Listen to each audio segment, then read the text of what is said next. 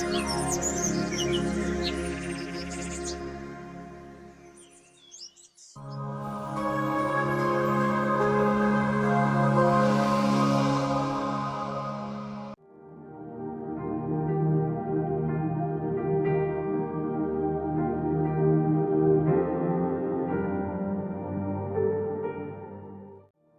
The Lord. Aroma T വിയിലെ എല്ലാ മാന്യ ശ്രോതാക്കൾക്കും വേഗം വരുന്ന കർത്താവായ യേശു ക്രിസ്തുവിന്റെ നാമത്തിൽ വന്ദനത്തെയും സ്വാഗതത്തെയും അറിയിക്കുന്നു. നിങ്ങളോടൊപ്പം വ്യത്യസ്തമായ ജീവിതാനുഭവങ്ങളും സാക്ഷ്യവും വചനചിന്തകളുമായി ഓരോ ദിവസവും കടന്നു വരുവാൻ സർവകൃപാലുവായ ദൈവം ഒരുക്കി തരുന്ന നല്ല നിമിഷങ്ങൾക്കായി ദൈവത്തിന് സ്തോത്രം ചെയ്യുന്നു. ഇന്ന് നമ്മുടെ ക്ഷണം സ്വീകരിച്ച് നമ്മോടൊപ്പം കർത്താവിൻ്റെ ദാസി സിസ്റ്റർ മോനു ഷോമോൻ ജോയിൻ ചെയ്തിട്ടുണ്ട്. കർത്താവിൻ്റെ ദാസിയെ തികഞ്ഞ സ്നേഹത്തോടും ആദരവോടും കൂടി അരോമ ടി വിയിലെ പ്രേക്ഷകരോടൊപ്പം സമയം ചിലവഴിക്കുന്നതിന് ഞങ്ങൾ സ്വാഗതം ചെയ്തുകൊള്ളുന്നു. പ്രൈസ് ലോർഡ് സിസ്റ്ററെ. Praise Lord pastor. Praise Lord. Aroma ടി വിയിലുള്ള എല്ലാ വ്യൂവേഴ്സിനും വേഗം വരുന്ന കർത്താവായ യേശു ക്രിസ്തുവിന്റെ നാമത്തിലുള്ള ക്രിസ്തീയ വന്ദനത്തെ അറിയിക്കുന്നു. ഇന്ന് ഈ വൈകിയ വേളയിൽ നിങ്ങളോടൊപ്പം ആയിരിക്കാൻ തക്കവണ്ണം ദൈവം എന്റെ ജീവിതത്തിൽ ഒരുക്കി തന്ന നല്ല അവസരത്തെ ഓർത്ത് ഞാൻ ദൈവത്തെ സ്തുതിക്കുകയാണ്, വാഴ്ത്തുകയാണ്. ഞാൻ ഇപ്പോൾ താമസിക്കുന്നത് പുനലൂർ പട്ടണത്തിലാണ്. കുടുംബമായിട്ട് ഞങ്ങള് കർത്താവിന്റെ വേലയിൽ ഞാനായിരിക്കുന്നു. പക്ഷെ ഹസ്ബൻഡ് കർത്താവിന്റെ വേലയിലല്ല, പുള്ളി ബിസിനസ്സിലാണ്. എനിക്ക് 2 ആൺകുട്ടികളുണ്ട്. മൂത്ത മോൻ എയറോസ്പേസ് എഞ്ചിനീയർ ആണ്. അതോടൊപ്പം അവനെ സ്വന്തമായിട്ട് ഒരു ഏവിയാസിന്റെ കമ്പനി ഉണ്ട്. അതിനോടൊപ്പം മാസ്റ്റേഴ്സ് ചെയ്തുകൊണ്ടിരിക്കുന്നു. രണ്ടാമത്തെ മോൻ MBBS 3rd ഇയറിൽ പഠിക്കുന്നു. ഇതാണ് എൻ്റെ കുടുംബം. അതിൻ്റെ സാക്ഷി എന്ന് പറഞ്ഞാൽ ഞാൻ കോട്ടയം ജില്ലയിലാണ് ജനിച്ചു വളർന്നത്. ഞങ്ങള് 7 പെൺകുട്ടികളാണ്. എൻ്റെ ബാല്യവും എൻ്റെ കൗമാരവും എൻ്റെ യൗവനം എല്ലാം കോട്ടയം ജില്ലയിലായിരുന്നു. എൻ്റെ +2 പഠനത്തിന് ശേഷം ഞാൻ നേഴ്സിംഗ് പഠിച്ചു. അതിനുശേഷം ജോലിയോടുള്ള ബന്ധത്തിൽ ഞാൻ ഡൽഹിയിൽ ഗംഗാറാം ഹോസ്പിറ്റലിൽ OT ടെക്നീഷ്യനായിട്ട് വർക്ക് ചെയ്തുകൊണ്ടിരിക്കുകയായിരുന്നു. എന്നാൽ എൻ്റെ ബാല്യത്തിൽ എൻ്റെ പിതാവിന് പെന്തക്കോസ്ത് എന്ന് പറയുന്ന ഒരു ആൾക്കാരെ ഇഷ്ടമില്ലാത്ത ഒരു ജീവിതമായിരുന്നു എൻ്റെ പിതാവിൻ്റെത്. ഞങ്ങള് കോട്ടയത്തിലും ഞങ്ങൾ കുഞ്ഞു പ്രായത്തിലൊക്കെ ഒത്തിരി ദൈവദാസന്മാർ വന്ന് പ്രാർത്ഥിക്കുകയും അവര് യോഗങ്ങളൊക്കെ നടത്തുകയും ചെയ്യുമ്പോൾ അവിടെയൊന്നും പോകുവാനോ അതൊന്നും കാണുവാൻ പോലും എൻ്റെ പിതാവ് ഞങ്ങളെ അനുവദിച്ചിരുന്നില്ല. കാരണം തികഞ്ഞ ആ സാമുദായിക ചുറ്റുപാടിൽ, അതായത് എൻ്റെ പിതാവ് ഒരു ഓർത്തഡോക്സുകാരനായിരുന്നു, എൻ്റെ മമ്മി ഒരു കാത്തലിക്കായിരുന്നു. അപ്പോൾ ആ പാരമ്പര്യത്തിനകത്ത് നിന്നാണ് ഞങ്ങളെ വളർത്തിയത്. ഏറ്റവും ഞങ്ങളുടെ ദൈവം പുണ്യാളനായിരുന്നു. പുണ്യാളന്റെ അരികെ ചെന്ന് ആ പെരുന്നാളിന് മെയ് മാസം 1 തൊട്ട് 7 നടക്കുന്ന ആ വലിയ പെരുന്നാളിൽ സംബന്ധിക്കുക, കോഴി വെട്ടുക, അപ്പം ഉണ്ടാക്കുക, അതൊക്കെയായിരുന്നു ഞങ്ങൾ ആ പാരമ്പര്യത്തിൽ. എത്രത്തോളം അതിനുവേണ്ടി പൗലോസ് പറഞ്ഞതുപോലെ എത്ര എരിവുള്ളോ അതുപോലെയാണ് ഞങ്ങളെ വളർത്തിയത്. അതുകൊണ്ട് ഞങ്ങൾക്ക് മറ്റു സമുദായങ്ങളെ, എന്നാൽ മറ്റുള്ള ഹിന്ദുസ്, മുസ്ലിംസ് അവരുമായിട്ടൊക്കെ നല്ല മിംഗ്ലിങ്ങും, അവരുടെയൊക്കെ ഉത്സവങ്ങളൊക്കെ വരുമ്പോൾ അവർ പോകുകയും അവരിങ്ങോട്ട് വരികയും അങ്ങനെ എല്ലാവരുമായിട്ട് നല്ല സ്നേഹത്തിലാണ് പോയി. എന്നാൽ പെന്തക്കോസ്റ്റ് എന്ന് പറയുന്ന ഒരു വിശ്വാസികളെ കാണുമ്പോൾ എൻ്റെ പിതാവിന് അത് ഇഷ്ടമില്ലായിരുന്നു. ഞങ്ങളെ ആ സൈഡിലെങ്ങും വിടത്തില്ലായിരുന്നു. അങ്ങനെ ഞാനിങ്ങനെ വളർന്നു വന്നു. എൻ്റെ കുട്ടിക്കാലം ചെറുപ്രായത്തിലെ ഇങ്ങനെ വളർന്നു വന്നു. മനോഹരമായി ഇന്നത്തെ കാലഘട്ടം പോലെ അല്ലല്ലോ, വളരെ വയലുകളും തെങ്ങും തോപ്പുകളും ഒക്കെയുള്ള ഒരു ഗ്രാമത്തിൽ, അത് കോട്ടയം പട്ടണത്തിലാണല്ലോ, അതിൻ്റെതായ അങ്ങനെയുള്ള ഒരു ഗ്രാമത്തിൽ ജനിച്ചു വളർന്നു. സകല മനുഷ്യരോടും വർത്താനം പറഞ്ഞു ഒരിങ്ങനെ ഏറ്റവും വീട്ടിലെ ഏറ്റവും ഇളയതായിട്ട് എല്ലാവരെയും പ്രിയപ്പെട്ടതായിട്ട്, പ്രത്യേകിച്ച് എൻ്റെ പിതാവ്, ഞങ്ങളെ 7 പെൺകുട്ടികളാണ് ഉണ്ടായത്. അപ്പോൾ എനിക്ക് എല്ലാ ആൺപിള്ളേരുണ്ടാകുമെന്ന് ഓർത്തുകൊണ്ട് ഇങ്ങനെ കാത്തിരുന്നു. പക്ഷെ ആൺകുട്ടികൾ എങ്ങും ഉണ്ടായില്ല. അതുകൊണ്ട് ഏറ്റവും അവസാനത്തെ കുഞ്ഞായതുകൊണ്ട് പാപ്പന്മാരെല്ലാം ആൺകുട്ടികളുടെ പേരിട്ട് തോമസ് കുട്ടിയെന്നും മോനുവെന്നും അങ്ങനെയൊക്കെ പറഞ്ഞ് ഒത്തിരി ലാളിച്ച് ഒത്തിരി സ്നേഹിച്ച് അങ്ങനെയാണ് ഞാൻ കുഞ്ഞുനാളിലെ വളർന്നു വന്നത്. അങ്ങനെ ഇരുന്നപ്പോൾ 9 വയസ്സുള്ളപ്പോൾ ഞാൻ 4ാം ക്ലാസ്സിൽ പഠിച്ചുകൊണ്ടിരുന്നപ്പോൾ ഒരു ദിവസം എൻ്റെ നേരെ മൂത്ത സിസ്റ്ററുമായിട്ട് ഞാൻ കളിച്ചുകൊണ്ടിരുന്ന സമയത്ത് പെട്ടെന്ന് മഴ ചാറാനിടയായി തീർന്നു. ഉടനെ ഈ മഴ ചാറിയപ്പം നമുക്ക് വീട്ടിലേക്ക് ഓടാന്ന് പറഞ്ഞ് കുട്ടികളെല്ലാം ഓടി വീടുകളിലേക്ക് പോകരിയപ്പോൾ ഞാനിങ്ങനെ എഴുന്നേൽക്കുമ്പോൾ എൻ്റെ കാല് നിവർന്ന് എനിക്ക് എഴുന്നേൽക്കാൻ പറ്റിയില്ല. അന്നേരം എൻ്റെ ചേച്ചി ചേച്ചിയും കുഞ്ഞാണ്, ചേച്ചിയും കടന്ന് നിലവിളിച്ചു. ഉടനെ എല്ലാം ഓടി വന്നു, എൻ്റെ പേരൻസ് ഓടി വന്ന് എന്നെ എടുത്തു. അങ്ങനെ എൻ്റെ 2 കാലിനും വേദന വന്നു. എന്നെ പെട്ടെന്ന് എൻ്റെ സിസ്റ്റർ എടുത്തുകൊണ്ട് പോയി വീട്ടിൽ കൊണ്ടുവന്നപ്പോൾ മനസ്സിലായി എന്റെ കാല് കുത്തി നിവർക്കാൻ പറ്റാത്തൊരവസ്ഥയായി. പെട്ടെന്ന് തന്നെ മെഡിക്കൽ കോളേജിൽ കൊണ്ടുപോയി അവിടെ ചെന്ന് ഡോക്ടർമാർ അവിടെ അഡ്മിറ്റ് ചെയ്തു. എന്നാൽ പിന്നീട് ഓർത്തോ ഡോക്ടറെയൊക്കെ അവർ വിളിപ്പിച്ചു. അങ്ങനെ കാണിച്ചപ്പോൾ പറഞ്ഞു അരയ്ക്ക് കീഴ്പോട്ട് കാലിനെണ്ണം തളർന്നു പോയി എന്ന് പറഞ്ഞു. അതുകൊണ്ട് എന്നെ കോട്ടയം ESI ഹോസ്പിറ്റലിൽ എന്നെ അഡ്മിറ്റ് ആക്കുവാനിടയായി തീർന്നു. അവിടെ ദിവസങ്ങൾ മാസങ്ങൾ എന്നെ അവിടെ അഡ്മിറ്റ് ആക്കി ചികിത്സിച്ചു. അവസാനം ഡോക്ടേഴ്സ് പറഞ്ഞു ഞാൻ എഴുന്നേറ്റ് നടക്കത്തില്ല എന്ന് പറഞ്ഞു. നടക്കത്തില്ലെന്ന് കേട്ടപ്പോൾ എന്റെ പിതാവിന് ഭയങ്കര വിഷമമായി. എന്നാൽ ആ ഹോസ്പിറ്റലിൽ ഒത്തിരി ചുപ്പായിട്ട് അപ്പച്ചമാർ എന്റെ കൊച്ചു പ്രായത്തിൽ എല്ലാ ഹോസ്പിറ്റലിലും എല്ലാ ബെഡിലും കയറി ഇറങ്ങി ട്രാക്ട് കൊടുക്കുകയും സുവിശേഷം പറയുകയും ബൈബിൾ ഈ ബൈബിള് നമ്മൾ വായിക്കാനല്ല, അതിന്റെ ആ കണ്ട നീല കവറും കറുത്തത് ഞാൻ മേടിച്ചെന്റെ തലേണയുടെ സൈഡിൽ വെക്കും. അപ്പൊ ട്രാക്ട് ഇങ്ങനെ വായിക്കുമ്പോൾ എന്റെ അപ്പച്ചൻ വന്ന് ആ ട്രാക്ട് ഇങ്ങനെ പിടിച്ചു മേടിക്കും, വായിക്കേണ്ടെന്ന് പറഞ്ഞു. എന്നിട്ട് ഞാൻ മറ്റുള്ളവർക്കെല്ലാം പറയും അപ്പച്ചന്മാർ എന്റെ ബെഡേ വന്ന് പ്രാർത്ഥിച്ചിട്ട് പോകും. പക്ഷെ എനിക്ക് ഈ പ്രാർത്ഥിക്കുന്നതൊക്കെ ഭയങ്കര ഇഷ്ടം, അപ്പച്ചന്മാരെ എനിക്ക് ഇഷ്ടമാണ്. ഞാൻ അന്നത്തെ കൊച്ചു പ്രായത്തിൽ ഇവരിങ്ങനെ പോകുന്നതും എടുക്കുന്നതൊക്കെ ഇങ്ങനെ നോക്കിക്കൊണ്ട് ഇങ്ങനെ ഇരിക്കും. അങ്ങനെ ഡോക്ടർമാർ പറഞ്ഞു എനിക്ക് ഒരിക്കലും എഴുന്നേറ്റ് നടക്കത്തില്ല എന്ന് പറഞ്ഞു. അങ്ങനെ ഇരുന്നപ്പോൾ എന്നെ ഡോക്ടർ പറഞ്ഞു ഒരു കാര്യം ചെയ്യാം, നമുക്ക് എറണാകുളത്ത് ഒരു സ്പെഷ്യലിസ്റ്റ് ഉണ്ട്, പുള്ളിക്കാരൻ വന്ന് 1-2 ട്രീറ്റ്മെന്റ് ചെയ്യട്ടെ, ചെയ്തിട്ട് പുള്ളിക്കാരൻ എന്താ പറയുന്നത് അതനുസരിച്ച്. അന്ന് നമുക്ക് ഈ ക്യാൻസർ എന്നൊന്നും അന്ന് പറയത്തില്ല, അർബുദം വളരെ ചുരുക്കം, ഏതാണ്ട് 100-ൽ 10% ആൾക്കാർക്ക് മാത്രമേ ഉണ്ടാകത്തുള്ളൂ.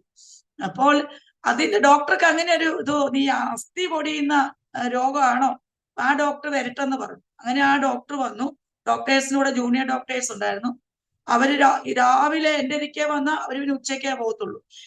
എഴുന്നേക്കാൻ ശ്രമിക്കുന്നു, എന്റെ കാല് രണ്ടും നോക്കി അവര് മറ്റുള്ളവരെ പഠിപ്പിക്കുന്നു. അങ്ങനെ ഭയങ്കര ഇങ്ങനെ അത് ആഴ്ചകൾ നീണ്ടുപോയപ്പോഴത്തെ ഡോക്ടർ പറഞ്ഞു ഒരു കാര്യം ചെയ്യും, ഞങ്ങളപ്പോ മെഡിസിൻ ഇങ്ങനെ മാറ്റി തന്നോണ്ടേയിരുന്നു. അപ്പോൾ അവര് പറഞ്ഞു അങ്ങോട്ട് കൊണ്ടുപോകണ്ട, എറണാകുളത്ത് കൊണ്ടുപോകണ്ട, നമുക്കൊരു കാര്യം ചെയ്യാം, ഞാൻ ഈ കുട്ടിയെ ഒന്ന് എന്റെ രീതിയിൽ ഒന്ന് ഞാൻ മാനേജ് ചെയ്യാന്ന് പറഞ്ഞാൽ മെയിൻ സീനിയർ ഡോക്ടർ എന്നെ പതുക്കെ ഇങ്ങനെ എടുപ്പിച്ച് കാലിങ്ങനെ തറയിലോട്ട് നോക്കുമ്പോ കാലിങ്ങനെ സൂക്ഷിച്ച് കിടക്കുക, രണ്ടും തളർന്നു പോയില്ലേ. പതുക്കെ എന്നോട് പിടിച്ച് പുള്ളിയുടെ ദേഹത്തോട് ചാരി ഇങ്ങനെ നിർത്തി. എന്നിട്ട് പുള്ളിയുടെ കാലിങ്ങനെ വെച്ച് മുന്നോട്ട് 2-3 സ്റ്റെപ്പ് വെച്ചിട്ട് പിന്നെ കൊണ്ട് എന്നെ കടത്തി. അങ്ങനെ 2-3 പ്രാവശ്യം ചെയ്തപ്പോ പുള്ളിയുടെ മനസ്സിലോ തോന്നി എനിക്ക് ഒരു ദിവസവും കൂടെ പുള്ളി അങ്ങനെ ചെയ്താൽ എന്താ. അപ്പം പുള്ളി പിറ്റേ ദിവസം ഇത് തന്നെ അങ്ങ് ചെയ്യാൻ തുടങ്ങി. എന്റെ വീട്ടിലെല്ലാവരുടെയും പ്രതീക്ഷ നഷ്ടപ്പെട്ടു, ഇനി നടക്കത്തില്ല. പക്ഷേ ഈ ഡോക്ടർ ഇങ്ങനെ നടത്തി ഡോക്ടർ ഓരോ ദിവസമായിട്ട് ഇങ്ങനെ പറഞ്ഞു അവസാനം ഡോക്ടർ പറഞ്ഞു ഇനി ഈ കുട്ടി എന്ത് ചെയ്യണം, നമ്മളെ ഡിസ്ചാർജ് ചെയ്യണ്ട, ഒരാഴ്ച വിട്ടിട്ട് ഞാൻ പറയുന്ന മെഡിസിൻ കൊടുക്കാൻ പറഞ്ഞു. അങ്ങനെ ഒരാഴ്ച അവിടെ മെഡിസിൻ കഴിച്ചു കഴിഞ്ഞ് എന്നെ വീട്ടിൽ കൊണ്ടുപോകും. എന്നിട്ട് അവര് മെഡിസിൻ കൊടുത്ത് എണ്ണയൊക്കെ ഇട്ട് ഫിസിയോതെറാപ്പി ഒക്കെ ചെയ്യാൻ പറഞ്ഞു. എന്നിട്ട് അവര് വീൽ ചെയറിൽ ഇങ്ങനെ ഇരുത്തണം, എല്ലാം ഞാൻ ബെഡ് പാനിലാണ് എല്ലാം ചെയ്തത്. എന്നാൽ അപ്രതീക്ഷിതമായിട്ട് പറയട്ടെ, ഞാൻ വീട്ടിൽ ചെന്ന് ആ ഡോക്ടർ ഇങ്ങനെ പതുക്കെ സ്റ്റെപ്പ് വെച്ച് നടത്താൻ തുടങ്ങിയ സമയത്ത് ആ ഒരാഴ്ചക്കുള്ളിൽ തന്നെ എന്റെ കാല് ഭയങ്കര റിക്കവർ ആയിട്ട് ഡോക്ടർ കാണാൻ ഇടയായി തീർന്നു. അപ്പൊ ഡോക്ടർ അതിനകത്തൊരു സ്കോപ്പ് ഉണ്ടായി, ഈ കുഞ്ഞ് നടക്കുമെന്ന് ഡോക്ടർക്ക് അറിയാം. അങ്ങനെ വീട്ടിൽ ചെന്ന് പറയട്ടെ, അപ്രതീക്ഷിതമായിട്ട് എന്റെ കാലുകൾ ഇങ്ങനെ ഊന്നി നിൽക്കാൻ ഇടയാക്കി തീർന്നു. പക്ഷെ ഏത് ദൈവമാ വിടുവിച്ചെ? എന്റെ അപ്പൻ മലയാറ്റൂർക്ക് പോയി, വേളാങ്കണ്ണിക്ക് പോയി, പളനിക്ക് പോയി, മുസ്ലിംസിന് എന്തൊക്കെ കൊടുക്കും അത് കൊടുത്തു, ഹിന്ദു മാർക്കത്തിൽ എന്തൊക്കെ ചെയ്യാം അതെല്ലാം എന്റെ പിതാവ് ചെയ്തു. പക്ഷെ ഏത് ദൈവമാ വിടുവിച്ചെന്ന് അറിയത്തില്ല. അന്നും അപ്പനെ 34 കോടി ദൈവങ്ങളാ, എല്ലാ ദൈവത്തിന്റെ ഒരിക്കലും പോണം. അങ്ങനെയായി പ്രത്യേകിച്ച് എന്റെ പപ്പയ്ക്ക് എന്നോട് ഭയങ്കര സ്നേഹമാണ്. കാരണം ഞങ്ങൾ ഈ 7 മക്കളെ ഉണ്ടായിട്ട് ഞങ്ങൾ വാടക വീട്ടിലാണ്, പല കോട്ടയം, കുടമാളൂർ, കഞ്ഞിക്കുഴി, പാമ്പാടി ഇങ്ങനെയുള്ള സ്ഥലങ്ങളെല്ലാം വാടക വീട്ടിലാണ് കഴിഞ്ഞുകൊണ്ടിരുന്നത്. എന്റെ പപ്പ വീട്ടിലെ മൂത്തതായിരുന്നു. എന്റെ പപ്പയുടെ വീട് പാമ്പാടിയിലാണ്, കാളച്ചന്തയുടെ അടുത്താണ്. അപ്പോൾ അനിയനും പെങ്ങന്മാരും ഒക്കെ ഉള്ളത് കൊണ്ട് പപ്പ മാറിയതോടെ എപ്പോഴും വാടക വീട്ടിൽ തന്നെ താമസിച്ചേ. ഇത്രയും കുഞ്ഞുങ്ങളെ കൊണ്ട് വാടകയ്ക്ക് കയറി ചെല്ലുമ്പോ എല്ലാരും പറയും വീട് തരത്തില്ലെന്ന് പറയും, ഇത്രയും മക്കളില്ലേ. അങ്ങനത്തെ ഒരു അനുഭവമായിരുന്നു. പക്ഷെ ഞാൻ ജനിച്ചു കഴിഞ്ഞപ്പോൾ ഞങ്ങൾക്ക് വീടായി എല്ലാം കഴിഞ്ഞപ്പോ എന്റെ പപ്പയ്ക്ക് എന്നോട് ഭയങ്കര സ്നേഹമാണ്. എന്റെ പപ്പ എന്റെ ചേച്ചിമാരെ ഓരോരുത്തരെ കെട്ടിക്കുന്നോറും ഈ അന്ന് വിരുന്നുണ്ടല്ലോ, വിരുന്ന് അച്ചാരം കൊടുക്കും. കച്ച കൊടുക്കുന്ന സമയത്ത് എന്റെ പപ്പ എന്നെ വെച്ച് സത്യം ചെയ്തു, എന്റെ പൊന്നു മക്കളാണ്, എന്റെ 7ാമത്തെ കുഞ്ഞാണ്, അത് പള്ളിയിലെ അച്ഛമ്മയുടെ മുന്നിൽ വെച്ചും എല്ലാ എന്തൊരു ആപത്ത് വന്നാലും എന്റെ കുഞ്ഞാണോ സത്യനെ പറയത്തുള്ളൂ. അങ്ങനെ എന്റെ അത്രയ്ക്ക് കാര്യമാണ്. ഇതെല്ലാം കൂടെ കണ്ടപ്പോ മാനസികമായിട്ട് എന്റെ പപ്പ ഇത്രയും വിഷമിച്ചു. എന്നിട്ട് പിന്നെ എന്റെ പപ്പ എന്ന് പറയും, പുണ്യാള, എനിക്ക് എന്റെ 6 മക്കളെയും കെട്ടിച്ച് അവരൊരു ഇതിലാത്തപ്പോൾ എന്റെ 7ാമത്തെ കുഞ്ഞിന് കാല് വയ്യ. കാല് വയ്യാപ്പോ ഇവളെ കുഞ്ഞിനെ നോക്കാൻ അവരുടെയൊക്കെ പിന്നെ ജീവിതത്തിൽ ഒരു ഭാരമായി തീരും. അതുകൊണ്ട് ഇങ്ങനൊരു അവസ്ഥ ഉണ്ടാകാതിരിക്കുന്ന നല്ലെന്നും പറഞ്ഞുകൊണ്ട് എന്റെ പിതാവ് പ്രാർത്ഥിക്കുന്ന ഞാൻ കേട്ടിട്ടുണ്ട്. എന്നാൽ സ്വർഗത്തിലെ ദൈവത്തിന്റെ മുൻ നിർണയത്തിൽ ഞാൻ ഉണ്ടായിരുന്നത് കൊണ്ട് ഇതുപോലെ ഈ ആരോമ ടിവിയിലൊക്കെ 2024 ജനുവരി മാസം 29 ഇങ്ങനെയൊക്കെ ഇരിക്കണമെന്ന് ദൈവത്തിന്റെ പദ്ധതി ആയിരുന്നത് കൊണ്ട് സ്വർഗത്തിലെ ദൈവം എന്നെ വിടുവിച്ചു. കർത്താവ് എന്നെ നിവർന്നു നിൽക്കുമാറാക്കി. സ്തോത്രം. പിന്നീട് ഞാൻ മുന്നോട്ടൊക്കെ പോയി 10ാം ക്ലാസ് പാസ്, പ്ലസ് 2 ആയി. നമുക്കറിയാലോ, അന്നത്തെ ഈ സമുദായ ക്രിസ്ത്യാനികളാണേലും നമ്മൾ ബൈബിള് ചർച്ചയിൽ കൊണ്ടുപോകത്തില്ല. നമ്മൾ ഒരു ചടങ്ങിന് പോവുക, കുർബാന കാണുക, തിരിച്ചു വരിക. കൗമാരപ്രായമായി പിന്നെ പഠിച്ച് ഡൽഹിയിൽ പോയി. ഡൽഹി ചെന്നാലും ഫ്രണ്ട്സ് ഒത്ത് ഏറ്റവും നല്ല ചർച്ചില്, മണിമന്ദിരങ്ങളായ ചർച്ചകളിൽ പോകാൻ ആഗ്രഹം. പിന്നെ അവിടെ ചെന്നിട്ട് എന്നെ ദൈവം അവിടെ കൊണ്ടുപോയി. ഞാൻ ഇവിടുന്ന് എന്നെ പഠിത്തമൊക്കെ കഴിഞ്ഞ് അവിടെ എന്റെ അമ്മാച്ചന്റെ മോനുണ്ടായിരുന്നു. അത് പാളം എയർഫോഴ്സ് ഉദ്യോഗസ്ഥനായിരുന്നു. പാളം എയർഫോഴ്സ് പാരച്യൂട്ട് ഡിപ്പാർട്ട്മെന്റിൽ ജോലി കൊണ്ടിരിക്കുക. അച്ഛൻ എന്നെ കൊണ്ടുപോകുന്നത്. അവിടെ കൊണ്ടുപോയി ഒരു 5-6 മാസം എന്നെ കൂട്ടത്തിൽ നിർത്തി ഭാഷകളൊക്കെ ഒരുമാതിരി പഠിപ്പിച്ചു. എല്ലാവർക്കും പുള്ളിക്ക് ഭയങ്കര കാര്യമാണ്, ഭയങ്കര സംസാരിക്കുന്നതുകൊണ്ട്. അങ്ങനെ അവിടെ 6 മാസം നിർത്തി കഴിഞ്ഞാണ് എനിക്ക് ജോലി കിട്ടുന്നത്. അപ്പൊ എന്നെ ജോലിക്ക് അവിടെ കൊണ്ടാക്കി. അങ്ങനെ അവിടെ ചെന്നപ്പോൾ പാസ്റ്ററെ, എന്തു പറയാൻ, എല്ലാ പാസ്റ്റർമാരുടെ മക്കളാ കൂട്ടത്തില്. അയ്യോ, എന്താ അപ്പച്ചന്മാരെ പടയെ പേടിച്ച് പന്തളത്തിലെ ചെന്നപ്പോ ഉണ്ടല്ലോ ഈ പെന്തക്കോസ് ദൈവമാസയുടെ മക്കളാ. ഇവരുടെ ജോലി ഉണ്ട് ഈ പിള്ളേരുടെ. എളുപ്പകാലത്തെ അലാറം വെച്ചിട്ടിരുന്ന പ്രാർത്ഥനയും പാട്ടും, എപ്പോഴും തലേ തുണിയിട്ടും പാട്ടും. അത് ഇന്നത്തെ പെന്തക്കോസ്റ്റ് അല്ല. ഇന്നത്തെ ദേവദാസന്മാരുടെ മക്കളെ സത്യമല്ല, നമുക്കറിയാലോ, സാക്ഷിയില്ലാത്ത എത്രയോ കുഞ്ഞുങ്ങളെ നമ്മൾ കാണുന്നുണ്ട്. മാതാപിതാക്കൾ കർത്താവിന്റെ വേല ചെയ്യുമ്പോൾ ആ ദൈവത്തിന്റെ നാമം ദുഷിക്കപ്പെടുന്ന എത്രയോ കുഞ്ഞുങ്ങളെ ഞാൻ എന്റെ ശുശ്രൂഷയിൽ കണ്ടിട്ടുണ്ട്. പല ദൈവദാസന്മാർ എന്റെ വീട്ടിൽ വിളിച്ച തലമുറയ്ക്ക് വേണ്ടി ശക്തമായിട്ട് അവർ മടങ്ങി വരാൻ പ്രാർത്ഥിച്ചിട്ടുണ്ട്. അന്നത്തെ കാലം അങ്ങനെയല്ല. അന്നത്തെ ഭയങ്കര ദൈവ ഭയമാ, ഭയങ്കര. ഈ കുഞ്ഞുങ്ങളെല്ലാം നമുക്ക് പ്രാർത്ഥിക്കുക. അയ്യോ, പാട്ട് പാടുന്ന എനിക്ക് അങ്ങ് അസ്വസ്ഥത. ഞാനാണ് OT-യിലാ ജോലി ചെയ്യുന്നത്. നേരം വെളുത്ത് രാവിലെ ഡ്യൂട്ടിക്ക് കയറിയ രാത്രി വരെ സർജറിയാ. ഈ സർജറി കഴിഞ്ഞ് വെളുപ്പാങ്കാലത്തായിരിക്കും വന്ന് കുളിച്ചോണ്ടിരിക്കുമ്പോ അടുത്ത ഫോൺ വരും, സിസ്റ്റർ അടുത്തൊരു സിസേറിയൻ വന്നു. 24 മണിക്കൂറും തിയേറ്ററില. പിന്നെ ഓപ്പറേഷൻ കഴിഞ്ഞ് കഴിയുമ്പോൾ പിന്നെ ആ ഓപ്പറേഷന് വേണ്ട ഡ്രസ്, ഉപയോഗിക്കുന്ന ഗ്ലൗസുകള്, പാഡുകള്, അതെല്ലാം പിന്നെ ഇത് ചെയ്യണം, ഓട്ടോക്ലേവ് ചെയ്യണം. അങ്ങനെ എപ്പോഴും ഒറ്റയ്ക്കാത്ത, അങ്ങനെ പുറത്ത് ഇറങ്ങിയ ഒരു ഇതിന്ന് ഡ്യൂട്ടി അല്ല. ഇത് ഇങ്ങോട്ട് വരുമ്പോ ഇവളുമാരുടെ പാട്ടും പ്രാർത്ഥനയും കൊണ്ട് ഞാൻ അങ്ങ് മടുത്തു. സൺഡേയിലെ ഞാൻ അവധി കിട്ടും. സൺഡേ ഞാൻ നേരെ ഒരുങ്ങി നല്ല സുന്ദരിയായിട്ട് ഒരുങ്ങി. അന്നൊക്കെ എനിക്ക് സൗന്ദര്യത്തിലൊക്കെ ഭയങ്കര അഹങ്കാരമായിരുന്നു. ഇഷ്ടംപോലെ മുടി, പിന്നെ വെളുത്തത്. പിന്നെ ഏത് ഹോസ്പിറ്റലിൽ ചെന്നാലും അവർ എനിക്ക് അന്നേരം ജോലി തരിക. പിന്നെ അവിടെ ഇവിടെ ചെന്നാലും അവരുടെ സീനിയർ പിള്ളേരെ മാറ്റി എന്നെ മുന്നിൽ കൊണ്ടുവരിക. കാണാനെല്ലാം ഒരു ഇതായതുകൊണ്ട് ഒത്തിരി അഹങ്കാരമായിരുന്നു. സൗന്ദര്യത്തിൽ അഹങ്കാരം, പിന്നെ പാരമ്പര്യത്തിൽ അഹങ്കാരം, ഭയങ്കര. അങ്ങനെയൊക്കെ എന്റെ ഹൃദയത്തിൽ എനിക്ക് തോന്നി, ഞാനാ എന്തൊക്കെ സംതിങ്ങാ. ഈ ഹോസ്പിറ്റലിൽ ഞാനില്ലാതെ ഡോക്ടർമാർക്കൊന്നും ചെയ്യാൻ പറ്റത്തില്ല എന്നൊക്കെയുള്ള ഒരു ചിന്ത എന്റെ ഹൃദയത്തിൽ. അങ്ങനെ പോയിക്കഴിഞ്ഞപ്പോ ഞാൻ ഡോക്ടറോട് എന്ന് പറഞ്ഞു, ഡോക്ടറെ, എനിക്കൊരു കാര്യം പറയാനുണ്ട്. ഡോക്ടറെ എന്തുവാ സിസ്റ്ററെ? ഞാൻ പറഞ്ഞു, ഞാൻ ഇവിടുന്ന് പോവുകയാണ്. ചോദിച്ചാ അതെന്താ? ഞാൻ പറഞ്ഞു, എനിക്ക് ഈ പിള്ളേര് കാരണം എനിക്ക് ശല്യം, എനിക്ക് ഉറങ്ങാൻ പറ്റുന്നില്ല എന്ന് പറഞ്ഞു. അപ്പൊ ചെയ്യോ, അവര് ക്രിസ്ത്യാനികളല്ലേ? ഞാൻ പറഞ്ഞ അവര് ക്രിസ്ത്യാനികളാ, ഞങ്ങൾ 3-4 ക്രിസ്ത്യാനികളുണ്ട്. ഇവരേറ്റവും പാവങ്ങൾ. ഇവർക്കെന്ന് പറഞ്ഞ ആഹാരമില്ല, വസ്ത്രമില്ല, വീടില്ല. ഇവരിങ്ങനെ എല്ലാവരും കൂടെ കൂടി ഇരുന്ന് പ്രാർത്ഥിച്ച് ആഹാരം കഴിച്ച് അങ്ങനെ പോവുക. ഇവർക്ക് വിലയില്ല സമൂഹത്തിൽ. ഞങ്ങൾക്ക് വിലയുള്ള ക്രിസ്ത്യാനികളാ. അതുകൊണ്ട് എനിക്ക് എന്ത് ചെയ്യണം? എനിക്ക് ഇവിടുന്ന് പോണം ഡോക്ടറെ എന്ന് പറഞ്ഞു. ഇത് കേട്ടപ്പോ ഡോക്ടറിനും മാഡത്തിനും ഭയങ്കര സങ്കടം. ഇല്ല, ഞങ്ങൾ വിടത്തില്ല, ഞങ്ങളൊരു കാരന്റ് അസിസ്റ്റന്റ് സെപ്പറേറ്റ് റൂം തരാം. ഞാൻ പറഞ്ഞു, ഓക്കെ, എനിക്ക് സന്തോഷം. പിന്നെ സെപ്പറേറ്റ് റൂം തന്നു. ഈ റൂം കിട്ടുകയാണ്. ഞാൻ എൻ്റെ അപ്പന് കത്തെഴുതി. അന്ന് മൊബൈലൊന്നും ഇല്ല, ഫോണൊന്നും ഇല്ല. മാസത്തിൽ ഒന്നേ ഒരു ഫോണൊക്കെ അറ്റൻഡ് ചെയ്യാൻ പറ്റത്തുള്ളൂ. ഞാൻ അപ്പന് കത്തെഴുതി, പ്രിയപ്പെട്ട എൻ്റെ അപ്പ, അറിയുന്നതിന് ഇങ്ങനെയൊക്കെ ഉണ്ട് സംഭവം. അപ്പോൾ എനിക്ക് അന്ന് പപ്പയുടെ ഒക്കെ കത്ത് വരുവാന്ന് പറഞ്ഞാൽ ഭയങ്കര സന്തോഷം. ഇത് കുത്തിന്ന് വായിക്കാം, ഇത് കുത്തിയിരുന്ന് എഴുതുക. ഞാൻ പെന്തക്കോസുകാരെ കൊണ്ട് മടുത്തു. അതുകൊണ്ട് എനിക്ക് ഡോക്ടർ വേറെ റൂം തന്നു. ഞാൻ ഇവിടെ സുഖമായിട്ടിരിക്കുന്നു. അതുകൊണ്ട് ഇവരിവിടുന്ന് പോകാൻ വേണ്ടി പുണ്യാളനോട് പ്രാർത്ഥിക്കണേ. എന്റെ അപ്പം പറഞ്ഞ പുണ്യാളനോട് നമുക്ക് പ്രാർത്ഥിക്കാം. കുഞ്ഞൊരു കാര്യം ചെയ്യും, ഞാൻ ഒരു മർഫിയുടെ ഒരു സ്റ്റീരിയോ വിത്ത് റേഡിയോ ഞാൻ കൊടുത്തു വിടാം, കാസറ്റും കൊടുത്തു വിടാം.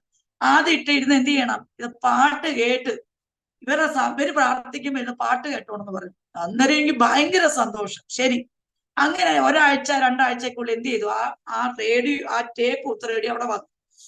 ഞാനത് കൊണ്ടിട്ട് ഹിന്ദി പാട്ടോടങ്ങ് പാട്ട് മാലയെ ഭയങ്കര. ഇവര് പ്രാർത്ഥിക്കുന്ന സമയത്ത് ഞാൻ അങ്ങ് പാട്ടാ, ഭയങ്കര പാട്ടാ. ഇവരൊന്നും മൈൻഡ് ചെയ്തേയില്ല. അപ്പൊ ഇവര് എന്ത് ചെയ്തു, ഈ കുഞ്ഞുങ്ങള് എന്ന കാര്യം എനിക്കൊരു കംപ്ലൈന്റ് പറയാട്ട്, നീ എന്താ അങ്ങനെ ചെയ്തെന്ന് ചോദിക്കാത്ത ഒന്നിച്ചില്ല. അവരെന്ത് ചെയ്തു, പ്രാർത്ഥിച്ചോണ്ടേ. എന്നെ കാണുമ്പോർക്ക് ഭയങ്കര സന്തോഷമാണ്. എടി എന്തുണ്ട് വിശേഷം, സുഖമാണോ? രാത്രി ഞാൻ ഇവരെ ഉപദ്രവിച്ചതാ, ഇവരറിയുന്നില്ല. സ്തോത്രം. ഇവരെന്തൊക്കെ കുടുക്കി നോക്കാം, ഇവളുമാർ ഇവിടുന്ന് ചാടിക്കാനാണ് എന്റെ പ്ലാൻ മൊത്തം. അങ്ങനെ ഞാൻ ഇരിക്കുക. ഇന്ന് ഞാൻ ഞായറാഴ്ച ഒരുങ്ങി ഗോൾഡൻ കാന ചർച്ചിൽ പോകും. കന്യാസികളെ അച്ഛന്മാരെല്ലാം കൂട്ടുപിടിക്കും, അവരുടെ കൂട്ടത്തിൽ കറങ്ങും.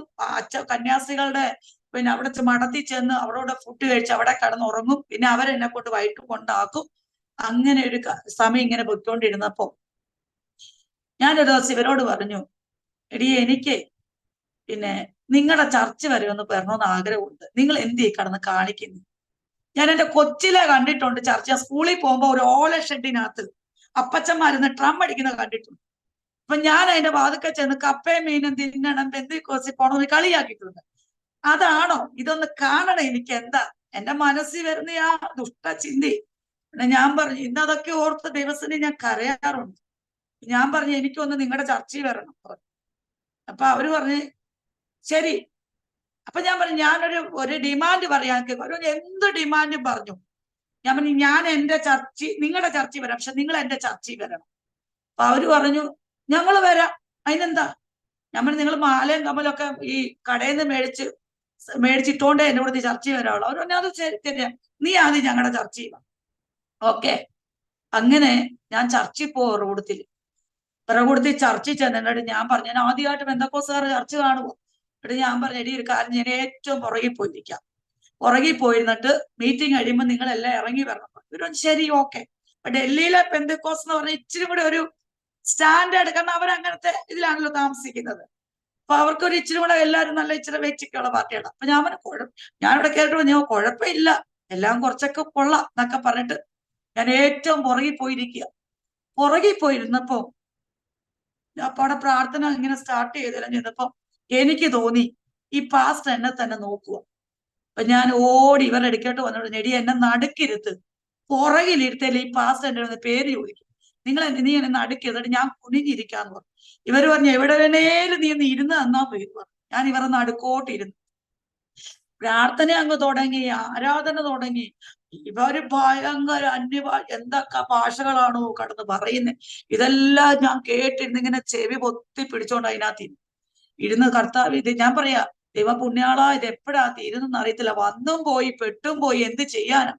ഇങ്ങനെ ഇരുന്നപ്പോഴത്തേന് പാസ്റ്റർ പ്രാർത്ഥിച്ചു. ആരാധന കഴിഞ്ഞു, 2 പേര് പ്രാർത്ഥിച്ചു. ഗസ്റ്റ് പാസ്റ്റർ, ആ പാസ്റ്ററിന് സങ്കീർത്തനം വായിച്ചു ഗസ്റ്റ് പാസ്റ്ററിന് സമയം കൊടുത്തു. ആ ഗസ്റ്റ് പാസ്റ്റർ എഴുന്നേറ്റ് പുള്ളിക്കാരനെ ഒന്ന് പരിചയപ്പെടുത്തിയതിന് ശേഷം ഓടി ഞങ്ങൾ ഇരിക്കുന്ന ആ റോയിലേക്ക് ഇങ്ങോട്ട് വന്നിട്ട് എന്റെ തലയിലോട്ട് കൈവച്ചിട്ട് ഇങ്ങനെ പറഞ്ഞു, നീ സ്വയം വന്നതല്ല, ഞാൻ നിന്നെ കൊണ്ടുവന്നതാ. പറഞ്ഞു, ഞാൻ ഒരു പൗലോസിനെ തെരഞ്ഞെടുത്തതുപോലെ ഞാൻ മകളെ നിന്നെ കണ്ടിരിക്കുക. നിന്നെ ഞാൻ ജാതികൾക്ക്, രാജാക്കന്മാർക്ക്, ഇസ്രായേൽ മക്കൾക്ക് എന്റെ നാമത്തെ വഹിക്കുവാൻ ഞാൻ തിരഞ്ഞെടുത്തൊരു പാത്രമായി നിന്നെ ഞാൻ കണ്ടിരിക്കുക എന്ന് പറഞ്ഞു. എന്നിട്ട് ഇങ്ങനെ പറഞ്ഞു, നീ എന്റെ നാവായിത്തീരും, നിന്നെ രാജ്യങ്ങൾ പട്ടണങ്ങളിൽ ഞാൻ അയക്കും. എന്റെ നാമത്തെ ഉയർത്തും തോറും നിന്റെ ജീവിതത്തിൽ കഷ്ടതകൾ ഏറിക്കൊണ്ടേയിരിക്കും. ഇത് പറഞ്ഞു കേട്ടപ്പോ ഉണ്ടല്ലോ, ഞാൻ ചിരിച്ചിട്ട് വിളമാരോട് തോണ്ടിട്ട് പറഞ്ഞു, നിങ്ങൾക്ക് ആരാണ്ടോട് പറഞ്ഞ കാര്യം ഇത്. അല്ലെങ്കിൽ ആ പാസ്റ്റർ എന്നെ എങ്ങനെയോ കണ്ടുവെച്ച് പറഞ്ഞതാ, നിങ്ങൾക്ക് വേണ്ടി ഇവരോട് ഇത് പറഞ്ഞിട്ടും എന്റെ ഉള്ളിൻ്റെ ഉള്ളിൽ ഒരു സ്പാർക്കിങ് ഇങ്ങനെ വന്ന് വന്ന് നിൽക്കുക. ഒരു ഭീതി, എന്തോ ഒരു ഭീതി എന്നെ നീളിടുക. ഒരു വിധത്തിൽ ഞാൻ ഈ ആരാധനയൊക്കെ കഴിഞ്ഞു പെട്ടെന്ന് പാസ്റ്റേം പരിചയപ്പെടണ്ട, ആരെയും പരിചയപ്പെടണ്ട, എനിക്ക് എന്റെ റൂമിൽ പോണം. ഞാൻ അങ്ങ് റൂമിൽ ഇവളുമാരെയും കൊണ്ട് വന്നു. അപ്പൊ ഇവര് പറഞ്ഞു അവളെ ആരും ശല്യം ചെയ്യണ്ട, അവള് പോയി കടക്കട്ടെന്ന് പറഞ്ഞു. ഞാൻ പോയി കടന്നുകൊണ്ട് അവിടെ കട്ടിലേ പോയിരുന്ന് കരയാൻ തുടങ്ങി. കരഞ്ഞിട്ട് ഞാൻ അവിടെ കടക്കാൻ തുടങ്ങി. ഞാൻ ഇങ്ങനെ പറഞ്ഞു, ഇനി മേലാൽ പെന്തക്കോസ്തുകാരുടെ ഒരു കൂട്ടായ്മയ്ക്കകത്ത് ഞാൻ പോകത്തില്ല, എന്നെ അതിന് കിട്ടത്തില്ല. അങ്ങനെ ഞാൻ പറഞ്ഞു. ദിവസങ്ങൾ അങ്ങ് മുന്നോട്ട് പോയി ഇങ്ങനെ ഇരിക്കുന്നപ്പോ ഞങ്ങളുടെ ഹോസ്പിറ്റലിൽ ഒരു ഇഷ്യൂ ഉണ്ടായി. ഒരു പ്രഗ്നന്റ് ആയ ഒരു പെൺകുട്ടിക്ക് ഞങ്ങളുടെ ലാബിലുള്ള ഒരു ലാബ് ടെക്നീഷ്യൻ ബ്ലഡ് മാറി, അതിന്റെ O നെഗറ്റീവ് ആയിരുന്നു, O പോസിറ്റീവ് പറഞ്ഞു. അങ്ങനെ ബ്ലഡ് മാറി കുത്തി ആ പെൺകുട്ടി മരണപ്പെടാൻ ഇടയായിത്തു. അങ്ങനെ ഒരു ചാട്ട് വംശത്തിൽപ്പെട്ടതായിരുന്നു, ഹരിയാന ചാട്ട് വംശത്തിൽപ്പെട്ട ആ പെൺകുട്ടി മരിച്ചപ്പോൾ ഹോസ്പിറ്റലിൽ ഭയങ്കര കോളിളക്കം നടന്നു, ഭയങ്കര പ്രശ്നം. ഡോക്ടറെ തകർക്കും, ആ ഓപ്പറേഷൻ ചെയ്ത സിസ്റ്റർമാരെ തകർക്കും. വലിയൊരു പ്രതികൂലം അവിടെ കടന്നു വന്നപ്പോൾ ഞങ്ങൾക്ക് പുറത്തിറങ്ങാൻ പറ്റത്തില്ല. ഞങ്ങളുടെ എല്ലാം പേര് കേസായി, ഭയങ്കര പ്രശ്നം വന്നപ്പോൾ ഈ എന്റെ കൂടെയുള്ള കുഞ്ഞുങ്ങൾ എന്ത് ചെയ്യുന്നറിയാവോ, ഒരു മൂലയ്ക്ക് തോർത്ത് ഷാളും ഒക്കെ തലയിലിട്ടിരുന്ന് കുനിഞ്ഞിരുന്ന് മുട്ടുകാലിരുന്ന് കരയുന്നത് എന്റെ കണ്ണുകൊണ്ട് കാണാനിടയായിരുന്നു. ഞാൻ ഒരു പ്രാർത്ഥിച്ചിട്ടൊന്നും ഒരു കാര്യവുമില്ല, നമ്മൾ എഴുന്നേറ്റ് നമ്മൾ ഇവിടെ എങ്ങനെയും നമുക്ക് രക്ഷപ്പെടാന്ന് പറഞ്ഞു. പക്ഷെ അവരുടെ പ്രാർത്ഥന ഞങ്ങളെ അവിടെ നിലനിർത്തി. ആ കേസൊക്കെ ഞങ്ങളിൽ നിന്ന് എന്ത് ചെയ്തു, മാറിപ്പോകുവാൻ ഇടയായി തീർന്നു. അതിന്റെ ഇടയ്ക്ക് ഈ കേസിനെ കുറിച്ച് ഇങ്ങനെ ഓരോരുത്തർ ഇങ്ങനെ അഭിമുഖം പറഞ്ഞു. ഞാൻ എന്ത് ചെയ്യുന്നറിയാവോ, ഞാൻ എന്തായാലും പുറത്തിറങ്ങാൻ പറ്റത്തില്ല, ഞാനൊരു കാര്യം ചെയ്തേക്കാം, അങ്ങ് മരിച്ചേക്കാം. ഞാനല്ലേ ഓപ്പറേഷൻ ചെയ്യാൻ ഡോക്ടറെ കൂടെ നിന്ന്, ഞാൻ മരിച്ചേക്കാം എന്നും പറഞ്ഞുകൊണ്ട് ഞാൻ ഓടിച്ചെന്ന് എന്റെ റൂമിനകത്ത് ഒറ്റയ്ക്ക് ഇട്ട് ആ റൂമിനകത്തിരുന്ന് കഥ കടച്ചിട്ട് ഞാൻ എന്ത് ചെയ്തു, ഈ സിലിണ്ടർ, അന്നൊക്കെ സിലിണ്ടർ ഓൺ ചെയ്ത് തീ ഇട്ടാ മരിക്കും എന്നൊക്കെ ഹൃദയത്തിൽ മറ്റുള്ളവർ പറഞ്ഞു കേട്ടിട്ടുണ്ട്. ഞാനത് ഇതൊക്കെ അങ്ങ് തുറന്നു വിട്ടിട്ട് ഞാൻ തീപ്പെട്ടി തപ്പുക. ലൈറ്റർ നോക്കിയിട്ട് ലൈറ്റർ കാണില്ല, വെപ്രാളത്തിന് ഞാൻ തീപ്പെട്ടി നോക്കുന്നു, ലൈറ്റർ നോക്കുന്നു, അവിടെ എങ്ങും കാണുന്നു. നമ്മുടെ ഈശോ രാവിലെ ചായ എനത്തിയതാണല്ലോ, ഇത് എവിടെ പോകും, ഈ ഗ്യാസ് കിടന്ന് ഇങ്ങനെ മുകളിലോട്ട് പോവാം. ഈ സമയത്ത് എന്റെ ഈ പെന്തക്കോസ്തുകാരിൽ ഒരു കൊച്ച് ഓടിച്ചെന്നൊരു കമ്പൗണ്ടറിനോട്, എടാ നീ ഓടി വാ, സിസ്റ്റർ ഇതുപോലെ മുറിക്കകത്തേറി കഥ കടച്ചു, സിസ്റ്ററിന് എന്തേലും പറ്റും, നീ ഓടി വരാൻ പറഞ്ഞു. ഇവരെല്ലാം കൂടെ ഓടി വന്ന് സർദാർമാർ, പിള്ളേർന്ന് പഞ്ചാബികൾ, ഉമ്മാരെല്ലാം കൂടെ കഥ ഇടിച്ചു. ഇപ്പൊ ഡോക്ടർക്ക് ഫോൺ ചെയ്തു, ഡോക്ടർക്കും വരാൻ പറ്റത്തില്ല, ഡോക്ടറും പോലീസ് പ്രൊട്ടക്ഷനില്ല. അവസാനം ഡോക്ടർ എങ്ങനെയോ ആരോ ഈ ഡോക്ടർ വന്നിട്ട് സീറ്റിന്റെ അടിയിൽ കടത്തി അവരെ കൊണ്ടുവന്നു. അവരിവിടെ വന്നപ്പോൾ എന്റെ റൂം ചവിട്ടി പിള്ളേർ തുറന്നപ്പോ എന്തുവാ, ഇതുകൊണ്ട് ഇങ്ങനെ സിലിണ്ടർ പോയി, ഗ്യാസ് എല്ലാം നിറഞ്ഞു, റൂം ആർക്കും കയറാൻ പറ്റില്ല. ജസ്റ്റ് ഒരു തീപ്പെട്ടിയുടെ കൊള്ളി ഉണ്ടായിരുന്നെങ്കിൽ ആ റൂം മൊത്തം കത്തിപ്പോനും. അവരെന്നെ പിടിച്ചു വലിച്ച് താഴെയിട്ട് വെള്ളം എല്ലാം കൂടെ കോരി ഒഴിച്ച് റൂമെല്ലാം തുറന്നിട്ട് ഗ്യാസ് സിലിണ്ടറിനെ പോലെ ചാക്കെല്ലാം കൂടി എടുത്തിട്ട് ഭയങ്കര വിഷയമാണ്. പക്ഷെ ഞാൻ അങ്ങനെ മരിക്കാൻ സ്വയം ആഗ്രഹിച്ചപ്പോഴും ആ പെൺകുട്ടിയുടെ പ്രാർത്ഥന അവർക്ക് ദൈവം വെളിപ്പെടുത്തി കൊടുത്തെന്ന് ഇന്ന് എനിക്ക് നന്നായിട്ട് പറയാൻ പറ്റും. അങ്ങനെ അതിൽ നിന്ന് ദൈവം എന്നെ വിടിവിച്ചു. അത് കഴിഞ്ഞ് ഇവരെങ്ങനെ മുന്നോട്ട് പോവാ. പിന്നെ പെന്തക്കോസ്തുകാരുടെ പള്ളിയിലും പോകത്തില്ല, എങ്ങും പോകത്തില്ല. പോയി ഓലങ്കാന ചർച്ചയിൽ ഒരുങ്ങി പോകും. അവിടെ ചെന്ന് കുർബാനയ്ക്കൊന്നും പോകുന്നതല്ല, കൂട്ടുകാരുമായിട്ട് മരത്തിന്റെ ചോട്ടിൽ പോയി നിൽക്കുക, തമാശ പറയുക, അച്ഛന്മാരെ ഒന്ന് കാണുക, ചിരിച്ചു കാണിക്കുക, തിരിച്ചു വീട്ടിൽ വരിക. ഒരു ചടങ്ങ് ജീവിതത്തിൽ ഇങ്ങനെ കടന്നുപോയി. പക്ഷെ പ്രൊഫസി ഇങ്ങനെ കിടക്കുകയാണ്, നിന്നെ ഞാൻ എന്റെ നാമത്തിന് വേണ്ടി കണ്ടിരിക്കുന്നു. അങ്ങനെ ഇരുന്നപ്പോൾ എന്റെ വീട്ടിൽ എന്റെ പപ്പ പറഞ്ഞ വിവാഹത്തിന്റെ ആലോചനകളൊക്കെ കടന്നു പോകുന്നു. ഞാൻ ഏറ്റവും ഇളയ ചേച്ചിമാരെല്ലാം വിവാഹം കഴിഞ്ഞു. എന്റെ പപ്പയ്ക്ക് പിന്നെ സുഖമില്ലാതെ വന്നു. അപ്പോൾ എത്രയും പെട്ടെന്ന് എന്റെ വിവാഹം നടത്തണം, അവർക്ക് സ്വസ്ഥമാകണം. അങ്ങനെ ഇരുന്നപ്പോൾ എന്നിട്ട് ഞാൻ ഈ സാലറി, ഈ ഹോസ്പിറ്റലിൽ വർക്ക് ചെയ്ത സാലറി കൈപ്പറ്റുമ്പോഴും എല്ലാ മാസവും എന്റെ പിതാവ് എനിക്ക് മണി ഓർഡർ അയച്ചു. അത്രയ്ക്ക് ലാഭിഷ. എന്ത് വേണേലും ആ സെക്കൻഡ് എനിക്ക് മേടിക്കണം. അതുപോലെ ഈ ലാളിച്ച് വളർത്തിയോണ്ടേ ആരെ അംഗീകരിക്കാത്ത ഒരു ഇതിലാണ് ഞാൻ വളർന്നു വന്നത്. എന്നിട്ട് എന്റെ ഇതിനെ കുറിച്ചുള്ള എരിവ് എനിക്ക് ഭയങ്കര, എന്റെ മതത്തെ കുറിച്ചും എന്റെ പാരമ്പര്യത്തെ കുറിച്ചുള്ള എരിവ് എനിക്ക് ഭയങ്കരമാണ്. അങ്ങനെ കല്യാണാലോചനയൊക്കെ വന്നു. അങ്ങനെ കല്യാണമൊക്കെ വീട്ടിലെല്ലാവരും ചെറുക്കനെയൊക്കെ കണ്ടു, എല്ലാവർക്കും ഇഷ്ടപ്പെട്ടു. അങ്ങനെ ഏതാണ്ടൊക്കെ കല്യാണമൊക്കെ ഉറയ്ക്കുന്ന സമയമായപ്പോഴാണ് പെട്ടെന്ന് എന്റെ ഹസ്ബൻഡ് ഒരു പുള്ളി സീനിയർ ലാബ് ടെക്നീഷ്യനാണ്, അസിസ്റ്റന്റ് പതോളജിസ്റ്റ് ആയിരുന്നു. പുള്ളിക്കാരൻ എന്ത് ചെയ്തു, ഇവിടെ മമ്മി ഇവരെല്ലാം കൊച്ചിയിലെ രക്ഷിക്കപ്പെട്ട് സ്ഥാനപ്പെട്ടു. മമ്മി പിന്നെ തിരുവനന്തപുരംകാരിയാണ്, പപ്പ കുണ്ടറക്കാരനായിരുന്നു. അങ്ങനെ മമ്മി കല്യാണം കഴിച്ചത് മമ്മിയുടെ പപ്പ കത്തോലിക്കല കല്യാണം കഴിച്ചത്. പക്ഷെ മമ്മി കുഞ്ഞുനാൾ തൊട്ടേ മമ്മി TPM-ന്റെ കൺവെൻഷനൊക്കെ പോയി അവിടെ വെച്ച് ബെന്തക്കോസില് മമ്മി രക്ഷിക്കപ്പെട്ട് സ്ഥാനപ്പെട്ട ഒരു വ്യക്തിയാണ്. പക്ഷെ പപ്പയുടെ ഇവിടെ വന്നപ്പോൾ പപ്പ അതിനെ സമ്മതിക്കാത്തതുകൊണ്ട് മമ്മി പപ്പ അറിയാതെ ഒളിച്ചും പാത്തും പെയ്ത്തോമി പോവും. പെയ്ത്തോമി പോയി പപ്പ വരുന്നതിന് മുമ്പ് മമ്മി ഓടി വരും. എന്നിട്ട് മമ്മി ആരും കാണാതെ വീട്ടിലുള്ള സാധനങ്ങളെല്ലാം പകുതി അരി കൊണ്ടുവന്ന പകുതി അരി ഇങ്ങോട്ട് മാറ്റും. മമ്മി എല്ലാത്തിന്റെ ദശാംശം, ഇന്ന് എനിക്കത് പറയാൻ പറ്റത്തുള്ളൂ, ദശാംശം എടുത്ത് ഒരു സഞ്ചി നിറച്ചാക്കി മമ്മി ഇവിടുന്ന് ചുമന്നുകൊണ്ട് പെയ്ത്തോമി കൊണ്ടു കൊടുക്കും. മമ്മിക്ക് ഭയങ്കര, പപ്പ അറിയാതെ മമ്മി എന്ത് ചെയ്തു, ഇവിടുത്തെ മമ്മി വർഷങ്ങൾ കൊണ്ട് പെയ്ത്തോമി പോവുക. ആ മമ്മിയുടെ പ്രാർത്ഥന മൂലം ആദ്യമേ രക്ഷിക്കപ്പെട്ട് സ്നാനപ്പെട്ടത് എന്റെ ഹസ്ബൻഡാണ്. പുള്ളിയുടെ ചെറുപ്രായത്തിലെ പുള്ളി പുനലൂർ പട്ടണത്തിൽ ഭയങ്കര, അവരെ കുടുംബം എന്ന് പറഞ്ഞാൽ പപ്പ നല്ല അറിയപ്പെടുന്ന ഒരു വ്യക്തിയാണ്. അതുപോലെ കുഞ്ഞുങ്ങള് അതുപോലെ അവരെ വളർത്തിക്കൊണ്ട് വന്ന് നല്ല സ്നേഹം. ചാച്ചൻ എന്നൊക്കെ പറഞ്ഞ ഈ നാട്ടുകാർക്കെല്ലാം ജീവന. പുള്ളി അങ്ങനെ ഇവിടെ വളർന്നു വന്ന് ചെറുപ്രായത്തിലെ പുള്ളി രക്ഷിക്കപ്പെട്ടു. അച്ഛൻ പറയുന്നുണ്ട്, ഇവിടുന്ന് പുനലൂർ പട്ടണം കൂടെ ചെണ്ടയടിച്ച് കൊണ്ടുപോയി മുക്കയുടെ ആറ്റിൽ കൊണ്ടുപോയി മുക്കി തിരിച്ചു കൊണ്ടുവന്ന് അങ്ങനെ ഭയങ്കര പാടാനും പ്രാർത്ഥിക്കാനും ഉപവസിക്കാനും ഒക്കെ അച്ഛന് ഭയങ്കര തീഷ്ണത. അങ്ങനെ ഇരുന്നപ്പോൾ അച്ചാച്ചന്റെ ഒക്കെ ചർച്ചിൽ ഒരു ഉപവാസ പ്രാർത്ഥന വന്നു. ആ ഉപവാസ പ്രാർത്ഥനയ്ക്ക് അച്ചാച്ചനോട് ഇങ്ങനെ ഒരു ആലോചന പറഞ്ഞു, ഞാനിങ്ങനെ പഠനത്തിന് ശേഷം ഞാൻ ഇന്ന സ്ഥലത്ത് വിടും, അവിടെ വെച്ച് നീ ഒരു പെൺകുട്ടിയെ കാണും, അവളെ നീ വിവാഹം കഴിക്കണം, ഇതൊക്കെ ഉണ്ട്, എല്ലാം ബൈബിളിനകത്ത് എഴുതിയിടാൻ പറഞ്ഞു. കൊച്ചു പ്രായമല്ലേ, ഒരിക്കലും ഒരു ഓർത്തഡോക്സുകാരെ കല്യാണം കഴിക്കണമെന്ന് മമ്മി ആഗ്രഹിക്കും ഇല്ല. മമ്മിക്ക് എപ്പോഴും ബെന്തക്കോസ്തുകാരി കൊച്ചിനെ കെട്ടണമെന്ന് ആഗ്രഹം. അങ്ങനെയായി ഈ അച്ഛൻ എന്ത് ചെയ്തു, ഒരു ദിവസം സുഖമില്ലാതെ മമ്മിയുടെ ആങ്ങള മധുരയില RMO സെക്ഷനിലെ വർക്ക് ചെയ്തുകൊണ്ട് പുള്ളിയുടെ സ്ഥലത്തു നിന്ന്, പുള്ളി രാജസ്ഥാനി, മമ്മിയുടെ അനിത്യ നേഴ്സ് അവിടെയായിരുന്നു. അവിടുന്ന് മമ്മി അച്ഛൻ മമ്മിയുടെ ആങ്ങളെ കാണാൻ പോവാ മധുരയ്ക്ക് പോകുന്ന വഴിക്ക് പുള്ളിക്ക് ISBT ബസ് സ്റ്റാൻഡിൽ വെച്ച് പുള്ളിക്ക് ശാരീരികമായിട്ടൊരു അസ്വസ്ഥത ഉണ്ടാകുന്നു, ഒരു വോമിറ്റിങ് വരുന്നു. ആ വോമിറ്റ്, പിന്നെ പുള്ളി ഒരു ലാബ് ടെക്നീഷ്യനായിട്ട് പുള്ളിക്ക് അറിയാം എന്തുകൊണ്ടാണ് ഇത് വന്നെന്ന്. അങ്ങനെ പുള്ളിക്കാരൻ വന്നു, ടെസ്റ്റ് ചെയ്തപ്പോൾ ഒരു ജോണ്ടീസിന്റെ ഒരു സിംറ്റംസ് ആണെന്ന് കണ്ടു. അങ്ങനെ പുള്ളിയെ ഞങ്ങളുടെ ഹോസ്പിറ്റലാണ് അഡ്മിറ്റ് ചെയ്തത്. പക്ഷെ അഡ്മിറ്റ് ചെയ്തെങ്കിൽ എനിക്ക് പുള്ളിയായിട്ട് യാതൊരു ബന്ധവുമില്ല, ഞാൻ OT-യിലല്ലേ, എനിക്കൊരു ബന്ധവുമില്ല. അങ്ങനെ ഇപ്പൊ ഇങ്ങനെ ഹോസ്റ്റലിലൊക്കെ പിള്ളേർ പറയുന്നു, നല്ലൊരു പയ്യൻ, നല്ലൊരു ഹാൻസം ആയിട്ടുള്ള ഒരു ചെറുക്കനെ കൊണ്ട് നമ്മുടെ അവിടെ അഡ്മിറ്റ് ആക്കിയിട്ടുണ്ട്, എടി എല്ലാരും പോയി കാണണം, പരിചയപ്പെടണം, തിരുവനന്തപുരംകാരാന്ന് പറഞ്ഞു. പക്ഷെ ഇവരെല്ലാം എന്നെ വിളിച്ചിട്ട് ഞാൻ അതിന് മൈൻഡ് പോയി ചെയ്യാറില്ല. നമ്മൾ നമ്മുടേതായ പോസിൽ ഇങ്ങനെ നടക്കും. എന്നാൽ അപ്രതീക്ഷിതമായിട്ട് ഒരു സൺഡേ ഞാൻ പോയപ്പോൾ കാണാൻ ഇടയായിത്തോന്നു. പിള്ളേരൊക്കെ എല്ലാം പോകുന്നത്, ഞാനും അങ്ങ് പോയി. ഞാൻ ചെന്ന് കണ്ടു. എവിടെയാ വീടെന്ന് ചോദിച്ചാൽ എന്റെ വീട് ട്രിവാൻഡ്രത്താ. ഞാൻ പറയുമ്പോൾ ട്രിവാൻഡ്രത്തെ പുനലൂരൊന്നും പറഞ്ഞില്ല. അങ്ങനെ അവിടെ വെച്ച് പരിചയപ്പെട്ടു. 2 ദിവസം ഞാൻ പുള്ളി അങ്ങ് ഡിസ്ചാർജ് മേടിച്ചപ്പോൾ അമ്മാച്ചൻ വന്നു, പൈസ ബില്ലടച്ചു. അമ്മാച്ചനെ മോനെ കണ്ട് ഒരുപോലെ ഇരിക്കുന്നു. അവര് ബില്ലടച്ച് അവരങ്ങ് പോയി.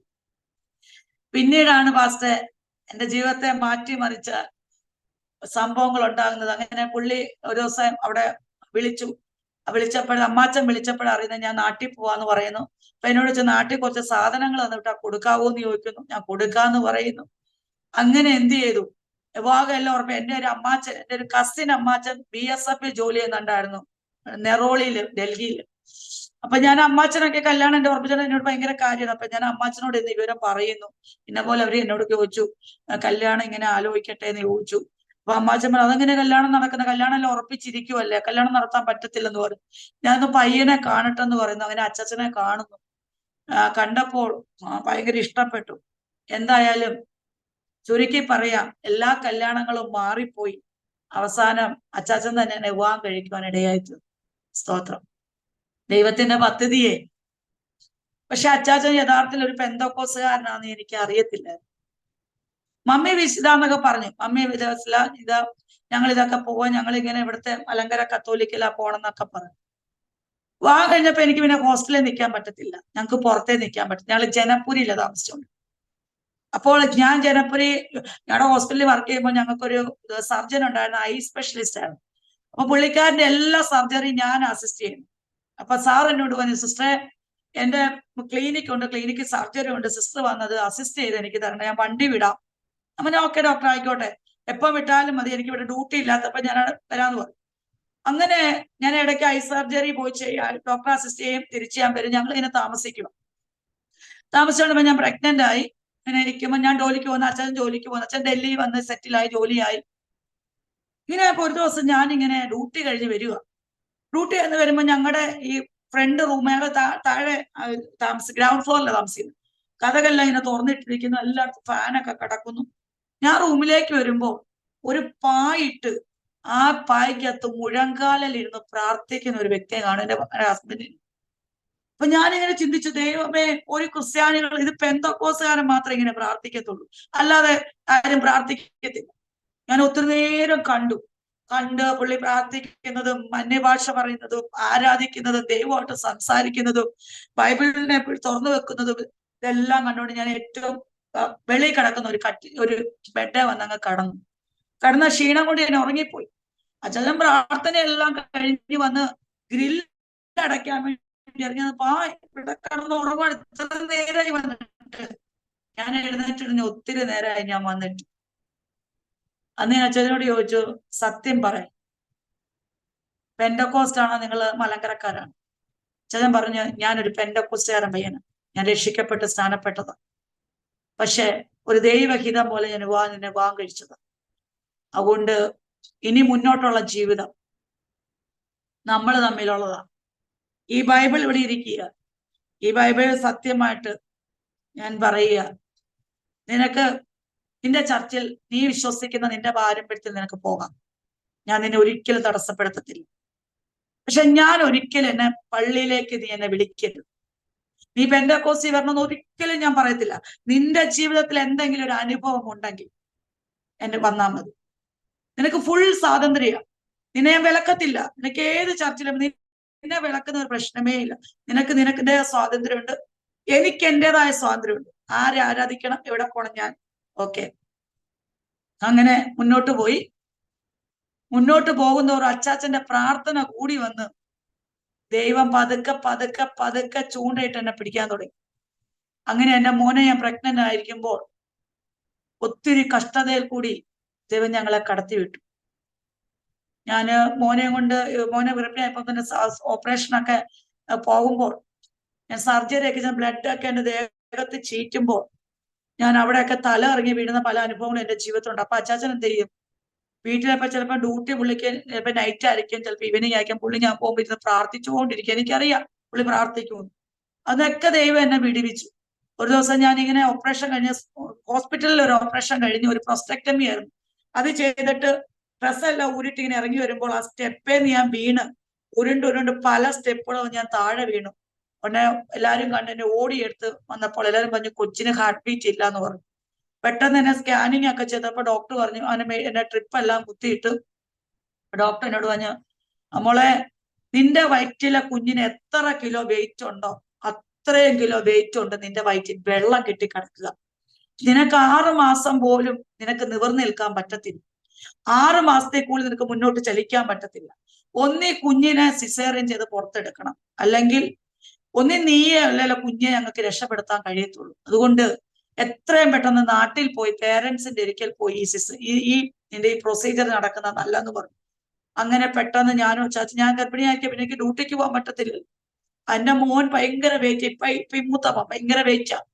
അച്ചാച്ചൻ ഞാൻ ഓർക്കുന്നുണ്ട്, അച്ഛന് ഉപവാസ, ഒന്നും കഴിക്കത്തില്ല. എന്നോട് പറയും കഴിച്ചെന്ന് പറയും. എന്നിട്ട് പോവും, ഡ്യൂട്ടിക്ക് പോവും. 21 ദിവസവും 40 ദിവസവും ഒക്കെ പുള്ളി ഉപവാസം. അപ്പൊ ഞാൻ ചോദിക്കും, നിങ്ങൾ എന്താ ഭക്ഷണം കഴിക്കാത്തത്? ഞാൻ കഴിക്കത്തില്ല എന്ന് പറയും. പക്ഷെ ആ ഉപവാസമായിരുന്നു. പിന്നെ വീട്ടിൽ വിളിച്ചു പറഞ്ഞാൽ എന്റെ എന്റെ വീട്ടിൽ വന്നു. വീട്ടിൽ വന്നപ്പോൾ ഇവിടുത്തെ പപ്പ അവിടെ ബൈക്ക് എങ്ങാണ്ട് കാലിലോട്ട് വീണെന്നിട്ട് തൊലി പോയി. അതുമൂലം പപ്പയ്ക്ക് ഷുഗർ ഉണ്ടായി. പിന്നെ പപ്പ എന്നെ ഒന്ന് കാണണമെന്ന് പറഞ്ഞു. അങ്ങനെ എന്നെ 8ാം മാസം വരെ എന്റെ വീട്ടിൽ, ഞങ്ങൾ 6 മാസം 7ാം മാസത്തിലാണ് വരുന്നത്. എന്റെ വീട്ടുകാരെന്നെ പൊന്നുപോലെ നോക്കിക്കൊണ്ടിരിക്കുക. പെട്ടെന്ന് പപ്പയ്ക്ക് കാണുമെന്ന് പറയുന്നത് ഞങ്ങൾ അന്ന് രാത്രി പുനലൂർ കാർ പിടിച്ചു വന്നു. തിരിച്ചു പോകാനുള്ള ലക്ഷ്യത്തിലാണ് വന്നത്. പക്ഷെ അന്ന് രാത്രി തന്നെ എനിക്ക് ലേബർ പെയിൻ ഉണ്ടായി. പഴയതുപോലെ തന്നെ എന്റെ കാല് അരക്ക് കീഴ്പോട്ട് തളരാൻ ഇടയായി തീർന്നു. ആ 9 വയസ്സിൽ വന്നത് കീഴ്പോട്ട് തളരാൻ ഇടയായി. പെട്ടെന്ന് ഡോക്ടർ വെയിറ്റ് നോക്കിയപ്പോൾ എന്റെ മോൻ 5 കിലോ വെയിറ്റ് 8ാം മാസത്തിൽ. അതുപോലെ തന്നെ വെള്ളം കെട്ടി നിൽക്കുക. എനിക്ക് ശ്വാസം വിടാൻ മേല, വെള്ളം കുടിക്കാൻ മേല. പെട്ടെന്ന് 8ാം മാസത്തിൽ അപ്പോൾ തന്നെ സിസേറിയൻ ചെയ്താണ് എന്റെ മൂത്ത മോനെ എടുത്തത്. പിന്നെ ഇൻക്യുബേറ്ററിൽ പോലും വെക്കാൻ പറ്റത്തില്ല, കാരണം അത്രയ്ക്ക് വെയിറ്റ് അല്ലേ, വെക്കാൻ പറ്റത്തില്ല. അങ്ങനെ ഞാൻ ഹോസ്പിറ്റലിലായി. പിന്നെ ഞാൻ തിരിച്ച് വീട്ടിൽ വന്നു. ആ സമയത്തൊക്കെ എനിക്കറിയത്തില്ല, എന്റെ ഉള്ളിന്റെ ഉള്ളിൽ അന്ന് പറഞ്ഞ ഒരു സ്പാർക്കിങ് ഇങ്ങനെ കിടക്കുക. അപ്പോൾ പുള്ളി ഇത്രയും പ്രാർത്ഥിക്കുകയും ചെയ്യും. അതും ഇത് അപ്പോൾ അപ്പൊ ഞാൻ മോനെ ഈ ഗർഭിണിയായിട്ട് ഒരു ദിവസം എന്റെ കോട്ടയത്തെ വീട്ടിൽ ഇരിക്കുമ്പോൾ ഒരു ദിവസം രാത്രി എന്റെ ചേച്ചി എന്നോട് പറഞ്ഞു, ഒരു ഏത്തയ്ക്ക കൊണ്ട് തന്നെ പറഞ്ഞു, ഇത് കഴിച്ചിട്ട് കൊച്ചു കടക്കാൻ പറഞ്ഞു. ഞാൻ എന്നിട്ട് വൈകിട്ട് സന്ധ്യയാകുമ്പോ ചോറുണ്ടാൻ വിളിക്കുക, ഇത് വെച്ചിട്ട് കടക്കാം. ഇത് ഞാൻ കഴിച്ചു. ഇത് കഴിച്ച് ഞാന് ഏത്തയ്ക്ക കഴിച്ചു കഴിഞ്ഞപ്പോ ഞാൻ എന്ത് ചെയ്തു, എനിക്ക് അങ്ങ് ഭയങ്കര ക്ഷീണം. ഞാൻ പോയി കടക്കുക. കടന്നപ്പോൾ ഞാൻ സ്വപ്നം കാണുകയാ. സ്വപ്നമാണ് ദർശനത്തില്. ഞാൻ കാണും ഒരു വലിയ പള്ളിയാ. പള്ളി എന്ന് പറഞ്ഞാൽ ആ പള്ളിയുടെ മുറ്റം നിറച്ച് ചരലിട്ടിരിക്കുക. ഈ പള്ളി സ്റ്റെപ്പ് കയറി വേണം മുകളിലോട്ട് പോകാൻ. വലിയൊരു പള്ളി നിൽക്കുക. അപ്പൊ ഞാൻ എന്ത് ചെയ്യുക, പതുക്കെ ഓരോ കാലം എടുത്ത് വെച്ച് പള്ളിക്കകത്തോട്ട് കയറി ചെല്ലുക. പള്ളിക്കകത്തോട്ട് ഞാൻ ആ പള്ളിയുടെ വാതിക്കെ ഇങ്ങനെ, ഗർഭിണിയല്ല, ഇങ്ങനെ പതുക്കെ പിടിച്ചെല്ലുമ്പോ ആ പള്ളിയുടെ വാതിക്കൽ ഒരു ചെറിയൊരു ഉണ്ണിയേശുവിനെ പോലെ ഒരു രൂപം വെച്ചിരിക്കുക. അപ്പോൾ എന്റെ മനസ്സിൽ പറയാം, എന്റെ ചേച്ചി പറഞ്ഞു, പിന്നെ ദൈവം അമ്മയും കുഞ്ഞിനെ തരുവാണെങ്കിൽ ഉണ്ണിയേശുവിന്റെ ഒരു ഉണ്ണിയേശുവിനെ പണിത് കുഞ്ഞ് ഉണ്ണിയേശുവിനെ ഉണ്ടാക്കി ഈ പള്ളിക്ക് കൊടുത്തേക്കാന്ന് എന്റെ ചേച്ചി നേർച്ച എന്ന് ഞാൻ കേട്ടതാ. ഞാനങ്ങ് പോവുക. അപ്പൊ ഞാൻ എന്റെ ചേച്ചി ഈ യേശുവിനോടാണല്ലോ പറഞ്ഞത് എന്നും പറയാൻ യേശുവിനെ തന്നെ നോക്കിയിട്ട് ഞാൻ പതുക്കെ ഇങ്ങനെ ചോദിക്കാം. ഞാൻ പറയാം, പെണ്ണുങ്ങൾക്ക് പള്ളി കയറാൻ പറ്റുമോ? പെണ്ണുങ്ങൾക്ക് പള്ളി കയറാൻ പറ്റത്തില്ല. എന്നാ പള്ളി കയറിയേക്കാം. ഞാൻ ആ ചർച്ചിലോട്ട് ചെല്ലുമ്പോൾ ഈ പള്ളിയുടെ ഡോറെല്ലാം ഇങ്ങനെ തുറന്ന് ഇങ്ങനെ വരിക. ഞാൻ അങ്ങ് അകത്തോട്ട് കയറി ചെല്ലുമ്പോൾ യേശു ഇങ്ങനെ ക്രൂശിൽ ഇങ്ങനെ കടന്ന് ഇങ്ങനെ കടക്കുന്ന വലിയൊരു രൂപ പള്ളിയിൽ ഇരിക്കുക. ഞാൻ അങ്ങ് മുന്നോട്ട് ചെന്നിട്ട് ഞാൻ ഈ രൂപത്തിന്റെ ഇടയ്ക്ക് ചെന്ന് പറയാം, ഒരു ശില്പി എത്ര ഭംഗിയായിട്ടായി ഇത് യേശുവിനെ ഉണ്ടാക്കി വെച്ചിരിക്കുന്നത്. ഞാൻ തന്നെ പറയാം. ഇത്രയും പറഞ്ഞ് ഞാൻ ആ യേശുവിന്റെ കാലയിലോട്ട് ഇങ്ങനെ ഗർഭിണിയാണ് ഇങ്ങനെ ഇങ്ങനെ ഉമ്മ വെക്കുമ്പോ പെട്ടെന്ന് ഈ രൂപത്തിൽ നിന്ന് രക്തം വന്ന് എന്റെ കൈക്കകത്തോട്ട് വീഴുക. ഞാൻ സ്വപ്നം കാണുന്നതാ, രക്തം വന്ന് വീഴുക. അപ്പോൾ ഞാൻ ഇതെന്തുവാ, ഇവര് പെയിന്റ് അടിച്ചിട്ട് ഉണങ്ങിയില്ലേ? ഞാൻ പറയാം, ഇവര് പെയിന്റ് അടിച്ചിട്ട് ഉണങ്ങിയില്ലേ എന്ന് പറഞ്ഞ് ഞാൻ പിന്നെയും തുടച്ചു കഴിയുമ്പോ അടുത്തൊരു ബ്ലഡും കൂടെ വരും. അതെന്റെ ഇങ്ങനെ വയറ്റിലോട്ട് ഒഴുകിയപ്പോ ഇങ്ങനെ ഒരു ശബ്ദം ഞാൻ കേട്ടു, എന്റെ രക്തത്താൽ ഞാൻ നിന്നെ ശുദ്ധീകരിച്ചിരിക്കുന്നു. ഇത്രയും പറയുകയെ ഞാൻ അൺകോഷ്യസ് ആയി, കടന്ന് കാറി നിലവിളിച്ചു, ചാടി എഴുന്നേറ്റ് എല്ലാരും കൂടെ വന്നു. ഈ ദർശനമൊക്കെ കണ്ടതിന് ശേഷം ഈ മോനെ ഞാൻ സിസേറിയൻ ചെയ്തു. അപ്പോൾ പിന്നീട് സിസേറിയൻ ചെയ്തപ്പോ എനിക്ക് മനസ്സിലായി, ദൈവം എന്നെ അന്ന് കാണിച്ചത് എന്നെ ശുദ്ധീകരിച്ചിരിക്കുക ദൈവം, എനിക്കൊന്നും വരത്തില്ല. അങ്ങനെ മുന്നോട്ട് പോയി മോനുണ്ടായി. പല ദേവദാസന്മാരും വന്ന് മമ്മി പ്രാർത്ഥിച്ചിട്ടെങ്കിൽ ഞാൻ എന്ത് ചെയ്യാ, വിശ്വാസത്തിൽ വരത്തില്ല. എനിക്ക് ബന്ധുക്കോസുകാരെ ഇഷ്ടമല്ല. ആര് വന്നാലും ഓടി പറിക്കുക, റൂമിനകത്ത് കയറി കഥകടയ്ക്കുക, ഇവിടെ പ്രാർത്ഥനകൾ നടക്കുമ്പോൾ ഓടി ഒളിക്കുക. ദേവദാസന്മാരുടെ മുമ്പിൽ ഞാൻ പെടത്തില്ല. അങ്ങനെ ദിവസങ്ങളൊക്കെ മുന്നോട്ട് പോയി. അടുത്ത കൊച്ചുമോനും ജനിക്കാൻ ഇടയായിത്തീർന്നു. ഇത് കഴിഞ്ഞപ്പോൾ എനിക്ക് മാനസികമായിട്ട് ഭയങ്കര ടെൻഷൻ. എനിക്ക് എടുക്കുന്ന ദേശം പിടിക്കുന്ന ദേശം, എനിക്ക് ജീവിതത്തിൽ ഒരു സ്വസ്ഥതയില്ല, സമാധാനമില്ല. അന്നേരം ഞങ്ങളുടെ ഇവിടെ ഈ സഭയിൽ ഒരു പുതിയ പാസ്റ്റർ വന്ന് ചാർജ് എടുക്കുക. ആ പാസ്റ്റർ ഇന്ന് അടൂർ ഏനാത്ത് സഭ ചർച്ചോക്കോടിൽ ഇരിപ്പുണ്ട്, പാസ്റ്റർ എബ്രഹാം മാത്യു. പാസ്റ്റർ ഇവിടെ വന്ന സമയം. അപ്പോൾ അതിൻ്റെ ഇടയ്ക്ക് ഇവിടുത്തെ ചേട്ടൻ അത് കഴിഞ്ഞ് കല്യാണം കഴിച്ച ചേട്ടന്റെ കല്യാണം കഴിഞ്ഞു. ചേട്ടനും കുടുംബം എല്ലാം ഇവിടെ ഉണ്ട്. ഇവരെല്ലാം പെന്റക്കോസ്റ്റ് ആണ്, ഞാൻ പെന്റക്കോസ്റ്റ് അല്ല. ഞാൻ പള്ളിയിൽ പോകത്തില്ല. ഞാൻ എന്റെ കുഞ്ഞിനെയും കൊണ്ട് ഓർത്തഡോക്സ് ഇവിടെ 5 സെന്റ് ജോൺസ് അച്ഛന്റെ ഇരിക്കെ പോയി പള്ളിയിൽ പോയി പ്രാർത്ഥിച്ചു. അച്ഛനോട് ഞാൻ പറഞ്ഞു, അച്ഛൻ ഞാൻ പെന്തക്കോസ് കുടുംബത്തിൽ. അച്ഛൻ പറഞ്ഞു, മോളെ നിന്നെ അവര് വലയിട്ട് പിടിക്കും, എത്രയും പെട്ടെന്ന് നീ സൂക്ഷിച്ചോളാൻ പറഞ്ഞു. അങ്ങനെ ഒത്തിരി കാര്യങ്ങള് ഇതിനകത്ത് പറയാത്തതൊക്കെ ഉണ്ട്. അങ്ങനെ ഞാൻ ഇവിടെ വന്നു. ഈ പാസ്റ്റർ ഇവിടെ വന്നപ്പോൾ ഇവിടെ വിസിറ്റിങ്ങിന് വന്നു. വിസിറ്റിങ് മമ്മിയായിട്ടൊക്കെ സംസാരിച്ചു പോയപ്പോ എന്റെ കാര്യമൊക്കെ മമ്മി പറഞ്ഞു, ഞാനിങ്ങനെ മോൻ കല്യാണം കഴിച്ചു, ഇതുവരെ വിശ്വാസത്തിൽ വരത്തില്ല, പുള്ളിക്കകത്തേക്ക് താല്പര്യമില്ല, പ്രാർത്ഥനയ്ക്ക് അറ്റൻഡ് ചെയ്യത്തില്ല, ഭയങ്കര ദേഷ്യമാണ്. പാസ്റ്റർ അങ്ങ് പോയി. പാസ്റ്റർ വെച്ച് മോളെ വീട് എവിടെയാ? ഞാൻ വീടൊക്കെ പറഞ്ഞ് പാസ്റ്റർ അങ്ങ് പോയി. അങ്ങനെ ഇവര് ചർച്ചിലൊക്കെ പൊയ്ക്കൊണ്ടിരുന്നു. അങ്ങനെ ഇതപ്പോ എനിക്ക് അങ്ങ് ഭയങ്കര മാനസികമായിട്ടുള്ള ടെൻഷനാ. എനിക്ക് ആത്മഹത്യ ചെയ്യണോ? എനിക്ക് ഈ കുഞ്ഞുങ്ങളെ കൊണ്ട് അങ്ങ് മരിച്ചാൽ മതി, ഇങ്ങനെയൊക്കെയുള്ള ഒരു ചിന്തയാണ്. അങ്ങനെ ഇതപ്പോ ഞാൻ കേട്ടു സ്നാനപ്പെടണം. സ്നാനപ്പെട്ടില്ലെങ്കിൽ ഇവിടെ ദിവസന്മാരൊക്കെ വീട്ടിൽ വരും. അവരൊരു സ്നാനപ്പെട്ടില്ലെങ്കിൽ ഞങ്ങളൊക്കെ ദൈവമക്കളാ, ജീവന്റെ പുസ്തകത്തിൽ ഞങ്ങളുടെ പേരിട്ടുണ്ട്, ഇല്ലാത്തൊരു നരകത്തിൽ പോകും. ഞാൻ വീട്ടിൽ ചെന്ന് പറഞ്ഞു എനിക്ക് സ്നാനപ്പെടണം, അല്ലെങ്കിൽ ഞാൻ സ്വർഗത്തിൽ പോകത്തില്ല. അവര് പറഞ്ഞ ബന്ധക്കോസുകാരുടെ ഉടായിപ്പായത്. സ്നാനപ്പെടുത്തിയാലേ സ്വർഗത്തിൽ പോയെന്ന് അവർ ചുമ്മാ പറയുന്നതാ, എന്നോർത്ത് നീ പേടിക്കണ്ട, അതൊക്കെ നല്ല ധൈര്യമായിട്ട് നിന്നോളാ പറഞ്ഞു. ഇവിടെ വന്നു കഴിഞ്ഞപ്പോ എന്റെ പാസ്റ്റർ എനിക്ക് തീരെ വയ്യ, എനിക്കടുത്ത് ഭയങ്കര അസ്വസ്ഥതയാണ്. അങ്ങനെ ഇരുന്നപ്പോൾ ഒരു ദിവസം ഞാൻ ഞങ്ങളുടെ ഇവിടുത്തെ പാസ്റ്ററുടെ നമ്പർ മമ്മിയോട് മേടിച്ചിട്ട് പാസ്റ്ററെ വിളിച്ചു. ഞാൻ പാസ്റ്ററോട് ചോദിച്ചു, പാസ്റ്ററങ്ങളെ ഒരു ദിവസം ഇങ്ങോട്ടൊന്ന് വരാമെന്ന് ചോദിച്ചു. എന്തോ മോളെ? ഞാൻ വരാൻ പറഞ്ഞു. അങ്ങനെ വന്നിരുന്നു. പാസ്റ്ററങ്ങളോട് എനിക്ക് വേണ്ടി ഒന്ന് പ്രാർത്ഥിക്കാൻ പറഞ്ഞു. പാസ്റ്ററങ്ങൾ അങ്ങനെ എന്നെ പ്രാർത്ഥിച്ചു. പ്രാർത്ഥിച്ചൊക്കെ ഒത്തിരി കഴിഞ്ഞപ്പോ ഞാൻ പറഞ്ഞു, പാസ്റ്ററങ്ങളെ എനിക്ക് പിന്നെ സ്നാനപ്പെടണമെന്ന് ആഗ്രഹം ഉണ്ടെന്ന്. നീ ഉള്ളതോ പറയുന്നത്? ഞാൻ പറഞ്ഞു ഉള്ളതാ പറയുന്നത്. അപ്പം അതിനെന്താ, സ്നാനപ്പെടാലോ. അപ്പൊ ഞാൻ ഓരോ കാര്യങ്ങൾ അങ്ങ് പറഞ്ഞ് കരയാൻ തുടങ്ങി. കരയാൻ പറഞ്ഞപ്പം പാസ്റ്ററിന് മനസ്സിലായി ഒത്തിരി പാരമ്പര്യത്തിന്റെ ശക്തി ഇവിടെ ഭരിക്കുന്നുണ്ട്, ഇവിടെ ഒത്തിരി ഭരിക്കുന്നുണ്ട്. അതുകൊണ്ട് പാസ്റ്റർ പറഞ്ഞു, മോളെ ഞാൻ ഒരു കാര്യം ചെയ്യാം, നിനക്ക് വേണ്ടി വേറെ ആരും അറിയണ്ട, ഒരാഴ്ച ഞാൻ ഉപവാസ പ്രാർത്ഥന വെക്കാം സഭയ്ക്കകത്ത്, നിനക്ക് വേണ്ടി മാത്രം. അത് ഞാൻ അങ്ങനെ നിനക്ക് വേണ്ടിയാന്ന് പറയത്തില്ല, നമുക്ക് ഉപവാസ പ്രാർത്ഥന. ശരി പാസ്റ്റർ, ഉപവാസ പ്രാർത്ഥന. നീ വരുമോ ചർച്ചയിൽ? ഞാൻ പറഞ്ഞു ഞാൻ വരാം. ഞാൻ രാവിലെ, അച്ചാച്ചൻ അറിയത്തില്ല, അച്ചാച്ചൻ ഷോപ്പിൽ പോകുമ്പോ അവിടെ വന്നു. ഞങ്ങൾ പിന്നെ ഡൽഹിക്ക് പോകാൻ പറ്റിയില്ല, ഞങ്ങളെ വിട്ടില്ല, ഇവിടുത്തെ പപ്പ വിട്ടില്ല. അത് വിടാഞ്ഞ ദൈവഹിതമായിരുന്നു, വിട്ടില്ല. പപ്പ മോനുണ്ടായി 24-ാമത്തെ ദിവസം പപ്പ ഷുഗർ വന്ന് പപ്പയ്ക്ക് പെട്ടെന്ന് അറ്റാക്ക് ഉണ്ട്. എന്റെ വലിയ മോന്റെ 24-ാമത്തെ ദിവസം പപ്പ ഈ ലോകത്തുനിന്ന് മാറ്റപ്പെട്ടു. പപ്പ എന്നോട് പറഞ്ഞു, മോളെ ഒരിക്കലും ഡൽഹി പോകരുത്, നിങ്ങളെ കണ്ടിരിക്കുന്ന കർത്താവിന്റെ വേലയ്ക്ക് വേണ്ടിയുള്ളതാ, നിങ്ങളൊരു മിഷണറി കുടുംബം ആകേണ്ടതാ, എന്റെ മോനെ കൊണ്ട് മോള് ഡൽഹി പോകരുത് എന്ന് പപ്പ പറഞ്ഞിട്ടാ പപ്പ മരിക്കുന്നത്. അത് കഴിഞ്ഞിട്ടാണ് എന്റെ കൊച്ചുമോൻ ഉണ്ടാകുന്നതൊക്കെ. പപ്പ മരിച്ചു. അപ്പോൾ ഞാൻ എന്ത് ചെയ്തു, അച്ചാച്ചൻ ബിസിനസ് ഏറ്റെടുത്ത്, പപ്പയുടെ ബിസിനസ് അച്ചാച്ചനും ചേട്ടനും വലിയേട്ടനും ഏറ്റെടുത്ത് ഇവര് ബിസിനസ് ചെയ്തുകൊണ്ടിരിക്കുക. ഞാൻ ആരും അറിയാതെ ആ സമയത്ത് ഞങ്ങളുടെ മമ്മി ഡൽഹി പോയി. മൂത്ത സിസ്റ്ററിന്റെ കൂടെ മമ്മി അവിടെ ഡൽഹി ചർച്ചിൽ പോയി, ഇളയ സിസ്റ്റർ ഡൽഹി പോയി. ഇവിടെ ആരും ഇല്ല, ചേട്ടനും ചേട്ടന്റെ ഭാര്യയും ഞാനും മാത്രമേ ഉള്ളൂ. ഇവരാരും അറിയാതെ പാസ്റ്ററെ വിളിച്ചു വരുത്തി ഞാൻ ഇതെല്ലാം പറഞ്ഞു. പാസ്റ്റർ പറഞ്ഞു ശരി മക്കളെ എന്ന് പറഞ്ഞു. അങ്ങനെ ഞാൻ എന്ത് ചെയ്തു, സ്വർണ്ണം എല്ലാം ഊരി, സ്വയം ഊരാൻ കാരണം ഞാൻ എന്റെ ഹസ്ബൻഡിനോട് പറഞ്ഞു, ഞാൻ എല്ലാം ഊരാം, ഞാൻ പെന്തക്കോസ് ആകാം, പക്ഷെ എന്റെ കാലെ കിടക്കുന്ന കൊലുസ് ഞാൻ ഊരത്തില്ല. അപ്പം പുള്ളി പറഞ്ഞ് കാലെ കിടക്കുന്ന കൊലുസ് ഊരണ്ട, കഴുത്തേലും കിടക്കുന്ന നിനക്ക് എപ്പ തോന്നുന്നു അപ്പം മാത്രം എല്ലാം ചെയ്താൽ മതി. അങ്ങനെ അച്ചാച്ചനോട് ഭയങ്കര വാശി പിടിച്ച് കിടക്കുക. വാശി പിടിച്ച് ഈ സ്നാനപ്പെടാൻ ഞാൻ തീരുമാനം എടുത്തതിന്റെ പിന്നിൽ ഒരു കാര്യമുണ്ട്. ഞാൻ അന്ന് കുഞ്ഞുങ്ങളുമായിട്ട് കടന്ന് ഉറങ്ങുമ്പോൾ ഒരു അർദ്ധരാത്രി ആയപ്പോ 2 മണി സമയം ഞങ്ങളിങ്ങനെ കിടന്ന് ഉറങ്ങപ്പോൾ ഒരു 2 മണി സമയമായി കാണും. കുഞ്ഞുങ്ങൾ രണ്ടും അടുക്ക് കിടക്കുന്നു, ഞാനിവിടെ കിടക്കുന്നു, അച്ഛന് അങ്ങേറ്റത്ത് കിടക്കുന്നു. ഞാൻ നോക്കുമ്പോ ഒരു പരുവരുത്ത കരം, ആദ്യമേ ആ കരം എന്റെ കാലയിലാണ് പിടിക്കുന്നത്. അപ്പൊ ഞാൻ ഓർത്ത് ഈ കാല് വല്ലാണൊക്കെ, ഞാൻ എഴുന്നേറ്റിട്ട് ഇങ്ങനെ എന്റെ മറ്റേ കാലോട് തട്ടിക്കളഞ്ഞിട്ട് പിന്നെ ഞങ്ങൾ ഡീപ്പിലി ഉറക്കുക. പിന്നെ എന്ത് ചെയ്തു, ഈ കരം പതുക്കെ വന്ന് ആദ്യം എന്റെ കാലെ തൊട്ടു, പിന്നെ ഇങ്ങോട്ട് ശരീരത്തോട്ട് വന്ന് എന്റെ കഴുത്തെ തൊട്ടു, പിന്നെ ഇങ്ങനെ തൊട്ടു, ഇങ്ങനെ വിട്ട് മൊത്തത്തോടെ എന്നെ തഴുകി ഒരു കരം അങ്ങ് പോകുക.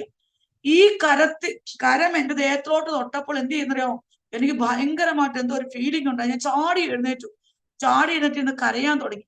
ഈ ഉടനെ ഒരു വചനം എന്റെ പെട്ടെന്ന് യഹോവ എന്റെ ഇടയനാകുന്നത് എവിടെയാന്ന് പോലും എനിക്ക് അറിയത്തില്ല. എന്റെ ഒരു വചനം പറയാ, വ്യർത്ഥവും മൃദുപാരമ്പര്യമുള്ള നിന്റെ നല്ല നടപ്പിൽ നിന്നെ വീണ്ടെടുത്തത് പൊന്നു വെള്ളി എന്ന വിലയേറിയ വസ്തുക്കളെ കണ്ടല്ലോ, കുഞ്ഞാടിന്റെ നിഷ്കളങ്കമായ രക്തത്താൽ. ഈ വചനം കേട്ടോണ്ട് ഞാൻ എഴുന്നേക്കുന്നത്. ഈ വചനം എവിടെയാന്ന് അറിയത്തില്ല. ഞാൻ പിറ്റേ ദിവസം രാവിലെ മമ്മിയോട് ചോദിച്ചു, അമ്മയെ വിളിച്ചു ചോദിച്ചു, മമ്മി ഈ വചനം എവിടെയാ? അമ്മ പറഞ്ഞു, മക്കളെ ബൈബിളിനകത്ത് ഏറ്റവും അവസാനം വെളിപ്പാട് പുസ്തകം, അത് കഴിഞ്ഞ് യൂദ, അത് കഴിഞ്ഞ് യോഹന്നാൻ, കഴിഞ്ഞ് പത്രോസ്, അതിന്റെ 1-ാം ലേഖനത്തിനകത്ത് കിടപ്പുണ്ടെന്ന്. ഇത് ഞാൻ വായിച്ചു നോക്കിയിട്ട് ഇങ്ങനെ മനസ്സിനകത്തങ്ങ് പ്രയാസം. ഇതാണ് എന്നെ സ്ഥാനത്തിലേക്ക് കൊണ്ടുപോയത്. ഞാൻ എന്നെ പാസ്റ്ററെ വിളിച്ച് പാസ്റ്ററങ്ങളോട് ഇതെല്ലാം സംസാരിച്ചു. ശരിയെന്ന് പറഞ്ഞു. ഞാൻ പിറ്റേ ദിവസം ആരും അറിയാതെ എന്റെ മാലയും കമ്മലും എല്ലാം ഊരി ഒരു ഇതിനകത്താക്കി ഈ കുഞ്ഞ് 2 പിള്ളാരെയും കൊണ്ട് ഞാനൊരു ഓട്ടോ പിടിച്ച് നേരെ ചർച്ചിനകത്തോട്ട് ചെന്ന് കയറി. ചർച്ചെല്ലാം അങ്ങ് അതിശയിച്ചു പോയി. അവരാഗ്രഹിച്ച ഒരു വ്യക്തിയല്ല ഇതിനകത്ത് കടന്നു വന്നിരിക്കുന്നത്. ഞാൻ അങ്ങോട്ട് ആ ചർച്ചിലോട്ട് കയറി ചെന്നു. അന്ന് വന്ന് 7 ദൈവദാസന്മാരും ആലോചന പറഞ്ഞ എന്നോട്, നിന്നെ ഞാൻ കണ്ടിരിക്കുക, കർത്താവിന്റെ നാമത്തിൽ കണ്ടിരിക്കുക. ഒരു ദേവദാസ്, ഒരു അപ്പച്ചമ്മ എന്നോട് പറഞ്ഞു, അല്ലയോ കുമാരി, കേൾക്കുക, നോക്കുക, ചെവി ചായ്ക്കുക, നീ നിന്റെ പ്രതിഭവനത്തെ മറക്കുക, ഞാൻ നിന്നിൽ ആകർഷിക്കും. ഇത് തന്നെ അങ്ങ് പറയുക. വെറുതെ ദേവദാസന്മാരല്ല. അങ്ങനെയായി. അപ്പൊ എന്റെ ഹൃദയത്തിൽ ഞാൻ രക്ഷിക്കപ്പെട്ടു. 2023 തൊട്ടേ എന്റെ ഹൃദയത്തിൽ ഇങ്ങനെ സ്ഥാനപ്പെടുന്ന പ്രശ്നങ്ങളുണ്ട്, പ്രതികൂലങ്ങൾ വരുന്നു. സ്ഥാനപ്പെട്ട എല്ലാം ഓക്കെ ആവും. അങ്ങനെ ഞാൻ രക്ഷിക്കപ്പെട്ടതാ. അങ്ങനെ 2004 ആക്ച്വലി 2004 മെയ് 31 ഞായറാഴ്ച എന്റെ സ്നാനമാണ്. എല്ലാ ക്രമീകരണങ്ങളും ചെയ്തു. സ്നാനത്തിന്റെ തലേദിവസം മീറ്റിംഗ് കഴിഞ്ഞ് ഞാൻ വന്നു. വീട്ടിൽ വന്നപ്പോൾ ഞാൻ എന്ത് ചെയ്തു, കുഞ്ഞുങ്ങൾക്ക് ഭക്ഷണം കൊടുത്തിട്ട് ഇവരെ രണ്ടുപേരെയും ബെഡിൽ ഇങ്ങനെ കടത്തിയിട്ട് ഞാൻ കിച്ചണിൽ ജോലി ചെയ്യുക. അന്നേരം കറണ്ട് പോകും. ഞാൻ ഓടിച്ചത് ഒരു മെഴുകുതിരി കത്തിച്ച് കുഞ്ഞുങ്ങൾ കിടക്കുന്ന തൊട്ടപ്പുറത്തെ ഫ്രിഡ്ജിന്റെ മുകളിൽ വെച്ചു. ഫ്രിഡ്ജിന്റെ മുകളിൽ വെച്ചിട്ട് അടുക്കളയിൽ നിന്ന് പാചകം ചെയ്യുക. അപ്പൊ നാളെ പിറ്റേ ദിവസം സ്നാനമാ. ഈ മെഴുകുതിരി ഉരുകി ഈ ഫ്രിഡ്ജിലോട്ട് വന്ന് കയറി പിടിച്ചിട്ട് ഫ്രിഡ്ജ് കത്താൻ തുടങ്ങി. ഈ ഫ്രിഡ്ജ് കത്തി കത്തി ഫ്രിഡ്ജിന്റെ ഓരോ ഭാഗങ്ങളും കൊച്ചുങ്ങളുടെ കിടക്കുന്ന ഷീറ്റിന്റെ അങ്ങോട്ട് പോവുകയാണ്. പോയി കൊച്ചുങ്ങളെ ഇങ്ങനെ പിടിച്ചോണ്ടിപ്പം അന്നേരം എന്റെ ചേട്ടന്റെ ഭാര്യ, ഇതിപ്പോ ഞാൻ ഇരിക്കുന്ന റൂമിൽ അവരുണ്ട്. അവള് പെട്ടെന്ന് ചേട്ടത്തി ഒരു വെള്ളം എടുക്കാൻ താഴോട്ട് വരുമ്പോ എന്റെ റൂമിൽ തീ. ഈ പുള്ളിക്കാരത്തി കടന്ന് കരഞ്ഞു, യോ തീ, ഓടി വായൂ എന്ന് പറഞ്ഞു. അങ്ങനെ വെള്ളിയാട്ടിനെല്ലാം കൂടെ ഇറങ്ങി വന്ന് വെള്ളം എടുത്തു വെച്ച് ഫ്രിഡ്ജിന്റെ മുകളിൽ കുഞ്ഞുങ്ങളെ ചാടിയിട്ട് എന്റെ തലേദിവസം നടന്ന സംഭവം എന്ന് വെച്ചാൽ ആ പാരമ്പര്യത്തിന്റെ ശക്തി എന്നോട് വാദിച്ചുകൊണ്ടിരുന്നത് അന്ന് ആ തീയിലൂടെ ദൈവം എന്ത് ചെയ്തു, അഴിച്ചു മാറ്റി. അച്ചാച്ചൻ രാത്രി വന്നപ്പോൾ ഇതെല്ലാം പറഞ്ഞപ്പോ അച്ഛൻ ചോദിച്ചു, നീ സ്നാനപ്പെടാൻ പോണേ? ഞാൻ സ്നാനപ്പെടാൻ പോയി. എനിക്കൊരു കാര്യം ചെയ്യാവോ? എന്തുവാ? എനിക്കൊരു വെള്ള ഡ്രസ്സ് വേണം. എന്റെ കുഞ്ഞുങ്ങൾക്ക് വെള്ള കുഞ്ഞു ജുപ്പ വേണം. എന്തിനാ? ഞാൻ എനിക്ക് സ്നാനപ്പെടണം. എന്റെ അന്നൊക്കെ തലമുറയെന്ന് പഠിച്ചത്, തലമുറയെ ദൈവത്തിന് വേണ്ടി പ്രതിഷ്ഠിക്കണം. അന്ന് രാത്രി പോയി അഞ്ചലുള്ള റോയൽസ് എന്ന് പറഞ്ഞൊരു കടയിൽ പോയി അച്ഛനെ വിളിപ്പിച്ച് കട തുറന്നു. എനിക്കൊരു വെള്ള ഡ്രസ്സും കുഞ്ഞുങ്ങൾക്ക് വെള്ള ചുപ്പയും കൊണ്ടുവന്നു. 2004 മെയ് 31 സൺഡേ രാവിലെ 8:30 ഞാൻ പിതാവിന്റെ പുത്രന്റെ പരിശുദ്ധാത്മാവിന്റെ നാമത്തിൽ സ്നാനപ്പെട്ടു. എന്റെ കുഞ്ഞുങ്ങളെ രണ്ടുപേരെയും കർത്താവിൽ പ്രതിഷ്ഠിച്ചു. പക്ഷേ ഞാൻ എല്ലാം തീർന്നെന്നാ തോന്നിയത്. ദൈവം പറഞ്ഞു, എന്റെ നാമത്തിൽ നീ അനേക കഷ്ടങ്ങൾ സഹിക്കണം. മുന്നോട്ട് പോയി. പിന്നീട് കർത്താവ് അങ്ങനെ പിടിച്ചു. വെള്ളി ഊതിക്കഴിക്കുമ്പോൾ നിന്നെ ഊതിക്കഴിച്ചിരിക്കുന്ന സങ്കീർത്തനക്കാരൻ പറയുന്നത്, ദൈവം എന്നെ അങ്ങ് പിടിച്ചിട്ട് എന്ത് ചെയ്യുന്നറിയാവോ? ആദ്യം ദൈവം എനിക്ക് ചെയ്തത് എന്താണെന്ന് വെച്ചാൽ, ഞാൻ ആദ്യന്റെ സൗന്ദര്യത്തിൽ അഹങ്കരിച്ച ഒരു വ്യക്തിയാണ്. ആദ്യം ദൈവം എന്റെ ശരീരത്തിൽ മൊത്തം പുണ്ണ് വരുത്തി. പുണ്ണെന്ന് പറഞ്ഞാൽ ഈ തല മാത്രം കാണാം. ഈ കണ്ണിന്റെ ഇവിടം തൊട്ട് ഈ ശരീരത്തെ മൊത്തം ആണുമല്ല പെണ്ണുമല്ല തിരിച്ചറിയാൻ പറ്റും അവയവങ്ങളെ റെഡാക്കി കളഞ്ഞു. വട്ടത്തിൽ റെഡാക്കി കഴിഞ്ഞു. മൊത്തം ആദ്യം ഒരു കണ്ണിന്റെ അവിടെ വന്നു. ഞങ്ങൾ ഡോക്ടറെ കാണിച്ചു. ആ കണ്ണീന്ന് പതുക്കെ അത് ശരീരത്തോട്ട് വന്നു. ശരീരം മൊത്തം ഈ ചുമന്ന തടിച്ച് ഒരു ഡോക്ടർമാർ ആര് കണ്ടാലും ഞെട്ടുന്ന ഒരു രീതി എന്റെ ശരീരമായി. സൗന്ദര്യം, വെളുപ്പ്, സൗന്ദര്യം അഹങ്കരിച്ച് എല്ലാം ആയി. അവസാനം ഇവിടെയൊക്കെ ഡോക്ടേഴ്സിനെ കാണിച്ചു, യാതൊരു കുറവില്ല. പെട്ടെന്ന് വീട്ടിൽ വിളിച്ചു പറഞ്ഞു. വീട്ടിൽ വിളിച്ചപ്പോ അവര് പറഞ്ഞു, പുതുപ്പള്ളി പുണ്യാളന്റെ ശാപം വന്നു, എത്രയും പെട്ടെന്ന് വീട്ടിൽ കൊണ്ടുവരാൻ പറഞ്ഞു. പെട്ടെന്ന് വീട്ടിൽ കൊണ്ടുവന്ന് അവര് നേരെ പുതുപ്പള്ളി കൊണ്ടുപോയി. അച്ഛന്റെ അരികെ ചെന്നു. അച്ഛനെ കാണിച്ചപ്പോൾ അച്ഛൻ പറഞ്ഞു, ഒന്നുമല്ല, ഇവളെ വിഷമൊന്നും കടിച്ചതല്ല, ഇവളെ പുതുപ്പള്ളി പുണ്യാളന്റെ ശാപമാണ്. അവിടെ എത്രയും പെട്ടെന്ന് പുതുപ്പള്ളി ഇത് പാമ്പും പുറ്റും ഒക്കെ മേടിച്ചു കൊടുത്ത് കോഴി വെട്ടി നേർച്ച കാഴ്ച നിങ്ങൾ ചെയ്യണം. അപ്പൊ എന്റെ ഒരു ചേട്ടൻ പറഞ്ഞു, ഇത് മണ്ണാറശാല എന്നുള്ള ഭയങ്കര പ്രതികൂല, നമുക്കൊരു കാര്യം ചെയ്യാം, അച്ഛോ 5 കരിക്ക് മണ്ണാറശാലയിലോട്ട് കൊടുത്തുവിടാന്ന് പറഞ്ഞു. അങ്ങനെ പള്ളി നേർച്ചയും തീർന്നു. ഇതൊക്കെ സ്നാനപ്പെട്ടിട്ടുള്ള കാര്യം ഈ പറയുന്നേ, സ്തോത്രം. അവരെന്ത് ചെയ്തെന്നറിയാമോ? മണ്ണാറശാലയിൽ നേർച്ചകളും ഒക്കെ ഇവനങ്ങ് കൊടുക്കാൻ തുടങ്ങി. അങ്ങനെ അച്ഛന് പറഞ്ഞു, ഒരു പൊടി തന്നിട്ട് പറഞ്ഞു, ഈ പൊടി ദേഹത്ത് പുരട്ടിയിട്ട് എന്ത് ചെയ്യണം, ചെറു ചൂടുവെള്ളത്തിൽ പെട്ടി കൊച്ചിനെ നിങ്ങൾ ഒരു റൂമിനകത്ത് കൊണ്ട് അടയ്ക്കാൻ പറഞ്ഞു. എന്റെ സഹോദരങ്ങൾ എന്ത് ചെയ്യുന്നറിയാമോ? ഒരു റൂമിനകത്ത് കൊണ്ട് എന്നെ അടച്ചിട്ട് ഈ ചെറു ചൂടുവെള്ളത്തിൽ കുളിപ്പിച്ചിട്ട് ഈ ദേഹം നിറച്ച് പൊടി പെരട്ടും. ഒരു ചെറിയ നേരിയ വെള്ളത്തുണി കൊണ്ട് ഓടും. എന്റെ കുഞ്ഞുങ്ങൾക്ക് എന്റെ ശബ്ദം തിരിച്ചറിയാം, എന്റെ കണ്ണ് തിരിച്ചറിയാം, അല്ലെ എന്റെ മക്കൾക്ക് എന്നെ തിരിച്ചറിയത്തില്ല. ഈ കുഞ്ഞുങ്ങൾ എന്നെ നോക്കി കരയും, നിങ്ങൾക്ക് അറിയത്തില്ല. അങ്ങനെ ആ റൂമിനകത്ത് ഞാൻ കിടക്കുക, എല്ലാവർക്കും പേടി. എന്നെ കണ്ടൊന്നുമില്ല. അവരൊക്കെ പറഞ്ഞ് സ്നാനപ്പെട്ടതിന് ദൈവ പുണ്യാളം തന്ന ശിഷ്യാന്ന് പറഞ്ഞു. അങ്ങനെ ഞാൻ അവിടെ കിടക്കുമ്പോൾ ഞാൻ ഓർത്തു, ഒന്ന് പ്രാർത്ഥിച്ചു നോക്കാം. അപ്പോൾ ഇവരെല്ലാം ഉറങ്ങിയിട്ടേ പെന്തക്കോസ്തുകാരുടെ പ്രാർത്ഥന പ്രാർത്ഥിക്കാൻ പറ്റത്തുള്ളൂ. ഞാൻ ഇങ്ങനെ കരഞ്ഞുകൊണ്ട് ഒരു അർദ്ധരാത്രി, എന്റെ മമ്മി എന്റെ റൂമിൽ തന്നെയുണ്ട്. ഞാൻ പതുക്കെ എഴുന്നേറ്റ് യേശുവേ സ്തോത്ര സ്തോത്ര സ്തോത്രം ഇങ്ങനെ പറഞ്ഞ് പെട്ടെന്ന് വരുമ്പോ എന്റെ നാവിലേക്ക് ദൈവം ഒരു വചനം തറിയുക. ദാവീദ് പറഞ്ഞു, യഹോവേ എന്റെ ഹൃദയം ക്ഷീണിക്കുമ്പോൾ ഞാൻ ഭൂമിയുടെ അറ്റത്ത് എന്നെ വിളിച്ചപേക്ഷിക്കും. ആ വചനം എനിക്ക് എവിടെയാന്ന് അറിയത്തില്ല, പക്ഷെ ആ വചനം എന്നോട് തന്നെ സംസാരിക്കുന്ന പോലെ ഞാൻ രാത്രി പ്രാർത്ഥിച്ചു. ഞാൻ പ്രാർത്ഥിച്ചുകൊണ്ടിരിക്കുമ്പോൾ പ്രാർത്ഥിച്ചു നോക്കുമ്പോൾ വലിയൊരു തേജസ് കൊണ്ട് എന്റെ റൂം അങ്ങ് നിറഞ്ഞു. റൂം നിറഞ്ഞിട്ട് എന്നോട് ഇങ്ങനെ ചെവി കേൾക്കുക, ഇവിടം വിട്ട് നീ പുറപ്പെട്ടു പോവുക. ഈ ഒരു ശബ്ദം കേട്ടു. അപ്പോൾ ഞാൻ ഓർത്ത് എന്റെ തോന്നലാന്ന് ഓർത്തു. ഞാൻ അന്നും പ്രാർത്ഥിച്ച് അവിടെ കടന്നു. വലിയ പ്രാർത്ഥനക്കാരിയല്ല, പ്രാർത്ഥിക്കാൻ പ്രാസമൊന്നും അറിയത്തില്ല. പിറ്റേ ദിവസവും ഇതേ ശബ്ദം അതേ സമയത്ത് തന്നെ കേൾപ്പിച്ചു. ഞാൻ അച്ചാച്ചനെ ഫോൺ ചെയ്തിട്ട് പറഞ്ഞു, എത്രയും പെട്ടെന്ന് കോട്ടയത്ത് വാ, ഞാൻ വരുവാന്ന് പറഞ്ഞു. അപ്പൊ ചോദിച്ചു, അതെന്തുവാ? അവര് ശരിയാക്കാന്ന് പറഞ്ഞു കൊണ്ടുപോയതല്ലേ, അവര് ശരിയാക്കട്ടെ, ശരിയാക്കിട്ട് വന്നു. ഞാൻ പറഞ്ഞു, ഇല്ല, ഒരു നിമിഷം പോലും ഞാൻ അവിടെ നിൽക്കത്തില്ല, എന്നെ വിളിച്ചോണ്ട് പോകാൻ പറഞ്ഞു.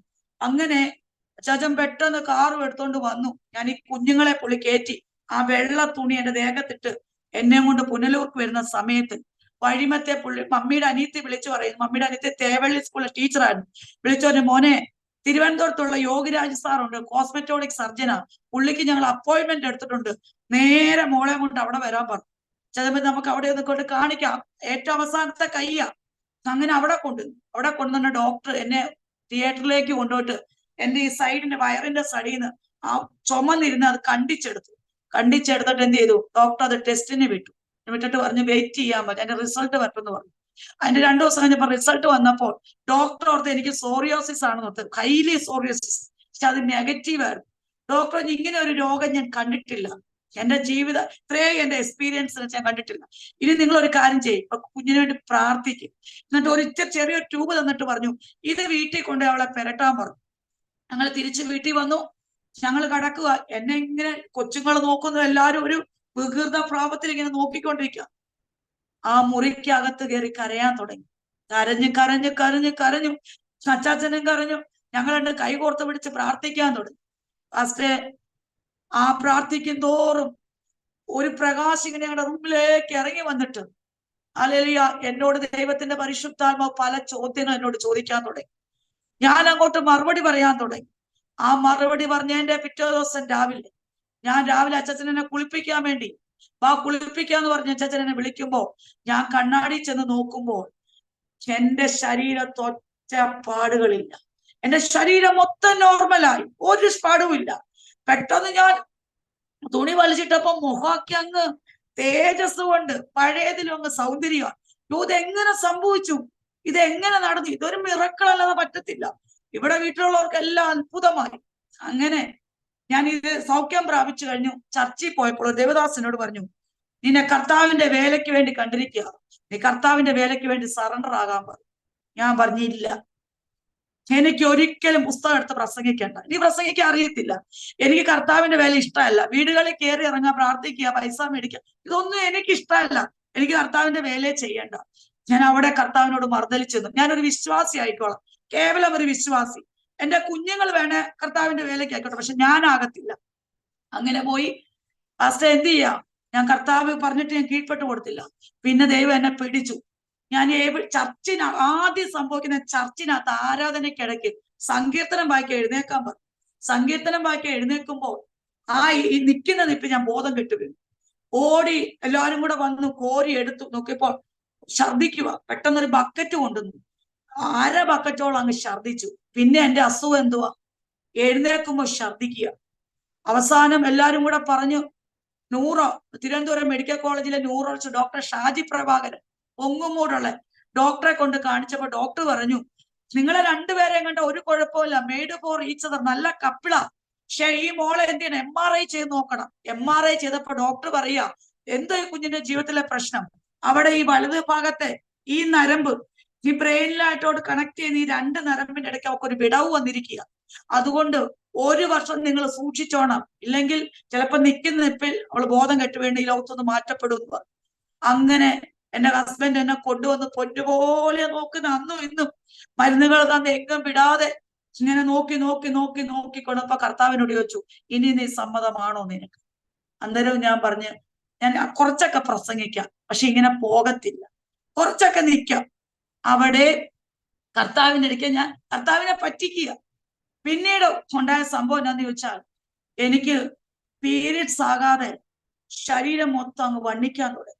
വണ്ണിച്ചു വണ്ണിച്ചു വണ്ണിച്ചു മുഖമെല്ലാം ഇങ്ങനെ. അപ്പൊ എല്ലാരും കണ്ട മലയാളിയാന്ന് തിരിച്ചറിയത്തില്ല, അതുപോലെ വെളുത്ത് ഇവിടെ എല്ലാം അങ്ങ് തൂങ്ങി.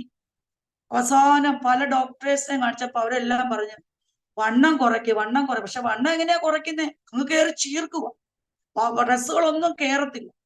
അങ്ങനെ ഇരുന്നപ്പം എന്നെ ഒരു തമിഴര് ഒരു ദിവസം ചർച്ച വന്നപ്പോ തമിഴത്തെ ആന്റി ചോദിച്ചു, മോളെ ഞങ്ങളുടെ വീട്ടിലൊരു പ്രെയർ ഉണ്ട്, നീ വരാവോ? പറഞ്ഞ് വരാം. അച്ചാച്ചനോട് അച്ചാച്ചനെ അന്ന് പ്രേയറിനൊക്കെ കൊണ്ടുപോകാൻ ഭയങ്കര ഇൻട്രസ്റ്റാ, ഭാര്യ സൗഖ്യമാകണ്ടേ. അച്ചാച്ചൻ അങ്ങനെ തമിഴരുടെ വീട്ടിൽ ഞങ്ങൾ പ്രാർത്ഥനയ്ക്ക് പോയപ്പോ ഒരു പ്രായം ചെന്ന 85 വയസ്സുള്ള ഒരു അപ്പച്ചൻ ഒരു സഞ്ചിയൊക്കെ തൂക്കിട്ട് അവിടെ ഇരിക്കുക. ഞാൻ ചെന്നപ്പോ തൊട്ട് അപ്പച്ചൻ എന്നെ നോക്കുക, നോക്കി നോക്കി നോക്കി. ഞാൻ അച്ഛനോട്, ഈ അപ്പച്ചൻ എന്നെ തന്നെ നോക്കുക, എന്തൊരു വൃത്തിയായിട്ട് അപ്പച്ചനാ. ഞാൻ പറയുക, അച്ഛൻ നീ അവിടെ മിണ്ടാതിരി, ആ പുള്ളി ഒന്നും ചെയ്യത്തില്ലെന്ന്. അവസാനം മീറ്റിംഗ് തുടങ്ങുന്നതിന് കുറച്ച് അപ്പച്ചനോട് ഇങ്ങനെ വിളിച്ചോളഞ്ഞു, ഈ കൊച്ചേ നീ ഇവിടെ എഴുന്നേറ്റ് വരാൻ പറഞ്ഞു. ഞാൻ എഴുന്നേറ്റു. അച്ഛനോട് നീ ഇവിടെ വരാൻ പറഞ്ഞു. അപ്പുറത്തെ മുറിക്കകത്തോട്ട് കൊണ്ട് വെച്ചു. എന്നിട്ട് നിനക്ക് എത്ര നാളായി പെൺകുട്ടികൾക്ക് വരാത്ത മാസമുറ വരാത്ത എത്ര നാളെ? ഞാൻ പറഞ്ഞ് 5-6 മാസം. ഞാൻ പറഞ്ഞു, വെല്ലിപ്പന് ഇതൊക്കെ അറിയാവല്ലോ. ഞാൻ മനസ്സിൽ പറയും, ഹൃദയത്തിൽ അറിയാവല്ലോ.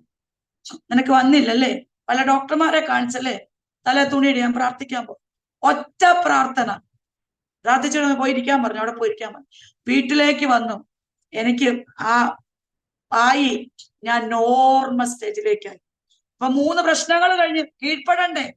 അടുത്ത എന്റെ ഡിമാൻഡ്, ഞാൻ പോകാം. പക്ഷെ എന്റെ മക്കളെ ആര് നോക്കും? എന്റെ മക്കളെ ഞാൻ ബന്ധക്കോസാ, എനിക്ക് കോട്ടയത്ത് കൊണ്ടാക്കാൻ പറ്റത്തില്ല. ഇവിടെ മമ്മിയുണ്ട്, മമ്മി എല്ലാ പെങ്ങന്മാരുടെ മക്കളുണ്ട്, എല്ലാരെയും കൂടെ നോക്കാൻ പറ്റത്തില്ല. എന്റെ കുഞ്ഞുങ്ങളെ ആര് നോക്കും? ഞാൻ കർത്താവിനോട് റൂമിൽ കയറി ചോദിക്കുന്ന, കർത്താവ് പറയാം ആര് നോക്കുന്നു എന്റെ കുഞ്ഞുങ്ങളെ? കർത്താവ് പറയാം, എന്റെ ഭർത്താവ് ഒരു ബിസിനസ്സുകാരൻ, എന്റെ കുഞ്ഞുങ്ങൾ 2 കൊച്ചു പിള്ളേർ, ഞാനും പിന്നെ ഇങ്ങനെ കർത്താവിന്റെ വിലയിന്. കർത്താവ് പറയാം, ഓരോ ദിവസം കർത്താവിനോട് മർദ്ദലിക്കും തോറും എന്നെ അങ്ങ് ദണ്ഡിപ്പിച്ചുകൊണ്ടേ. അവസാനം എന്ത് ചെയ്തു?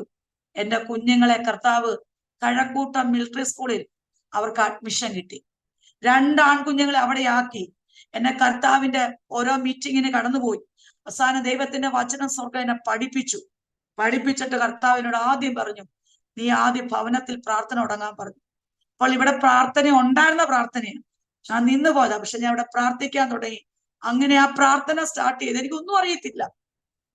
ഞാനിങ്ങനെ വരുന്നവരൊക്കെ ഞങ്ങൾ ഒന്നിച്ചിരുന്ന് പ്രാർത്ഥിക്കാൻ തുടങ്ങി. സ്റ്റാർട്ട് ആച്ചപ്പോൾ കർത്താവ് എനിക്ക് വെളിപ്പാടുകൾ തരാൻ തുടങ്ങി, ദർശനങ്ങൾ തരാൻ തുടങ്ങി. ദൈവം എന്നോട് പറഞ്ഞു, ഒരു ദെബോറയെ ഒരു ഈന്തപ്പനയുടെ ചോട്ടിൽ എങ്ങനെ ഇരുത്തിയിരിക്കുന്നു, അതുപോലെ അനേകര് നിന്റെ അടുക്കൽ വരും, അനേകരോട് നിന്റെ ആലോചന വിളിച്ചു പറയും. അങ്ങനെ വീട് പ്രാർത്ഥന കൊണ്ട് അങ്ങ് നിറഞ്ഞു. ആൾക്കാർ അപ്പം പാസ്റ്റർ എന്നെ സ്നാനപ്പെടുത്തിയ പാസ്റ്റർ പോയി, അത് കഴിഞ്ഞുള്ള പാസ്റ്റർ വന്നു, അത് കഴിഞ്ഞപ്പോൾ വീട് മൊത്തം നിറഞ്ഞു കഴിഞ്ഞപ്പോൾ പാസ്റ്റർക്ക് അത് വിഷയമായി. എടാ, ഇത്ര ഒരു വലിയ ചർച്ച കഴിഞ്ഞിട്ട് ഇത്ര ആൾക്കാർ വരുന്നില്ല. ഇത് ദേശത്തിന്റെ പല ഭാഗത്തു നിന്നും കാറയിലാളൊന്നും വണ്ടി ഇടാൻ സ്ഥലമില്ല. ഇവിടെ ഭയങ്കര പ്രശ്നമായി. അവസാനം എന്റെ പാസ്റ്റർ അല്ല, മറ്റു വ്യക്തികൾ കൂടി എനിക്ക് വിരോധമായി എഴുന്നേറ്റു. എന്നെ ചർച്ചോക്കോടിയിൽ നിന്ന് നീക്കം ചെയ്യുന്നവർ വരെ ലെറ്റർ വായിച്ചു. പക്ഷെ ഞാൻ പറഞ്ഞു, ഭയങ്കര ധൈര്യമായി എനിക്ക്. എന്റെ ദൈവം അഭിഷേകം കൊണ്ട് നിറച്ചു. ഞാൻ ചർച്ചിന്റെ പുറകെ ഇരിക്കുമ്പോൾ, ആരാധന നടക്കുമ്പോൾ ഞാൻ തെറിച്ചു വന്ന് ഫ്രണ്ടിൽ വന്ന് വീണു. എനിക്കറിയത്തില്ല എങ്ങനെ വീണെന്ന്. ഭയങ്കര പരിശുദ്ധാത്മാവിന്റെ സാന്നിധ്യം. ദൈവം എന്നോട് പറഞ്ഞു, യമൂന്യരും മെയൂരും അമോന്യരും ഒക്കെ യഹോശാപത്തിന്റെ നേരെ വന്നു, പക്ഷെ നീ അവരോട് യുദ്ധം ചെയ്യണ്ട, നീ പാടി സ്തുതിച്ചോ, പ്രാർത്ഥന ശക്തിയാക്കി, നിനക്ക് വിരോധമായി വരുന്നതിനെല്ലാം ഞാൻ കൊണ്ടുവന്നു. ഞങ്ങൾ പാടി സ്തുതിച്ചു പ്രാർത്ഥിച്ചു. എനിക്കെതിരായി വന്നതെല്ലാം സ്വർഗത്തിലെ ദൈവം എടുത്തു മാറ്റി. കർത്താവ് എന്നെ വചനം പഠിപ്പിച്ചു. കർത്താവ് എന്നെ ശുശ്രൂഷയിലേക്ക് ഇറക്കി. കർത്താവിനെ ഞാൻ പറഞ്ഞു, കർത്താവ് ശുശ്രൂഷ ചെയ്തപ്പോൾ ഞാൻ കർത്താവിനോട് മോളെ, നിനക്ക് ഇതിനകത്ത് സഭയ്ക്കകത്ത് ഒഴുകി നിൽക്കുന്ന ഒരു ശുശ്രൂഷയല്ല, നീ തെരുക്കോണുകളിൽ നിന്ന് എന്റെ വചനം പ്രസംഗിക്കണം. അപ്പൊ ഞാൻ പറഞ്ഞു, കർത്താവെ എനിക്കറിയത്തില്ല, ഒരു വലിയ സമൂഹത്തിന്റെ മുമ്പേ ചെന്ന് ഒരു സ്റ്റേജല്ല, അല്ല അവരോട് മാത്രം പറയാം, ഒരു പൊതുവേദിയിലൊക്കെ നിന്ന് എങ്ങനെയാ പ്രസംഗിക്കുന്നേ? കർത്താവിന് നീ ധൈര്യമായിട്ട് പോകും. എപ്പോൾ നിന്നോട് ഞാൻ പറയുന്നത്, ഒരു ഇരമ്യാവിന്റെ നാവിൽ തൊട്ടതുപോലെ ഞാൻ നിന്റെ നാവിൽ തൊട്ടു. ഞാൻ നിനക്ക് എന്ത് ചെയ്യാം? നിന്നെ ഞാൻ അനുഗ്രഹിക്കും. അങ്ങനെയായി പ്രശ്നങ്ങളൊക്കെ ഉണ്ടാക്കി. അതിന്റെ ഇടയ്ക്ക് ഇവിടെ വീട്ടിൽ പ്രശ്നമായി. 4 ചോട്ടിൽ നിന്ന് എനിക്ക് പ്രതികൂലം. കർത്താവിനോട് കൂടുതൽ അടുക്കും തോറും എനിക്ക് പ്രതികൂലം. അവസാനം ഞങ്ങൾ ഈ വീട് വിടുന്ന സഹോദരങ്ങൾ പിണങ്ങി ഞങ്ങൾ മറ്റൊരു സ്ഥലത്ത് പോകേണ്ട വന്നു. ദൈവം അവിടുന്നെല്ലാം ഞങ്ങളെ മടക്കി കൊണ്ടു. ഒരു യോസഫിനെ സഹോദരങ്ങൾ തള്ളിക്കളഞ്ഞപ്പോൾ പിന്നീട് യോസഫിന്റെ മുമ്പിൽ സഹോദരങ്ങൾ ക്ഷാമകാലത്ത് കൊണ്ടുവന്നത് പോലെ ദൈവം ഞങ്ങളുടെ ഒരിക്കൽ എല്ലാരെയും കൊണ്ടുവന്നു.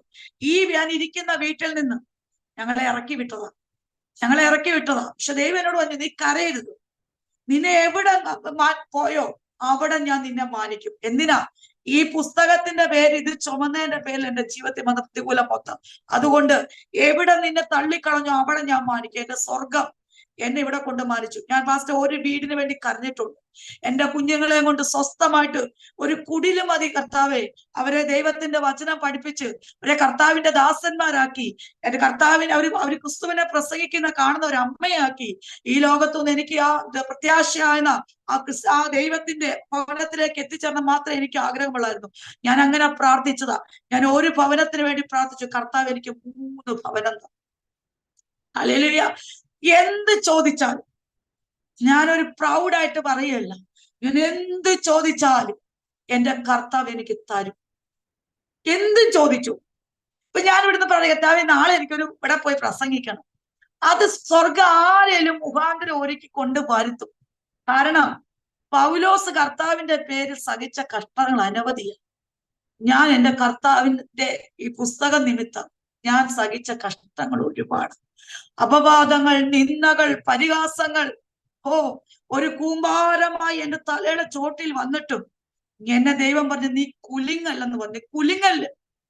കുലുങ്ങിപ്പോകല്ല. നിന്നെ എവിടെയെല്ലാം മാറ്റി നിർത്തിയോ ആ മണ്ഡലങ്ങളെല്ലാം ഞാൻ നിന്നെ മുന്നോട്ട് കൊണ്ടുവന്നു. അവിടെ എല്ലാം ദൈവം എന്നെ മാനിച്ചു. എന്റെ കുഞ്ഞുങ്ങൾ സൈനിക സ്കൂളിൽ പഠിച്ചു. അവരുടെ വിദ്യാഭ്യാസം പൂർത്തിയാക്കി.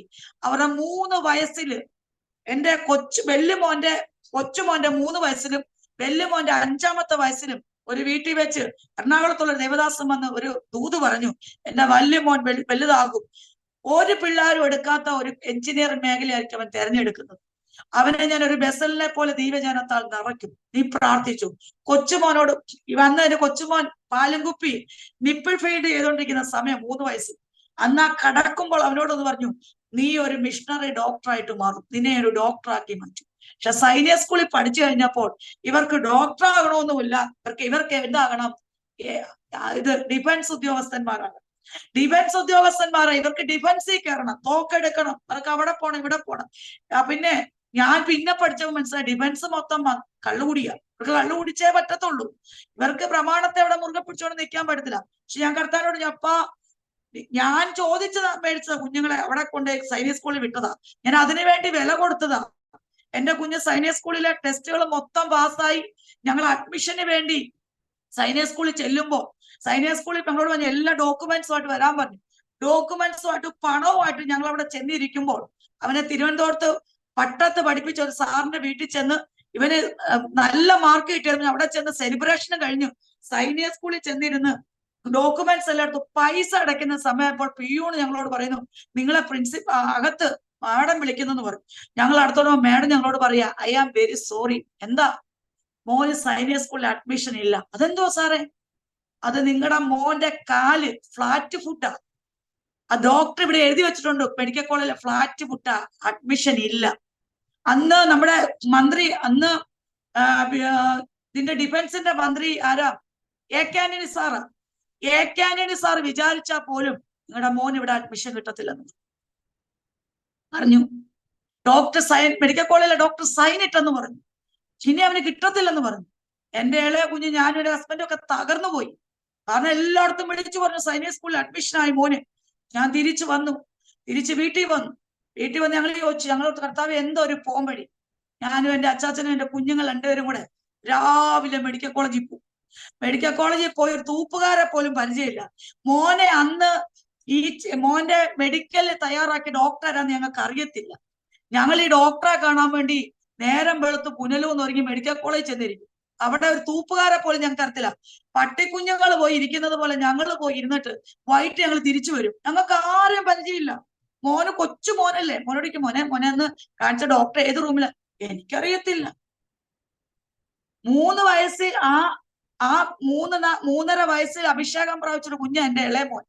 അവന് ഭയങ്കര ദൈവിക വെളിപ്പാടാ, കുഞ്ഞു കൊച്ച, ഭയങ്കര ദൈവിക വെളിപ്പാടാ. പക്ഷെ അവനോട് ചോദിച്ചു ഡോക്ടറാ, മമ്മി എനിക്കറിയത്തില്ല, എനിക്കൊരു ഡോക്ടറെ അറിയത്തില്ല. അങ്ങനെ ഇരിക്കുവാ. പക്ഷെ എന്ത് ചെയ്യാനാ, ഒരു ഡോക്ടർമാരെ ഞങ്ങൾക്കില്ല, ഒരു നേഴ്സുമാരെ ഞങ്ങൾക്ക് പരിചയമില്ല. ഞാൻ ചോദിച്ചു, അപ്പാ ലജ്ജിപ്പിക്കുവാണോ, ലജ്ജിപ്പിക്കാനാണോ അപ്പച്ചന്റെ പ്ലാൻ? അപ്പച്ചനല്ലേ പറഞ്ഞേ നീ എന്നെ മാനിച്ച ഞാൻ നിന്നെ മാനിക്കാന്ന്? അപ്പച്ചനല്ലേ എന്നോട് പറഞ്ഞേ? അവസാനം അച്ചാച്ചനോട് അച്ചാ നമുക്ക് അങ്ങ് ഇറങ്ങിത്തിരിക്കാം. നേരെ ഞാൻ പോയി ഗോകുലം മെഡിക്കൽ കോളേജ്. അവിടെ ചെന്നൊരു മേഡം സർട്ടിഫിക്കറ്റ് എഴുതി തന്നു. അത് കഴിഞ്ഞ് ഞാൻ വേറെ തിരുവനന്തപുരത്തുള്ള വേറെ ഹോസ്പിറ്റലിൽ അവിടെ ഇപ്പൊ അവരും ഫ്ലാറ്റ് കൂട്ടില്ലെന്ന് പറഞ്ഞു. അങ്ങനെ ഞാൻ എന്ത് ചെയ്തു, എന്തായാലും സൈനിക സ്കൂളുകാരുമായിട്ട് ഒരു മത്സരത്ത് നടത്തിയേ പറ്റത്തുള്ളൂ. ഞാൻ അവിടെ ചെന്നു, മെഡിക്കൽ കോളേജ് ചെല്ലുക. മെഡിക്കൽ കോളേജ് ചെന്ന് ഞങ്ങൾ ഇത് പ്രാർത്ഥിക്കുക, കരഞ്ഞിങ്ങനെ പ്രാർത്ഥിക്കുമ്പോൾ ഒരു നേഴ്സ് നല്ല സിന്ദൂരൊക്കെ തൊട്ട് ഒരു കൊലുന്നിനായി ഒരു നേഴ്സ് ഇങ്ങനെ നടന്നു വരും. എന്നോട് വെച്ച് നിങ്ങൾ എന്താ ഇവിടെ ഇരിക്കുന്നത്? ഞാൻ പറഞ്ഞ സിസ്റ്റർ എനിക്കൊരു സഹായം ചെയ്യാവോ? അപ്പൊ ചോദിച്ചു എന്തുവാ വേണ്ടിയ സഹായം? ഞാൻ പറഞ്ഞു സൈനിക സ്കൂളിന്റെ മെഡിക്കൽ നടന്നപ്പോൾ അന്ന് മെഡിക്കലിൽ എടുത്ത ഡോക്ടറെ ഒന്ന് പറയാവോ എന്ന് ചോദിച്ചു. ഉടനെ ആ സിസ്റ്റർ പറഞ്ഞു എന്റെ ജോലി പോകുന്ന പ്രശ്നമാണ്, എന്റെ ജോലി പോകും, എനിക്ക് പറയാൻ പറ്റത്തില്ല. ഞാൻ പറഞ്ഞു സിസ്റ്ററെ പറഞ്ഞേ പറ്റത്തുള്ളൂ എന്ന് പറഞ്ഞു. പുള്ളിക്കാരി ആരും കാണാതെ എന്റെ റൂമിലേക്ക് കൊണ്ടുപോയിട്ട് എന്നോട് പറഞ്ഞു ഇന്ന ഡോക്ടറാ ചെയ്തെന്ന് പറഞ്ഞു. ഡോക്ടറെ കിട്ടിയല്ലോ. ഞങ്ങൾ വന്ന് വീട്ടിൽ വന്നു. പിറ്റേ ദിവസം ഡോക്ടറെ വീട്ടിൽ പോയി. വീട്ടിൽ ചെന്ന് ഞാൻ ഡോക്ടറോട് പറഞ്ഞു ഡോക്ടർ അന്ന് നിങ്ങളോട് ആര് പറഞ്ഞു? ഞാൻ പറഞ്ഞു സാറ് എനിക്കറിയാം സാറെന്ന്. സാർ എന്റെ മോനെ ചെക്ക് ചെയ്യാൻ പറഞ്ഞു. സാറ് ചെക്ക് ചെയ്തപ്പോ സാറ് പറഞ്ഞു അയ്യോ മോന് ഫ്ലാറ്റ് ഫുട്ട് ഇല്ലല്ലോ. ഞങ്ങള് ഫ്ലാറ്റ് ഫുട്ട് ഇല്ലെന്നാണല്ലോ എഴുതി തന്നത്. ഇത് മെഡിക്കൽ കോളേജിലെ സൂപ്രണ്ടാണ് സൈൻ ചെയ്തിരിക്കുന്നത്, ഇതിന് മാറ്റം വരാൻ പറ്റത്തില്ല. നിങ്ങൾ ഒരു കാര്യം ചെയ്യും, റീടെസ്റ്റിന് ഒരു ആപ്ലിക്കേഷൻ കൊടുക്കാൻ. ഞാൻ റീടെസ്റ്റിന് ആപ്ലിക്കേഷൻ കൊടുത്തു. രണ്ടാമത് എന്റെ മോനെ മെഡിക്കൽ കോളേജ് ടെസ്റ്റ് ഇവന് ഒരു ഫ്ലാറ്റ് ഫുട്ടും ഇല്ലെന്ന് പറഞ്ഞു. ഒരു ദിവസം എന്നോട് പരിശുദ്ധാത്മാവ് പറഞ്ഞു നീ നമ്പർ എടുത്ത് മെഡിക്കൽ കോളേജിലെ സൂപ്രണ്ടിനെ വിളിക്കാൻ പറഞ്ഞു. ഞാൻ ആദ്യം പുനലൂർ ഗവൺമെന്റ് ഹോസ്പിറ്റലിൽ വിളിച്ചിട്ട് പറഞ്ഞു എനിക്ക് തിരുവനന്തപുരം മെഡിക്കൽ കോളേജ് ഒരു പേഷ്യന്റിനെ കൊണ്ട് പോകാൻ എനിക്ക് നമ്പർ തരാൻ പറഞ്ഞു. അവസാനം തിരുവനന്തപുരം മെഡിക്കൽ കോളേജിലേക്ക് ഫോൺ തന്നു. അവിടെ ഞാൻ ചോദിച്ചു നിങ്ങളുടെ സൂപ്രണ്ടിന്റെ നമ്പർ എനിക്ക് തന്നെ എമർജൻസി ആയിട്ടൊരു കാര്യം സംസാരിക്കാൻ പറഞ്ഞു. അവരെനിക്ക് നമ്പർ തന്നു. ഞാൻ നമ്പർ വിളിച്ചപ്പോൾ സൂപ്രണ്ടാ. ഞാൻ ചോദിച്ചു സാറ് എവിടെയാ? ഞാനൊരു കോൺഫറൻസിലേക്ക്. ആരാ? ഞാൻ സാറേ ഒരു പേഴ്സണൽ ആയിട്ട് ഒരു കാര്യം സംസാരിക്കാനാ, ഞാൻ മീറ്റിംഗ് കഴിഞ്ഞിട്ട് അങ്ങോട്ട് വിളിക്കാന്ന് പറഞ്ഞു. മീറ്റിംഗ് കഴിഞ്ഞ് സാർ എന്നെ വിളിച്ചു. ഞാൻ പറഞ്ഞു സാറേ ഇന്ന പോലെ ഒരു വിഷയമുണ്ട്. പിന്നെ സാർ പറയാ ഞാൻ ഒപ്പിട്ടിട്ടില്ല, ഞാനത് ഒട്ടിട്ടില്ല, അതവർക്ക് തെറ്റിപ്പറ്റ. ഞാൻ ഇല്ല സാറേ സാറിന്റെ ഒപ്പയിനകത്തുണ്ട്. തിരിച്ച് സാറ് ഫയല് മേടിപ്പിച്ച് എന്റെ മോന്റെ സാറ് വേറെ സർട്ടിഫിക്കറ്റ് ഉണ്ടാക്കി എന്റെ കുഞ്ഞവിടെ പഠിക്കാൻ ഇടയായിട്ടുണ്ട്. കാരണം ഞാൻ പറഞ്ഞതിന്റെ കാര്യം, നമ്മൾ ദൈവത്തെ മാനിച്ചാൽ സ്വർഗം നമ്മളെ മാനിക്കും. ദൈവം എല്ലാം ചെയ്യും. പിന്നീട് അങ്ങോട്ട് മുന്നോട്ട് ശുശ്രൂഷകളായി മീറ്റിങ്ങുകളായി കർത്താവ് എന്നെ കൊണ്ടുവന്നു, വചനം പഠിപ്പിച്ചു, ഇപ്പോഴും MDA ചെയ്തുകൊണ്ടിരിക്കുന്ന എല്ലാം പഠിച്ചു.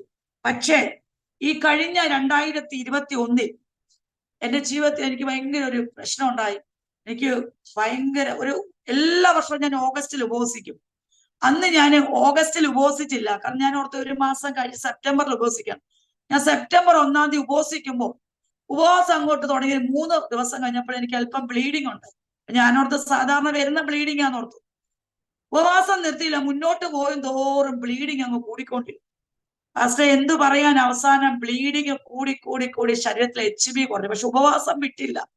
ഉപവാസത്തിന്റെ 14-ാമത്തെ ദിവസം ഞാൻ കിടന്നുറങ്ങുമ്പോൾ ഞാൻ സ്വപ്നം കാണുക, ഞാൻ ബ്ലഡിനകത്ത് കുളിച്ച് കിടക്കുക. ഞാൻ കിടക്കുന്ന റൂമും ബ്ലഡാ. അന്ന് ഇത് കാണുമ്പോൾ ഞാൻ ചാടി എഴുന്നേറ്റു. ഞാൻ ചാടി എന്റെ ഹസ്ബൻഡിനോട് പറഞ്ഞിട്ട് പുള്ളി പറഞ്ഞു എന്നാ പോയി കുളിക്കാൻ പറഞ്ഞു. ഞാൻ കുളിക്കാൻ നോക്കിട്ട് ശരീരത്തിൽ എനിപ്പം സ്ട്രെസ്സിലൊന്നും ആയിട്ടില്ല. അങ്ങനെ ഞാന് പെട്ടെന്ന് കുളിച്ചു, ചൂടുവെള്ളത്തിൽ കുളിച്ച് ഞാൻ അവിടെ വന്ന് കടന്നു ബ്ലാങ്കറ്റ് എടുത്ത് പുതച്ച് കിടക്കുമ്പോൾ എന്റെ ചെവിക്കകത്ത് വീണ്ടും കഴിഞ്ഞ കാലങ്ങളിൽ സംസാരിച്ച ഒരു ശബ്ദം, നിന്റെ മേൽ കത്തി വെക്കുവാൻ ഞാൻ അനുവദിക്കത്തില്ല. ഈ ശബ്ദം കേട്ടപ്പോൾ ഞാൻ അവിടുത്തെ ഹസ്ബൻഡാ പറയുന്നെന്ന് ഓർത്തു. ഞാൻ ചാടിന്റെ അച്ഛാ എന്നോട് വല്ലോ സംസാരിച്ചോ? അപ്പം പുള്ളിക്കറിയാൻ ഞാൻ ഉപവാസമാണ്. നിന്നോട് ഞാൻ സംസാരിച്ചില്ല, ദൈവമാ സംസാരിച്ച, പ്രാർത്ഥിക്കാൻ പറഞ്ഞു. ഞാൻ പ്രാർത്ഥിച്ചപ്പോ കർത്താവിനോട്, അപ്പ നീ ആ സംസാരിച്ചെങ്കിൽ അപ്പ എനിക്കൊരു അടയാളം തരാൻ പറഞ്ഞു. അപ്പൊ ഞാൻ എന്റെ കർത്താവോട്ട് ഒരു അപ്പനും മോളും പോലെയാ, ചെന്ന അങ്ങ് ചുമ്മാ ഓരോ കഥ പറയുക. എന്നെ അപ്പ എന്നോടൊന്ന് പറ, എന്താ ഇതിനുള്ള കാരണം. ഞാൻ അങ്ങ് ഉറങ്ങിയപ്പോൾ എന്നോട് എന്നെ ഒരു ദർശനത്തിലേക്ക് കൊണ്ടുപോയിട്ട് കർത്താവ് ഇങ്ങനെ പറഞ്ഞു, 3 വർഷം മുമ്പ് ഒരു ഉപവാസ പ്രാർത്ഥനയ്ക്ക് നീ ഒരു ചർച്ചിലേക്ക് കടന്നു പോകുമ്പോൾ ഒരു ദേവദാസം വന്ന് നിന്നോട് ആലോചന പറഞ്ഞ് നീ ഓർക്കുന്നുണ്ടോ എന്ന് ചോദിച്ചു. അപ്പോൾ എന്നെ അങ്ങോട്ട് കൊണ്ടുപോവുക, ഓർമ്മയൊക്കെ നഷ്ടം. ശരിയാ, ഒരു ആശാരി കുടുംബത്തിൽ ജനിച്ചു വന്ന ദേവദാസൻ. ഞാൻ വൈകുന്നേരത്തെ സെക്ഷന് ആ ചർച്ചിലോട്ട് കയറി ചെല്ലുമ്പോൾ, ഞാൻ ആ ചർച്ചിൽ ഫ്രണ്ടിലോട്ട് ചെല്ലുമ്പോൾ AG സഭയാ, പുനലൂർ ടൗണിലുള്ള ചെമ്മന്തൂർ സ്റ്റാൻഡ് തൊട്ടടുത്തുള്ള AG സഭ. എല്ലാ വർഷവും ഉപവാസ പ്രാർത്ഥന. ഞാൻ അവസാനത്തെ സെക്ഷന് പോകുമ്പോൾ എന്നെ കണ്ടോണ്ട് ഈ ദേവദാസൻ പാഴ്സനേജ് ഇങ്ങോട്ട് ഇറങ്ങി വരും. എന്നോട് ഓടി വന്ന് ചോദിച്ചു, ദേവദാസിയല്ലേ? ഞാൻ പറഞ്ഞതെ. ശുശ്രൂഷകയല്ലേ? ഞാൻ പറഞ്ഞതെ. എനിക്ക് നിന്നോട് 3 ആലോചന കൈമാറാനുണ്ട്. ഞാൻ ചോദിച്ചു, എന്താ? 1, ഇന്ന് നാളെ നിനക്കൊരു ഗവൺമെന്റിൽ നിന്ന് പേപ്പർ വരും. 2, നിന്റെ 2ാമത്തെ മോന് വേണ്ടി ശക്തമായിട്ട്, കുഞ്ഞിന് ശ്വാസം മുട്ടലൊന്നും ഉണ്ടാകാതെ അവർ തണുത്ത സാധനോട് കുഞ്ഞോട് പ്രാർത്ഥിച്ചോ, അല്ലെ ഹോസ്പിറ്റലിൽ അഡ്മിറ്റ് ആവും. 3, 2 വർഷങ്ങൾക്ക് ശേഷം നിന്റെ മേലെ ഒരു കത്തി വരും, ഒരു വിഷയം വരും, ഒരു സർജറി നടക്കും, അത് മാറിപ്പോണെ നീ ഇപ്പോഴേ പ്രാർത്ഥിച്ചോളാൻ പറഞ്ഞു.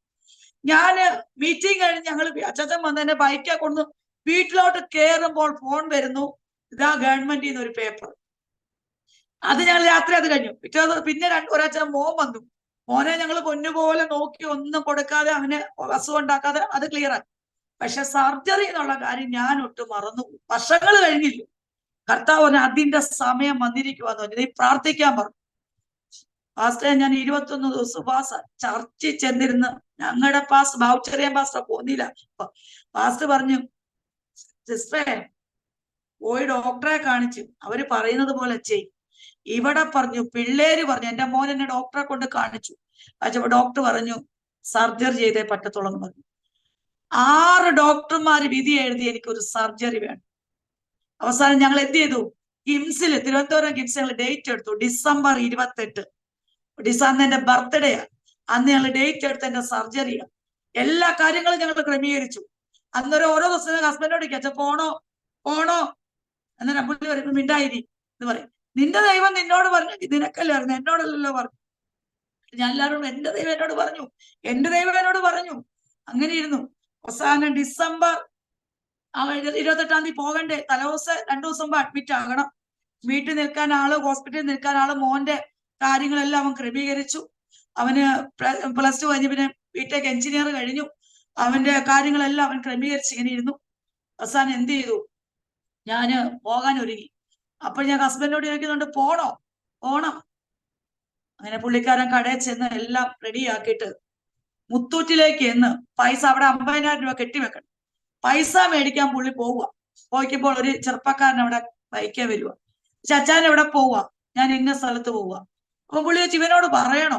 അന്ന് പറഞ്ഞേക്കാം, എന്റെ വൈഫിന് സർജറിയാ, എനിക്കിതുപോലെ അച്ഛാ കൊണ്ടുപോയല്ലേ. ഇപ്പം ഞാനൊരു നമ്പർ തരാം, ആ നമ്പറിൽ ഒന്ന് വിളിച്ച് ആ ഡോക്ടറോടൊന്ന് സംസാരിച്ച്, അല്ലെങ്കിൽ നിങ്ങൾ കൊണ്ട് കാണിച്ചിട്ട് പോയാൽ ശരി, ഓക്കെ. ഞങ്ങൾ എന്റെ നമ്പർ കിട്ടി, ആ ഡോക്ടറെ പേഴ്സണൽ നമ്പർ. ഞാൻ ആ ഡോക്ടറെ വിളിച്ചപ്പോൾ കിളിനാദ പോലത്തെ ഒരു ശബ്ദം. അപ്പൊ ചോദിച്ചു, മോളെ എവിടുന്ന് വിളിക്കാൻ? ഞാൻ കൊല്ലത്തൂന്നാ, പുനലൂർന്ന. ഒരു കാര്യം ചെയ്യും, അപ്പോയിന്റ്മെന്റ് ഒന്നും എടുക്കണ്ട, ഞാൻ അപ്പോയിന്റ്മെന്റ് എടുത്തോളാം, നാളെ വെളുപ്പിനെ കയറി വരാൻ പോയി.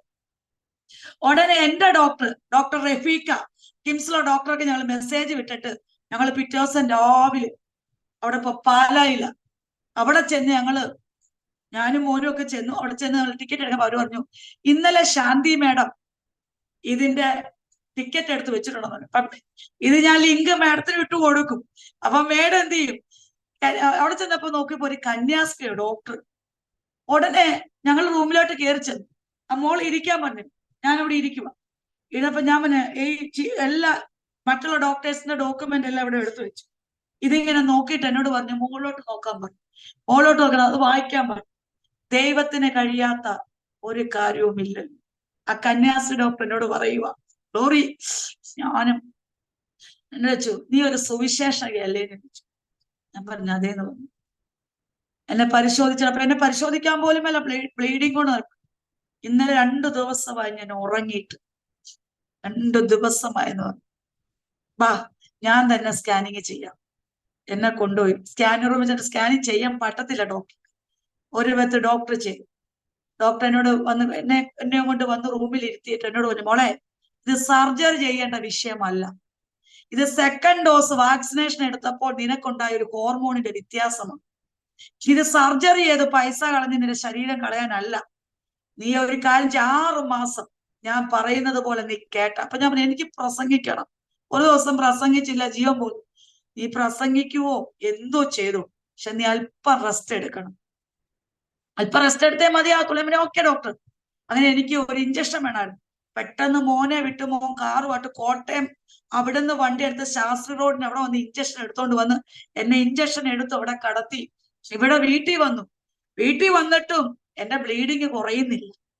28-ാം തീയതി കാണിച്ചു. ഞങ്ങൾ ഇവിടെ വീട്ടിൽ വന്നു. ഞങ്ങൾ പിന്നെ കിംസി പോയില്ല. ഡിസംബർ അപ്പൊ 28, ജനുവരി 10 ആയപ്പോൾ എന്റെ മോന്റെ ബർത്ത്ഡേ ആണ്, മൂത്ത മോന്റെ. അന്ന് ഞങ്ങളുടെ ചർച്ചിൽ ഒരു ഗസ്റ്റ് പാസ്റ്റർ ഉണ്ട്. ആ അപ്പച്ചനാണ് ഇന്ന് എന്നെ എല്ലായിടത്തും കൊണ്ടുപോയി ശുശ്രൂഷിപ്പിക്കുന്ന അഡോണ മിൻസുള്ള TM തോമസ് കുട്ടി പറഞ്ഞ ചർച്ചോപോളിലെ പാസ്റ്റർ. അപ്പോൾ അപ്പച്ചൻ ഇവിടെ ഗസ്റ്റായിട്ട് വന്ന് ശുശ്രൂഷ നടന്നപ്പോൾ അപ്പച്ചൻ എന്റെ ഇരിക്കുന്ന ആലോചന പറഞ്ഞു, എന്റെ കൃപ നിനക്ക് മതി, എന്റെ ശക്തി നിന്റെ ബലഹീനയിൽ തികഞ്ഞു വരും. ഹല്ലേലൂയ. അപ്പച്ചൻ പറഞ്ഞു. അപ്പച്ചൻ ചർച്ചിലായിരുന്നു. പിന്നെ ഞങ്ങള് ഇവിടെ വന്നു. പിന്നെ അപ്പച്ചൻ ഇവിടെ ഞങ്ങൾ ഒത്തിരി പ്രാർത്ഥിച്ചു. അപ്പച്ചനെ ഒത്തിരി പ്രാർത്ഥിച്ചിട്ട് എപ്പോഴും ബ്ലീഡിങ് ഉണ്ട്. അപ്പൊ കർത്താവ് എന്നോട് പറഞ്ഞു, കുഞ്ഞെ, ഞാൻ കർത്താവിനോട് പറഞ്ഞു, കർത്താവ് ഈ പ്രസംഗിക്കാനുള്ള വിഷയമല്ലേ എന്റെ കൃപ നിനക്ക് മതിയെന്ന്. അത് പ്രസംഗ വിഷയമാണ്. കർത്താവ് പറഞ്ഞു, കുഞ്ഞെ, ഇത് പ്രസംഗ വിഷയമല്ല, നിന്റെ ജീവിതത്തിൽ ഇത് അപ്ലൈ ചെയ്തേ പറ്റത്തുള്ളൂ. നീ ഇതൊന്ന് അപ്ലൈ ചെയ്യും. ആ ശക്തി എന്റെ ശക്തി നിന്റെ മേൽ ഞാൻ പകർന്നിരിക്കാം. അന്ന് അപ്പച്ചൻ പ്രാർത്ഥിച്ചിട്ട് പോയി. അന്ന് ബ്ലീഡിങ് സ്റ്റോപ്പായി. ഞാൻ നോർമൽ സ്റ്റേജിലായി. എല്ലാ മാസവും കറക്റ്റ് വരാൻ ഇടയായി തീർന്നു. ദൈവം എന്നെ അവിടുന്ന് വിടുവിച്ചു. അപ്പം കർത്താവ് എന്റെ നാമത്തിൽ നീ കഷ്ടങ്ങൾ സഹിക്കണം. അടുത്ത ഒരു തവണ പറഞ്ഞിട്ട് ഞാൻ എന്റെ ഇവിടെ നിർത്തുക. അത് കഴിഞ്ഞ് ഇങ്ങനെ പോയി. എല്ലാം കഴിഞ്ഞ് ഓക്കെ ആയി. പിന്നെ എന്റെ കണ്ണിന്റെ കാഴ്ച കുറഞ്ഞു. എനിക്ക് ബൈബിള് വായിക്കാൻ കഴിയാത്ത രീതി, എനിക്കൊരു യാത്ര ചെയ്യാൻ കഴിയാത്ത രീതി. എന്റെ കണ്ണ് രണ്ടും, ആദ്യം ഒരു കണ്ണായിരുന്നു, രണ്ടാമത്തെ കണ്ണും അല്പം മാത്രം കാണാം. എന്റെ കണ്ണ് രണ്ടിനെ അങ്ങനെ ആക്കി തീർത്തു. സാറിന് എനിക്ക് ബോംബെയിൽ ഒരു മീറ്റിംഗ് ഉണ്ടായിരുന്നു. ഞങ്ങൾ ബോംബെ പോയി. മീറ്റിങ്ങിന് പോകുമ്പോൾ ഞാൻ എന്റെ മോനെ എയർപോർട്ടിനടുത്ത് താമസിക്കുന്നു. അന്നേരം എന്റെ സിസ്റ്റർ വിളിച്ചിട്ട് എന്നോട് പറഞ്ഞു, ഞങ്ങൾ സൗദിക്ക് വിസിറ്റിങ്ങിന് പോവുക. അപ്പൊ എന്റെ പപ്പ മരിച്ചുപോയി, എന്റെ അമ്മ മാത്രമേ ഉള്ളൂ. അമ്മച്ചിയെ എങ്ങനെയാ നിന്റെ എനിക്ക് അമ്മച്ചിക്ക് നിൽക്കണമെന്ന് ആഗ്രഹമുണ്ട്, 10 ദിവസം അവിടെ കൊണ്ടാകാമോ? ഞാൻ 10 ദിവസം അല്ല, നിങ്ങൾ പോയിട്ട് വരുന്നോടം വരെ എന്റെ അമ്മച്ചിയെ ഞാൻ നോക്കിക്കോണം. എന്റെ അമ്മച്ചി എല്ലാ മാസവും 1 മാസം എന്റെ വീട്ടിൽ വന്ന് നിൽക്കുന്നത്. പക്ഷെ ഇപ്പോൾ അമ്മച്ചി പ്രായമായി, കണ്ണൊക്കെ സർജറി വിടത്തില്ല. അപ്പോൾ ഞാൻ അമ്മച്ചിയെ ഞാൻ കൊണ്ടോക്കോളാം. ശരി, ഡേറ്റും കാര്യങ്ങളൊക്കെ ചെയ്തു. ഞാൻ ബോംബെയിൽ നിന്ന് തിരിച്ചു വന്നു. എന്റെ മോനും ഞാനും വിളിച്ചത് കോട്ടയത്ത് നിന്ന്. അപ്പൊ എന്റെ ചേച്ചി തലേദിവസം എന്റെ അമ്മച്ചിയെ ഞാൻ ഇവിടെ കൊണ്ടുവന്നു. അമ്മച്ചി എന്റെ വീട്ടിലുണ്ട്. അമ്മച്ചിക്ക് അറിയാം ഇവിടെ ഒരു പ്രാർത്ഥന, ഇതിനെ പുനലൂർ അറിയപ്പെടുന്ന പ്രയർ ടവർ എന്ന്, ഇവിടെ പ്രാർത്ഥന ഉണ്ടെന്ന് അമ്മച്ചിക്ക് അറിയാം. അമ്മച്ചി ഇവിടെ വന്നു. ആ പ്രായം, എന്റെ അമ്മച്ചിക്ക് പ്രായമുണ്ട്, പക്ഷെ എന്റെ അമ്മച്ചി എന്റെ കൂട്ടത്തിൽ നിന്നു. ഞാൻ അമ്മച്ചി ഒത്തിരി സ്നേഹിച്ചു. അമ്മച്ചി എന്നെ സ്നേഹിച്ചു. ഞങ്ങൾ ഒത്തിരി കാര്യങ്ങളൊക്കെ പറഞ്ഞു. ഇങ്ങനെയൊക്കെ ഇരിക്കുക. അപ്പോൾ ഈ അമ്മച്ചി വരുന്നതിനൊരു ഒരാഴ്ച മുമ്പ് ഞാനൊരു ഷാരോണിലൊരു സഭ ഉപവാസ പ്രാർത്ഥനയ്ക്ക് പോയിട്ട്, ഞാൻ ആ ഷാരോൺ സഭയെ പ്രസംഗിച്ചിട്ടുള്ളതാണ്. അതുകൊണ്ട് ആരും കാണലെന്നും പറഞ്ഞുകൊണ്ട് ഞാൻ ചെന്നിട്ട് ചെയ്തു, മാസ്ക് ഒക്കെ വെച്ചു, ഇങ്ങനെ എല്ലാം വാരിക്കെട്ടി ഏറ്റവും പുറകിലിരിക്കുക. അന്ന് ഷാരോൺ സഭ ഉപവാസ പ്രാർത്ഥനയ്ക്ക് വന്നത് കുണ്ടറയിലുള്ള ജോൺസൺ പാസ്റ്റർ വന്നത് ശുശ്രൂഷയാണ്. ഞാൻ ഏറ്റവും പുറകിലിരിക്കുക.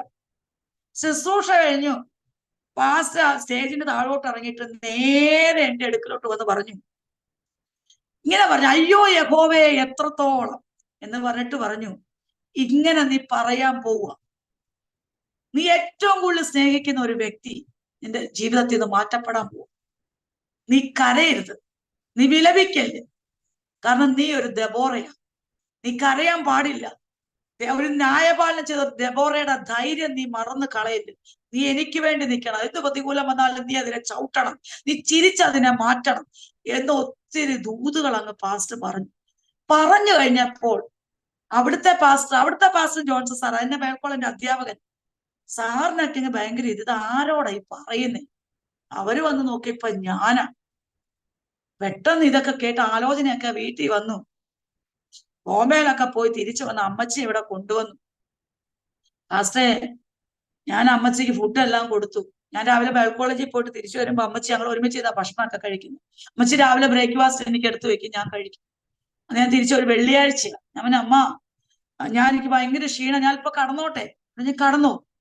ഞാൻ 6 മണിയാകുമ്പോ എനിക്കൊരു പേഴ്സണൽ ആയിട്ടൊരു ആരാധനയുണ്ട്. ആരാധന കഴിഞ്ഞിട്ടാണ് ഞാൻ ചായ കുടിക്കുന്നത്. ഞാൻ ചായ അന്നേരം തരാം. ശരി മക്കള് കടന്നോളാൻ പറഞ്ഞു. ഞാൻ അവിടെ കടന്നു. എന്റെ അമ്മച്ചി എന്ത് ചെയ്തെന്നറിയാവോ? അങ്ങോട്ട് കയറിയിട്ട് കാലിൽ വേദനയ്ക്ക് പറ്റുന്ന ക്രീമുകളുണ്ട്. ആ ക്രീമുകളെല്ലാം കൂടി എടുത്ത് കാലിലും കയ്യിലോട്ട് അങ്ങ് തേച്ചിട്ട് ഈ ബെഡേ ഇങ്ങോട്ട് എഴുന്നേറ്റ് വന്ന് ക്രീം വെക്കാൻ വന്നതാ. ഇവിടെ ഒരു മാറ്റ് കിടന്നു. ആ മാറ്റ് സ്ലിപ്പായി എന്റെ അമ്മ തറയിൽ വീണു. ഒരു നിലവിളിയാ ഞാൻ കേൾക്കുന്നത്. ഞാൻ ഇങ്ങനെ സ്കാർഫ് എടുത്തിട്ട് സ്തോത്ര സ്തോത്രം എന്ന് പറഞ്ഞ ആരാധനയ്ക്ക് അങ്ങോട്ട് ഇരിക്കിയ ശബ്ദമാ. ഞാൻ ഓടി ഞാൻ മോളി വരുമ്പോൾ എന്റെ അമ്മച്ചി തറയിൽ കിടക്കുക. എന്നെ കൊണ്ട് തന്നെ എടുത്തു വെക്കാൻ പറ്റത്തില്ല. പക്ഷെ എങ്കിലും ഞാൻ എടുത്ത് പെട്ടേ കടത്തി. എന്റെ കുഞ്ഞെന്റെ കാലനക്കാൻ വയ്യെന്ന് പറഞ്ഞു. എനിക്ക് എന്ത് ചെയ്യണമെന്ന് അറിയത്തില്ല. ആരുമില്ല. അച്ചാച്ചൻ അങ്ങ് അഞ്ചലില്ല, പിള്ളേരില്ല. ഞാൻ പെട്ടെന്ന് ഇവിടെ ജോലിക്ക് നിന്നൊരു ചേച്ചിയുണ്ട് താഴെ. ചേച്ചി ഒരു കടയിൽ പോയ ചേച്ചിയെ വിളിച്ചു വരുത്തി. ഓടി വന്ന് പുനലൂര് ഞാൻ ഫോൺ ചെയ്തപ്പോ അവര് പറഞ്ഞു, ഇന്ന് ഒറ്റ ഓർത്തോ ഡോക്ടർമാർ, എന്തോ ഡോക്ടർമാരുടെ പ്രശ്നം, ഓർത്തോ ഡോക്ടർമാരൊന്നുമില്ല, നിങ്ങൾ ഒരു കാര്യം ചെയ്ത് കൊണ്ട് അഡ്മിറ്റ് ആക്കിക്കോ, എക്സ്റേ എടുത്ത് ഡോക്ടർ രാവിലെ എടുത്തിട്ട് വന്ന് ഇഞ്ചക്ഷൻ ഒക്കെ എടുക്കാന്ന് പറഞ്ഞു. പെട്ടെന്ന് അച്ചാച്ചനെ വിളിച്ചു. പെട്ടെന്ന് മോന് ഫോൺ ചെയ്തു. മോൻ പെട്ടെന്ന് എറണാകുളത്തു നിന്ന് ആ സെക്കൻഡിൽ തന്നെ അവൻ അവിടെ നിന്ന് തിരിച്ചു വന്നു ഇവിടെ വന്നു. അപ്പൊ കോട്ടയത്ത് വിളിച്ചപ്പോ അവര് പറഞ്ഞു, അവിടെ നോക്കണ്ട, അവിടെ നിർത്തിയാല് നിനക്ക് നോക്കാൻ പറ്റത്തില്ല, നിനക്ക് മീറ്റ് ശുശ്രൂഷയൊക്കെ ഉള്ളത് അങ്ങ് കൊണ്ടുപോരാൻ പറഞ്ഞു. നേരെ കോട്ടയത്ത് കിംസി കൊണ്ട് അമ്മച്ചിയെ കൊണ്ടുപോയി. അവിടെ ചെന്ന് എക്സ്റേ എടുത്തപ്പോഴാണ് അറിയുന്നത് എന്റെ അമ്മച്ചിയുടെ തൊടയലിന്റെ ഭാഗം പൊട്ടിപ്പോയി. നിസ്സാരം ഒന്ന് വീണതേ ഉള്ളൂ. ഡോക്ടർ പറഞ്ഞു ഒരു സർജറി വേണമെന്ന് പറഞ്ഞു. സർജറി വന്നപ്പോ എന്റെ ചേച്ചിയെ വിളിച്ചു. സൗദി അറേബ്യയിൽ ചേച്ചി എന്നെ നോക്കി. എന്റെ പാസ്റ്റർ, അന്ന് എന്റെ ചേച്ചി വീണതാ, എന്റെ അമ്മച്ചി വീണെന്ന് പറഞ്ഞു. സൗദിയെ കടന്ന് നേല വിളിച്ച് കരഞ്ഞ് 1.5 ലക്ഷം രൂപ അങ്ങോട്ട് മുടക്കി എല്ലാം കൂടെ പോയത്. ചേച്ചി നേല വിളിച്ച് ഡോക്ടറെ എന്റെ അമ്മയെ ഓപ്പറേഷൻ ചെയ്യരുത്, ഞാൻ വരാതെ എന്റെ അമ്മയെ ഓപ്പറേഷൻ ചെയ്യരുത് ഡോക്ടർ ഇപ്പോൾ എന്തേലും ചെയ്തോ, ട്രാക്ഷൻ എന്തേലും ഇട്ടോ എന്റെ അമ്മയെ ഓപ്പറേഷൻ. ചേച്ചി അങ്ങ് നിലവിളിക്കാൻ ആ നിലവിളിയുടെ മുമ്പ് ഡോക്ടർ പറഞ്ഞു ഇപ്പൊ ഓപ്പറേഷൻ ചെയ്യത്തില്ലെന്ന് പറഞ്ഞു. അങ്ങനെ ട്രാക്ഷൻ ആക്കിയിട്ട് വെയിറ്റ് ആക്കിയിട്ട് അമ്മച്ചിയെ കടത്തി. എന്റെ ചേച്ചി അന്ന് ഭയങ്കര പ്രശ്നമാണ്. ചേച്ചി ചോദിക്കുന്ന വെച്ചാൽ ഇത്രയും വർഷം എന്റെ അമ്മയെ ഞാൻ നോക്കിയിട്ട് എന്റെ അമ്മയ്ക്കൊന്നും പറ്റിയില്ല. പ്രാർത്ഥനാക്കാരുടെ വീട്ടിൽ കൊണ്ടുപോയിട്ട് എന്റെ അമ്മയെ കൊന്നുകളഞ്ഞു. വിഷയായി, തലയ്ക്ക് മീതെ വിഷയായി. എന്റെ അമ്മച്ചിയെ ഞാൻ അവിടെ എന്റെ ചേച്ചിമാരൊക്കെ അവരൊന്ന് നീ കയറി പൊക്കോളാൻ പറഞ്ഞു. ഞാൻ ഇവിടെ വന്നു അമ്മച്ചി ഹോസ്പിറ്റലില്ല. ഞാൻ ഇവിടെ വന്നു. അന്ന് രാത്രി എനിക്ക് സൺഡേ സ്കൂൾ ഉണ്ട്, പഠിപ്പിക്കണം. ഇവിടെ വന്ന് രാത്രി കുളിച്ചു കടന്നിട്ട് രാവിലെ ആരാധനയും കഴിഞ്ഞ് വന്നിട്ട് ഞാൻ എന്റെ ഹസ്ബൻഡിനോട് അച്ഛൻ എന്റെ ചെവിക്കകത്ത് ഇന്നലെ രാത്രി പാതിരയ്ക്ക് വന്നതല്ലേ ബസ്സില്, കാറ്റടി ചെവിക്കകത്തൊരു വേദന എന്നും പറഞ്ഞ് ഞാൻ എന്ത് ചെയ്തു, അമ്മച്ചി കിടക്കുന്ന വിഷമെല്ലാം മനസ്സിൽ കിടക്കും. ഓടിച്ചെന്ന് എക്സ്പയറി ഡേറ്റ് ആയ മെഡിസിൻ എടുത്ത് ചെവിക്കകത്തോട്ടം കുഴിച്ചു കൊടുത്തു. പിറ്റേ ദിവസം രാവിലെ അപ്പൊ ഒരു പനി. എനിക്ക് ഹോസ്പിറ്റലിൽ ചെല്ലണം, ദിവസം പനി. ഇവിടെ പുനലൂര് കൊണ്ടുപോയി. ചെവിക്കകത്ത് വേന ഡോക്ടർ ഡോക്ടർ കാണിച്ചിട്ട് പറഞ്ഞു, എന്തോ ഈ കാണിച്ചു വെച്ചിരിക്കുന്നേ, ഈ മരുന്ന് ഈ താഴോട്ട് വീഴാതെ ദൈവം അതിനെ ഇവിടെ തടഞ്ഞു നിർത്തി അത് കൊമിളയായി മാറി. ആർക്കും തൊടാൻ പറ്റത്തില്ല, ചെവി അനക്കാമല്ല, ഹൈ ഫീവർ. പുനലൂർ 2 ഡോക്ടർമാരെ കാണിച്ചു, ഒരു രക്ഷയിൽ. അവസാനം എനിക്ക് ബിജാസി കൊണ്ടുപോകാൻ പറഞ്ഞു. ബിജാസി കൊണ്ടുപോയി. അവിടെ കൊണ്ട് ഡോക്ടർ അങ്ങോട്ട് കേട്ടിട്ട് ആ കുമള അങ്ങ് പൊട്ടിച്ച് ഡോക്ടർ ഒരു മോശം അങ്ങ് വഴക്ക്. ഒരു നേഴ്സാണോ ഇങ്ങനെ കാണിച്ചെന്ന് ചോദിച്ചോണ്ട് പെട്ടെന്ന് അഡ്മിറ്റ് ആക്കാൻ പറഞ്ഞു. പെട്ടെന്ന് ട്രിപ്പ് ഇട്ട് പനിയും ഇതെല്ലാം പഴുത്ത് പൊട്ടി. ഞാൻ അങ്ങ് അപ്സെറ്റ്. എന്റെ അമ്മ വീണു, എന്റെ ചേച്ചി വീണു, എന്റെ ചേച്ചിമാര് മൊത്തം പ്രശ്നമായി. എനിക്ക് സഹിക്കാൻ പറ്റത്തില്ല. കർത്താവ് എന്റെ വീട്ടിൽ വന്നിട്ട് എന്റെ അമ്മയെ എടുത്തു കളഞ്ഞു. അന്നേരം ദൈവാത്മ പറഞ്ഞ ദൂത് കിടക്കുക, നീ ഏറ്റവും കൂടുതൽ സ്നേഹിക്കുന്ന ഒരു വ്യക്തി മാറ്റപ്പെടും, നീ കരയല്ല്. എനിക്ക് അവസാനം ഞാൻ ചെവി 5 ദിവസം ഡോക്ടർ ഞാൻ അഡ്മിറ്റ് ആയി, ആന്റിബയോട്ടിക് കുത്താൻ പറഞ്ഞു. ചേച്ചിമാരെന്നെ വീഡിയോ കോളിൽ കൂടെ കണ്ടു. അവർ പറഞ്ഞു ഒന്നും വേണ്ട, വിഷമിക്കേണ്ട, അസുഖം മാറട്ടെ, ഞാൻ അവിടെ കടന്ന് കരഞ്ഞ ദൈവത്തോടെ എൻ്റെ അമ്മച്ചിയെ സൗഖ്യമാക്കും. ഞാൻ അങ്ങനെ ഇവിടെ വന്നു കഴിഞ്ഞ് വീട്ടിൽ വന്ന് ഡിസ്ചാർജ് ചെയ്ത് ഇവിടെ വീട്ടിൽ വന്നപ്പോ ഞാൻ ചേച്ചിയോട് ചേച്ചി എന്നോട് ക്ഷമിക്ക്, ഇങ്ങനെ ഒരു അബദ്ധം പറ്റിപ്പോ, ചേച്ചി ഇങ്ങ് കയറി. ചേച്ചി അല്ലേലും ഞാൻ കയറി വരുവാ, ടിക്കറ്റ് എടുത്ത്. എനിക്ക് എന്റെ അമ്മയല്ല, എനിക്ക് സൗദി അല്ല, എന്റെ മക്കളല്ല, എനിക്കൊന്നുമല്ല, എനിക്ക് എന്റെ അമ്മയില്ലാത്ത ലോകത്തിൽ എനിക്ക് ജീവിക്കണ്ട നമ്മൾ ചേച്ചി കരയുക. അങ്ങനെ ഞാൻ ചേച്ചി കയറി വാ, ഞാനും ഇന്ന് അങ്ങോട്ട് വരാം. ഞാൻ വരുവാ, നീയും കൂടെ വാ. ഞാൻ അങ്ങനെ കടന്നപ്പോൾ ഞാൻ സ്വപ്നം കാണുക, എന്റെ ഫോൺ ബെല്ലടിക്കുക. ഫോൺ ബെല്ലടിച്ചപ്പോ ഞാനിങ്ങനെ സ്വപ്നത്തിൽ ഫോൺ എടുത്തപ്പോൾ എന്നോടൊരു പുരുഷൻ സംസാരിക്കുക, നിന്റെ അമ്മ ഈ ലോകത്തുനിന്ന് മാറ്റപ്പെടും, ഇന്ന് നീ ധൈര്യമുള്ളവളായിരിക്കുക. ഇത് പറഞ്ഞ് പുരുഷന്റെ ശബ്ദം കഴിഞ്ഞ ഉടനെ കേൾക്കുന്ന എന്റെ ചേച്ചിയുടെ ശബ്ദമാണ്. അമ്മച്ചി പോയി, ഇത് മാത്രമേ കേട്ടുള്ളൂ. ഞാൻ ചാടി കരഞ്ഞോണ്ട് എഴുന്നേറ്റു. ചേച്ചൻ എന്നെ വഴക്ക് പറഞ്ഞു, ഞാൻ അമ്മച്ചി ഒന്നും മരിച്ചില്ല, അമ്മച്ചിക്ക് ഒന്നും പറ്റത്തില്ല, നീന്തി നിനക്ക് അത് തല കയറി കിടക്കുക എന്ന് പറഞ്ഞു. എല്ലാരെയും വിളിച്ചു വെച്ചു, അമ്മച്ചിക്ക് ഒരു കുഴപ്പമില്ല, നീ സ്വപ്നം കണ്ടതാ, നീ എന്തിനാ പേടിക്കുന്നേ? ഞാൻ അന്ന് പോയി. അപ്പൊ ചേച്ചിനോട് ഞാൻ പിറ്റേ ദിവസം ചെല്ലണം, ഞാൻ അന്ന് സ്വപ്നം കണ്ടിട്ട് പിറ്റേ ദിവസം ബൈബിൾ കോളേജിൽ പോയി. അപ്പൊ എനിക്ക് ചൊവ്വാഴ്ച എല്ലാം ചേച്ചിയുടെ ഇത്. ഞാൻ ബൈബിൾ കോളേജിൽ ചെന്നപ്പോൾ എന്റെ സാർ എന്നെ പഠിപ്പിക്കുക, കർത്താവ് തന്റെ ഗംഭീരനാഥത്തോടും പ്രധാന ദൂതന്റെ ശബ്ദത്തോടും ദൈവത്തിന്റെ കാവളത്തോടും കൂടി ഇറങ്ങി വരും. ഞാൻ ഈ ടോപ്പിക്ക് തരിക, അതിന്റെ അർത്ഥം, അതിനെക്കുറിച്ചുള്ള ഒരു തീം, അതിനെക്കുറിച്ചുള്ള ഒരു മെസ്സേജ് സിസ്റ്റർ പറയാൻ പറഞ്ഞു. കർത്താവ് തന്റെ ഗംഭീരനാഥം, പ്രധാന ദൂതന്റെ ശബ്ദം, ദൈവത്തിന്റെ കാവളം. അപ്പൊ ഞാൻ സാർ ആദ്യം പറയല്ല, സിസ്റ്റർ മറ്റുള്ളവരെ പഠിപ്പിക്കാനുള്ള വാർത്തായാലും പറയാൻ പറഞ്ഞു. അപ്പൊ ഞാൻ ഇങ്ങനെ ഇത് പറയുമ്പോഴൊക്കെ എന്റെ ഹൃദയത്തിൽ എന്റെ അമ്മച്ചി മരിക്കുന്നതും, എന്റെ അമ്മച്ചി സ്വർഗത്തിൽ പോകത്തില്ല, എന്റെ അമ്മച്ചി രക്ഷിക്കപ്പെട്ടിട്ടില്ല, കർത്താവെ വേണ്ട, എന്റെ അമ്മച്ചി രക്ഷിക്കപ്പെട്ടിട്ടില്ല, എന്റെ അമ്മച്ചി രക്ഷിക്കപ്പെട്ടിട്ട് കർത്താവ് വിളിച്ചോ? ഞാൻ പറയുക, എന്റെ അമ്മച്ചി രക്ഷിക്കപ്പെട്ടിട്ടില്ല. അപ്പോൾ എപ്പോഴും ഞാൻ അമ്മച്ചിയോട് സുവിശേഷം പറയും. അമ്മച്ചി പറയും, കുഞ്ഞെ എനിക്കറിയാം യേശുവിനെ രക്ഷകനായ ആശ്വസിച്ച, പക്ഷെ എനിക്ക് നിന്റെ ചേച്ചിയെ പേടി, അതുകൊണ്ട് ഞാൻ ചെയ്യത്തില്ല, നിന്റെ ചേച്ചി എന്നെ ശരിയാക്കും പറഞ്ഞിട്ടുണ്ട്. അമ്മ അവിടെ പൊക്കോണം, പക്ഷെ സുവിശേഷം പറഞ്ഞ് ബന്ധക്കോസുകാരായിട്ട് തിരിച്ചു വരാൻ എന്നോട് പറഞ്ഞിട്ടുണ്ട്. ഞാൻ പേടിയാ മോനെ എന്ന് പറയും, ഞാൻ പേടിയാ മോനെ എന്ന് പറയും. ഞാൻ കർത്താവ് എന്റെ അമ്മച്ചി രക്ഷിക്കപ്പെട്ടില്ല, എനിക്കതാ സങ്കടം. ഞാൻ കോളേജ് കഴിഞ്ഞ് 2 മണിയായപ്പോ സാറിനോട് ചോദിച്ചു, ഞങ്ങളുടെ ഇവിടെ ഒരു വില്ലേജ് ഓഫീസിൽ പോണായിരുന്നു.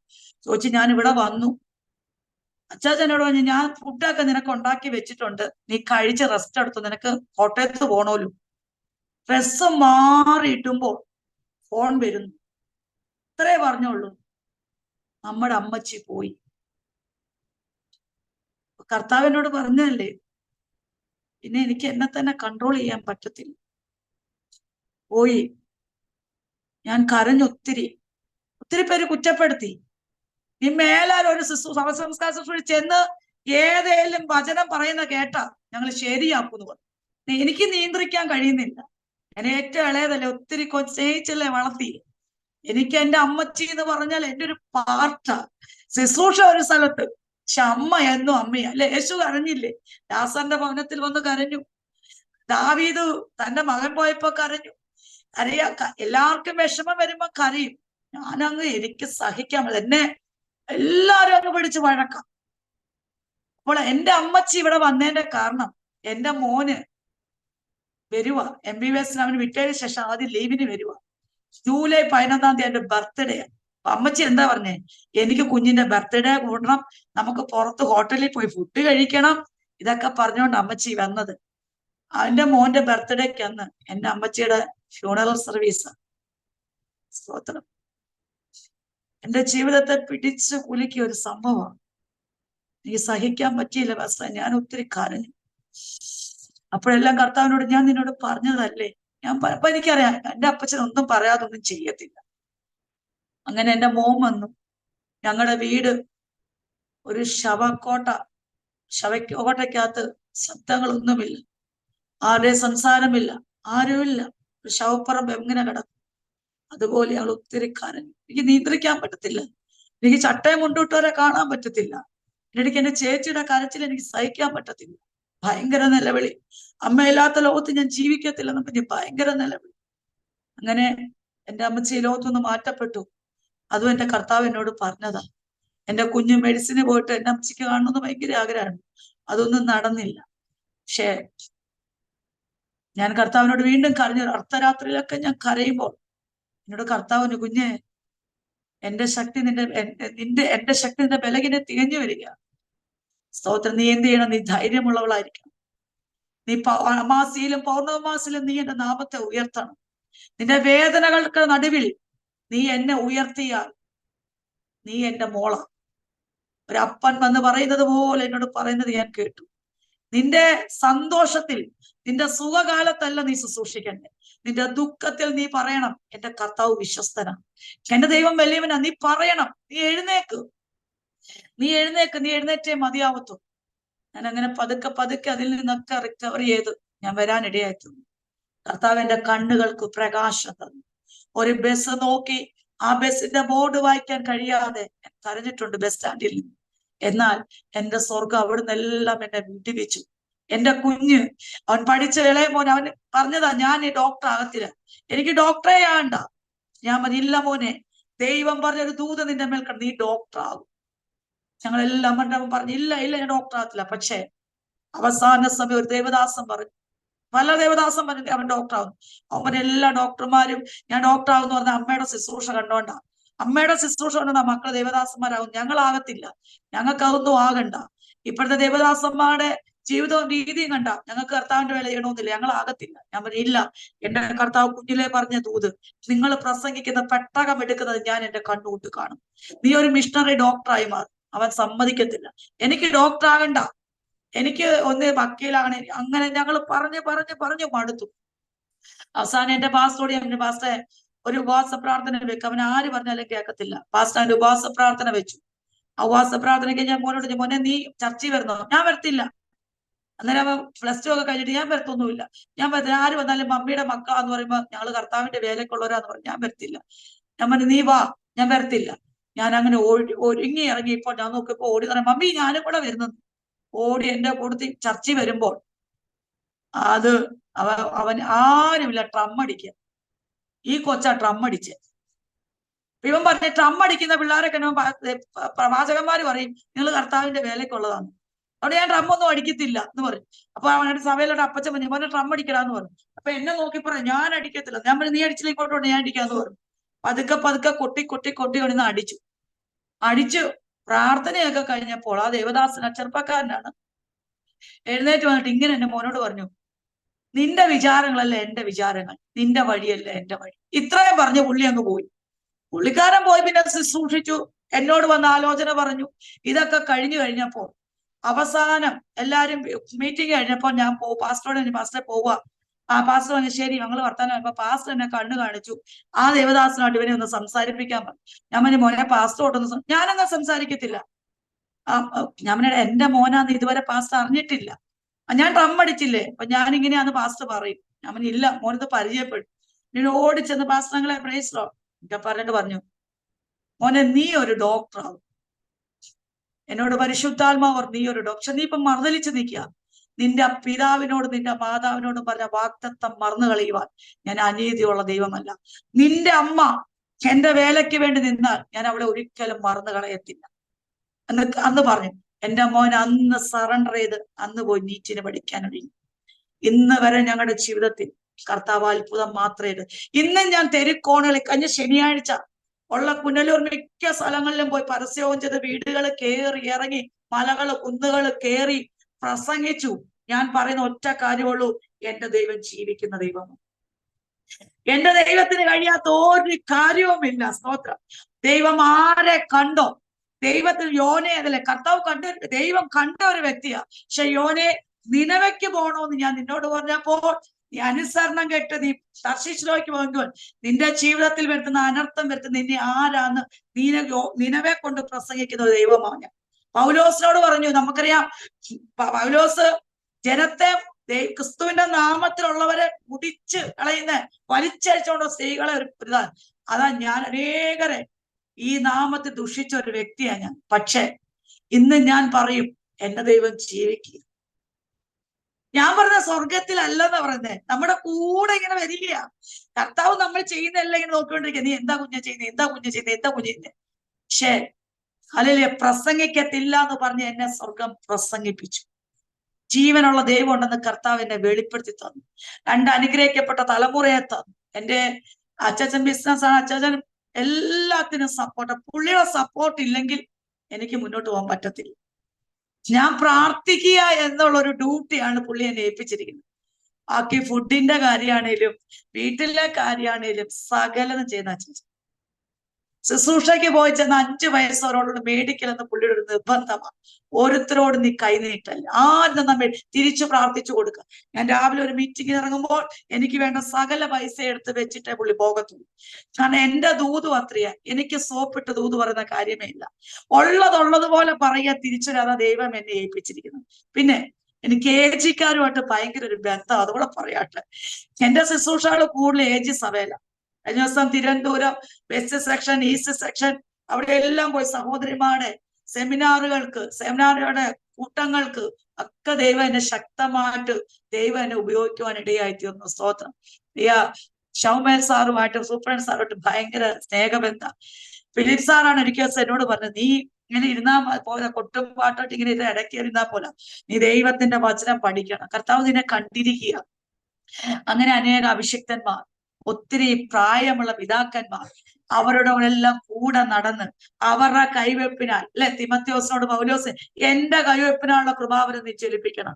അപ്പച്ചന്മാരുടെ കൈവെപ്പിനുള്ള കൃപാവരം ചെലിപ്പിച്ചുകൊണ്ട് ഇന്ന് പുനലൂരായിരിക്കുന്നു. എന്നാൽ ഞാൻ പ്രവാചികയല്ല, പ്രവാചക ശിഷ്യല്ലെന്ന് ഞാൻ പറയും. പക്ഷെ കർത്താവ് എന്ത് പറഞ്ഞാലും ഒരാലോചന പറയാൻ, അല്ലപ്പ നീ ഇന്നടത്തോട്ട് പോവുക. 10-18 വർഷം ചെങ്കലയ്ക്കകത്ത് കടന്ന് ബന്ധിച്ചു വെച്ച, ഒരിക്കലും പുറത്തിൽ നിന്ന് ദേവദാസന്മാരൊക്കെ പ്രാർത്ഥിച്ച് ചെങ്ങലയ്ക്കകത്ത് കിടന്ന ശുശ്രൂഷയായ ഒരു ദേവദാസി, അവർ ചെങ്ങലയ്ക്കകത്ത് കിടക്കുക.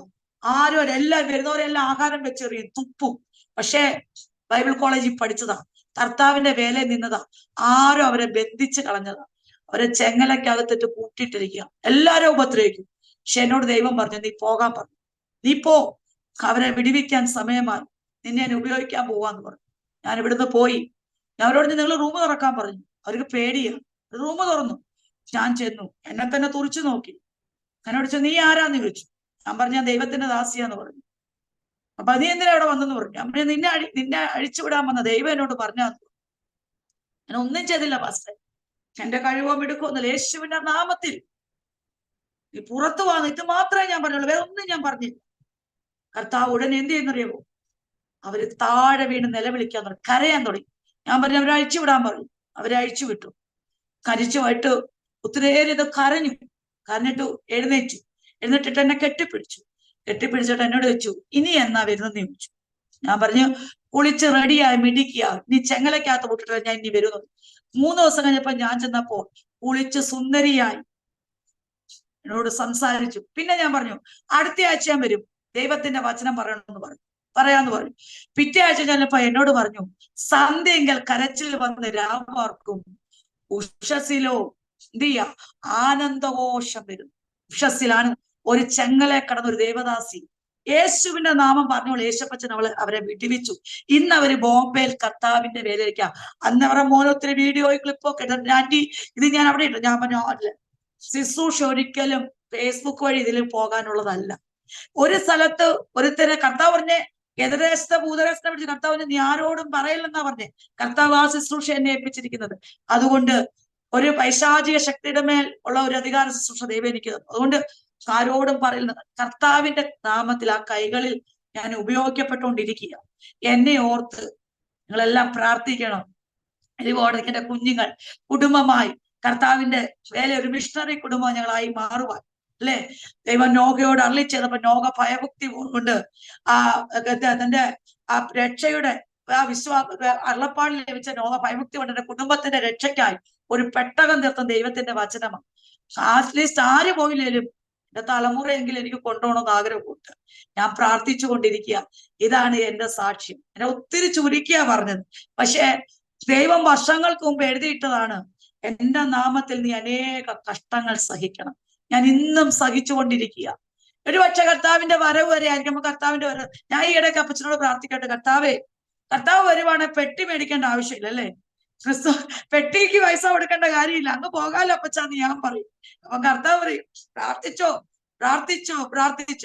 അല്ലല്ലേ? പ്രാർത്ഥിച്ചുകൊണ്ടിരിക്കുന്നു, കർത്താവിന്റെ വേലയിലായിരിക്കുന്നു. കർത്താവ് അയക്കുന്ന സ്ഥാനത്തൊക്കെ പോകുന്നു. സന്തോഷത്തോടെ പുനലൂർ പട്ടണത്തിലായിരിക്കുന്നു. ഈ പട്ടണം വിട്ട് എങ്ങോട്ട് ഞങ്ങളെ കൊണ്ടുപോകുന്ന കർത്താവ് ഞങ്ങൾക്ക് അറിയത്തില്ല. എന്റെ കുടുംബത്തിൽ ആരും രക്ഷിക്കപ്പെട്ടിട്ടില്ല, സ്നാനപ്പെട്ടിട്ടില്ല.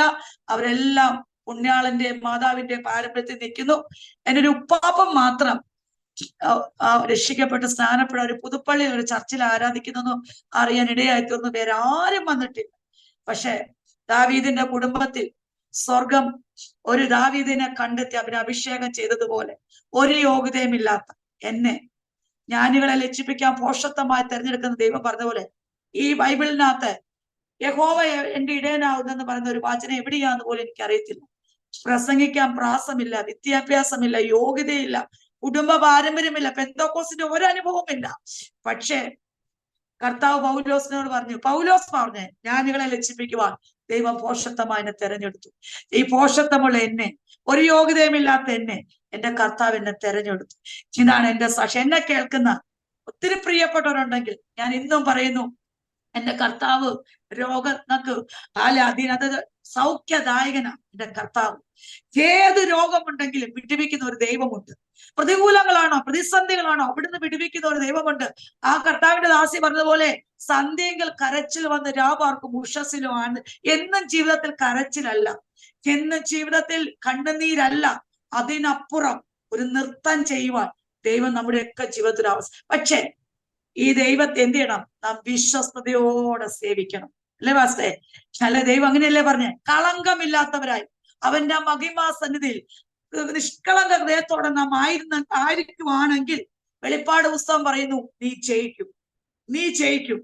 ചെറിയൊരു യൂദായുടെ പുസ്തകം വെളിപ്പാട് പുസ്തകത്തിന്റെ തൊട്ട് മുമ്പേ കൊണ്ട് പരിശുദ്ധാത്മാവ് കൂട്ടിവെച്ചെങ്കിൽ അതിനകത്തെഴുതുന്ന ആ സെന്റൻസുകൾ വായിച്ചാൽ അതിന് ഭയങ്കര മനോഹരമായിട്ടാണ് യൂദ യേശുക്രിസ്തുവിന്റെ സഹോദരൻ അവിടെ എഴുതി വെച്ച് മനോഹരമായിട്ട് ഇങ്ങനെ എഴുതി വന്നിട്ട് പറയുന്നുണ്ട്, കളങ്കമില്ലാത്തവരായ ദൈവം നിൽക്കുക. അപ്പോൾ ദൈവം നമ്മുടെ ഹൃദയത്തെ നോക്കുന്നത്.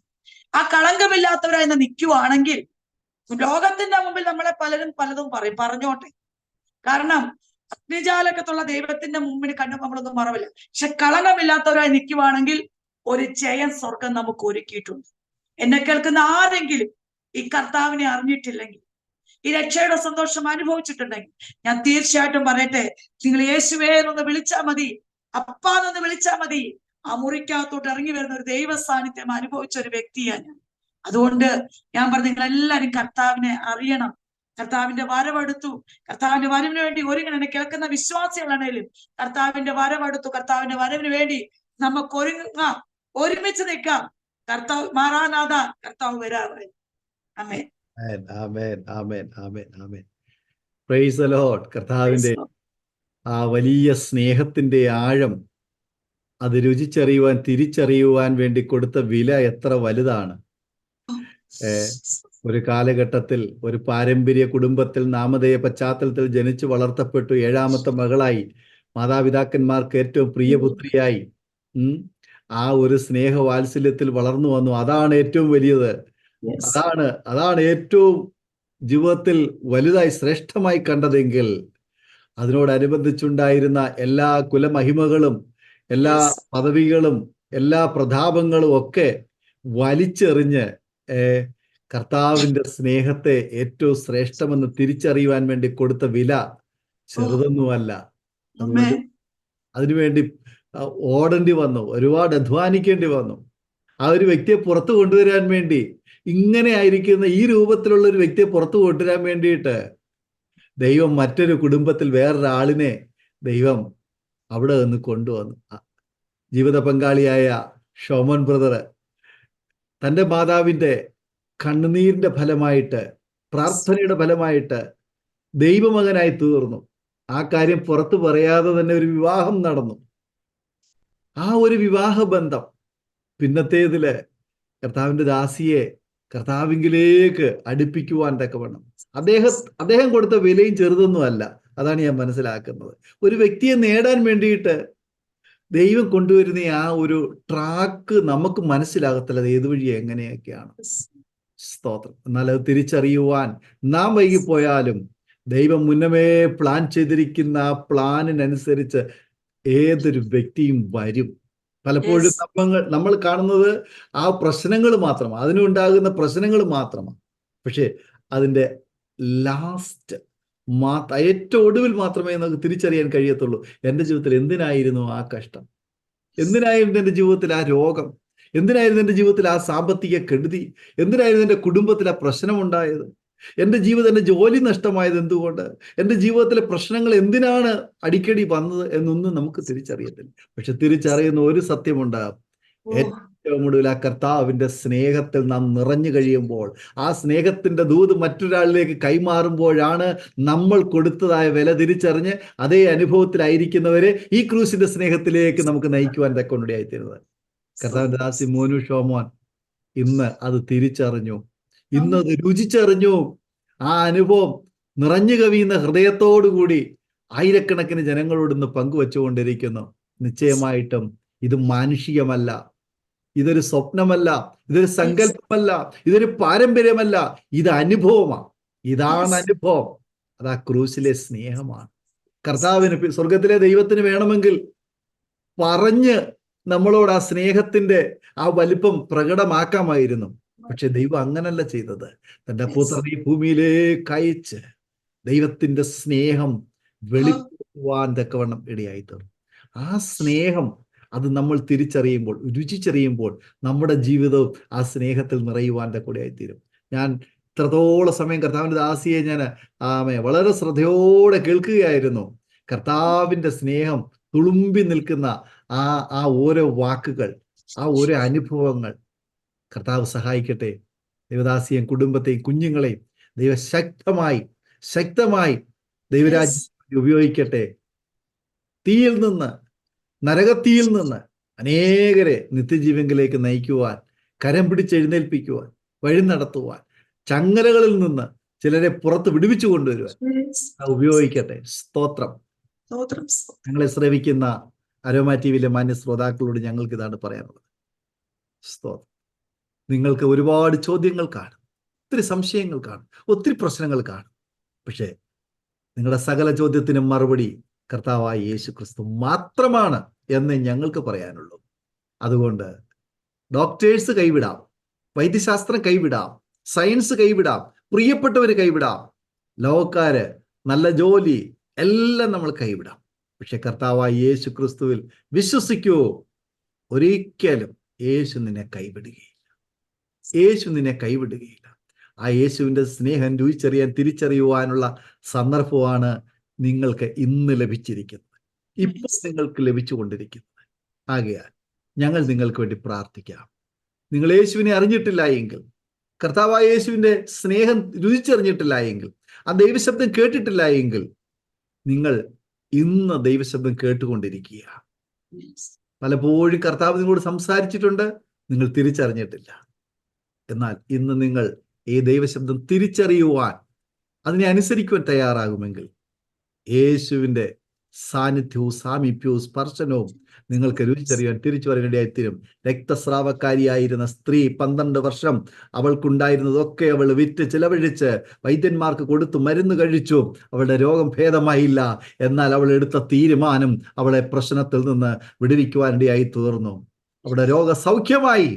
അവളെ മഹത്വപ്പെടുത്തുവാനിടയായി തീർന്നു. ഞങ്ങളെ കേൾക്കുന്ന വാത്സല്യ സഹോദരി, മാതാവേ, പിതാവേ, സഹോദര, നിങ്ങളായിരിക്കുന്ന പ്രതിസന്ധിയിൽ നിങ്ങളെ വിടുവിക്കുവാൻ കഴിവുള്ള ദൈവം നിങ്ങളോട് സംസാരിച്ചു കൊണ്ടിരിക്കുന്നു. ഞങ്ങൾ നിങ്ങൾക്ക് വേണ്ടി പ്രാർത്ഥിക്കാം. നിങ്ങളുടെ കുടുംബത്തിൽ സമാധാനം ഇറങ്ങി വരട്ടെ, നിങ്ങളുടെ കുഞ്ഞുങ്ങളിലേക്ക് സമാധാനം ഇറങ്ങി വരട്ടെ, നിങ്ങളുടെ ജോലിയിലേക്ക് സമാധാനം ഇറങ്ങി വരട്ടെ, നിങ്ങളുടെ ഏത് വിഷയമായിരുന്നാലും അതിലേക്ക് സമാധാനം ഇറങ്ങി വരട്ടെ, നിങ്ങളുടെ രോഗം സൗഖ്യമാകട്ടെ. ഒരു നിമിഷം കണ്ണുകൾ അടയ്ക്കൂ, ഒരു നിമിഷം കണ്ണുകൾ അടയ്ക്കൂ. ഞങ്ങൾ നിങ്ങൾക്ക് വേണ്ടി പ്രാർത്ഥിക്കാം. ഏകാഗ്ര ഹൃദയത്തോടെ ഏറ്റു പറയും, കർത്താവേ, ഞാനിതാ എന്നെ സമർപ്പിക്കുന്നു, കർത്താവേ, ഞാൻ എന്നെ ഇതാ സമർപ്പിക്കുന്നുവെന്ന് നിങ്ങൾ പ്രാർത്ഥിക്കുവാൻ തയ്യാറാകുമോ? നിങ്ങളുടെ പ്രശ്നം എന്തു വലുതായിരുന്നാലും, എത്ര വലുതായിരുന്നാലും കർത്താവിന് ആ പ്രശ്നം പരിഹരിച്ചു തരുവാൻ കഴിയും. സ്തോത്രം, സ്തോത്രം, സ്തോത്രം പറയാമോ? ഞങ്ങളോട് ചേർന്നൊരു നിമിഷം സ്തോത്രം പറയാമോ? സ്തോത്രം കർത്താവേ, സ്തോത്രം കർത്താവേ, ഞാൻ എന്നെ തന്നെ സമർപ്പിക്കുന്നു എന്നൊരു നിമിഷം പ്രാർത്ഥിക്കാം. സ്തോത്രം, സ്തോത്രം, സ്തോത്രം. നാം ഒരുമിച്ച് സ്തോത്രം ചെയ്ത് പ്രാർത്ഥിക്കുമ്പോൾ കർത്താവിൻ്റെ ദാസി മോനു ഷോമോൻ അരോമ ടിവിയിലെ പ്രേക്ഷകർക്ക് വേണ്ടി ഒരു നിമിഷം പ്രാർത്ഥനയിൽ നമ്മെ സഹായിക്കും. പ്രാർത്ഥിക്കാം. കർത്താവേ, സ്തോത്രം സ്തോത്രം സ്തോത്രം സ്തോത്രം സ്തോത്രം സ്തോത്രം സ്തോത്രം. ഞങ്ങൾ ആഴമായി സ്നേഹിക്കുന്ന സ്വർഗീയ പിതാവേ, അനുഗ്രഹിക്കപ്പെട്ട അപ്പ, തിങ്കളാഴ്ചയുടെ സായ സമയത്തിനായി സ്തോത്രം ചെയ്യുന്നു, സ്തുതിക്കുന്നു. വിശേഷാൽ കർത്താവേ അപ്പ, നിന്റെ ഹിതമാണെന്ന് അറിയുന്നു. വിശേഷാൽ ഈ ആരോമ ജീവിയുടെ കൂടി അടിയന്റെ സാക്ഷ്യവും കർത്താവിന്റെ ആലോചനയൊക്കെ പറയുവാൻ ദൈവത്തിന്റെ ജീവിതത്തിൽ അവസരം ഒരുക്കിയല്ലോ. കർത്താവെ, എനിക്ക് അവസരം ഒരുക്കി തന്ന ഒരു അഭിഷിക്തനെ കുടുംബമായ ദിവസത്തിൽ ഏൽപ്പിച്ച് സ്തോത്രം ചെയ്യാം. അതുപോലെ കേട്ടുകൊണ്ടിരിക്കുന്ന കർത്താവെ, കണ്ടുകൊണ്ടിരിക്കുന്ന എല്ലാ പ്രിയപ്പെട്ടവരെ നിങ്ങളുടെ കരുത്തിലേക്ക് ഏൽപ്പിച്ച് സ്തോത്രം ചെയ്യാം. അടിയന്റെ ജീവിതത്തിലുണ്ടായ അനുഭവത്തിൽ കൂടി കടന്നു പോകുന്ന ആരെങ്കിലും കർത്താവെ ഇത് കേൾക്കുന്നുണ്ടെങ്കിൽ, എന്റെ ദൈവം അസാധ്യങ്ങളെ സാധ്യമാക്കുന്ന ദൈവമാ. എന്റെ ദൈവം അത്ഭുതങ്ങളുടെ ദൈവമാ. ഓ ഗ്ലോറി. കർത്താവേ, എന്റെ പ്രിയപ്പെട്ടവരും കൂടി എന്റെ കർത്താവിന്റെ അടുക്കിലേക്ക് ഒന്ന് വരുവാൻ, അബ്ബാ പിതാവേ എന്ന് വിളിക്കുവാൻ, ഓ അപ്പച്ചനോട് പ്രാർത്ഥിപ്പാൻ കർത്താവെ സ്വർഗ്ഗ സഹായിക്കണമേ. അവരെല്ലാ പ്രശ്നങ്ങൾക്കും എന്റെ കർത്താവിന്റെ പക്കൽ മറുപടി ഉണ്ടല്ലോ. കർത്താവെ, രോഗികളായിക്കുന്നുണ്ടെങ്കിൽ അവർ സൗഖ്യം പ്രാപിക്കണം. മാനസികമായ പ്രശ്നങ്ങളിൽ കടന്നു പോകണമെങ്കിൽ ദൈവിക സമാധാനത്താൽ സ്വർഗം അവരെ നിറയ്ക്കണം. സാമ്പത്തിക ബുദ്ധിമുട്ടുകൾ അനുഭവിക്കുന്നുണ്ടെങ്കിൽ കർത്താവെ, ധനവും മാനവും പുരാതന സമ്പത്തും എന്റെ അപ്പന്റെ പക്കലുണ്ട്. എന്റെ കർത്താവ് തന്റെ പ്രാർത്ഥിക്കുന്നവന്റെ ദൈവം കൊട്ടിക്കണം. ശുശ്രൂഷയ്ക്ക് വേണ്ടി ആരെങ്കിലും ഒതുങ്ങിപ്പോയിട്ടുണ്ടെങ്കിൽ കർത്താവെ, സാക്ഷി കേട്ട് എന്റെ കർത്താവിനെ ശക്തമായി പുറത്തു കൊണ്ടുവരുമെന്ന് പ്രാർത്ഥിക്കുന്നു.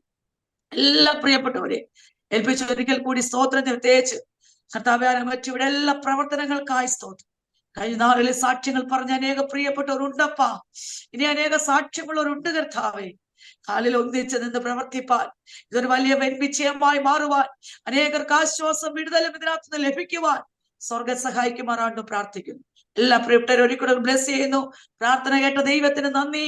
യേശു ക്രിസ്തുവിന്റെ നാമത്തിൽ തന്നെ. ആമേൻ. ആമേൻ ആമേൻ ആമേൻ. താങ്ക് യു കർത്താവിന്റെ ദാസിയെ മോനു ഷോമൻ സിസ്റ്റർ. ഇത്രത്തോളം സമയം അരോമ ടിവിയിലെ പ്രേക്ഷകരോടൊപ്പം വിലപ്പെട്ട സമയം അനുഗ്രഹിക്കപ്പെട്ട സാക്ഷ്യവും പങ്കുവച്ചതിന് കർത്താവിന്റെ ദാസിയുള്ളതായ നന്ദി, സ്നേഹം അറിയിക്കുന്നു. ദൈവം ധാരാളമായി അനുഗ്രഹിക്കുമാറാകട്ടെ. അതുപോലെ തന്നെ ഇത്രത്തോളം സമയം ഞങ്ങളെ ശ്രവിച്ചുകൊണ്ടിരുന്ന മാന്യ ശ്രോതാക്കളുള്ളതായ നന്ദി, സ്നേഹം ഞങ്ങൾ അറിയിക്കുന്നു. നിങ്ങൾക്ക് ഈ സാക്ഷ്യം അനുഗ്രഹമായി തീർന്നുവെങ്കിൽ നിങ്ങളുടെ സുഹൃത്തുക്കൾക്ക്, പ്രിയപ്പെട്ടവർക്ക് ഈ സാക്ഷ്യം ഷെയർ ചെയ്ത് കൊടുക്കുക. അവരും കേൾക്കട്ടെ, അനുഗ്രഹിക്കട്ടെ. അതിലൂടെ ദൈവനാമം മഹിമപ്പെടുവാനിടയായി തീരും. നിങ്ങൾക്കൊരു പ്രാർത്ഥനാ വിഷയമുണ്ടെങ്കിൽ തീർച്ചയായിട്ടും ഞങ്ങളെ അറിയിക്കുക. ഞങ്ങൾ നിങ്ങൾക്ക് വേണ്ടി പ്രാർത്ഥിക്കുക. സ്ക്രീനിൽ കാണുന്ന നമ്പറിൽ ഞങ്ങളുമായി ബന്ധപ്പെടുക. വാട്സപ്പിൽ മെസ്സേജ് അയയ്ക്കുക. ഞങ്ങൾ നിങ്ങൾക്ക് വേണ്ടി പ്രാർത്ഥിക്കുന്നതായിരിക്കും. അടുത്ത അനുഗ്രഹിക്കപ്പെട്ട ഒരു സാക്ഷ്യവുമായി വീണ്ടും കാണുവരെ എല്ലാ പ്രിയപ്പെട്ടവരും goodbye. God bless you all. ഓർമ്മയുടെ മനോരഥത്തിൽ മായാത്ത ഓർമ്മയ്ക്കായി അരോമ മാട്രിമോണിയിൽ നിന്നും ജീവിത പങ്കാളിയെ കണ്ടെത്തൂ. നിങ്ങൾ ഒരു ക്രിസ്തീയ ജീവിത പങ്കാളിയെ അന്വേഷിക്കുകയാണോ? അതോ മക്കൾക്ക് അനുയോജ്യമായ ഒരു തക്ക തുണയ്ക്ക് വേണ്ടി പ്രാർത്ഥിക്കുന്ന വ്യക്തിയാണോ? എങ്കിൽ അരോമ മാട്രിമോണി നിങ്ങൾക്ക് വേണ്ടിയാണ്. ഇന്നു തന്നെ സൗജന്യമായി രജിസ്റ്റർ ചെയ്യൂ.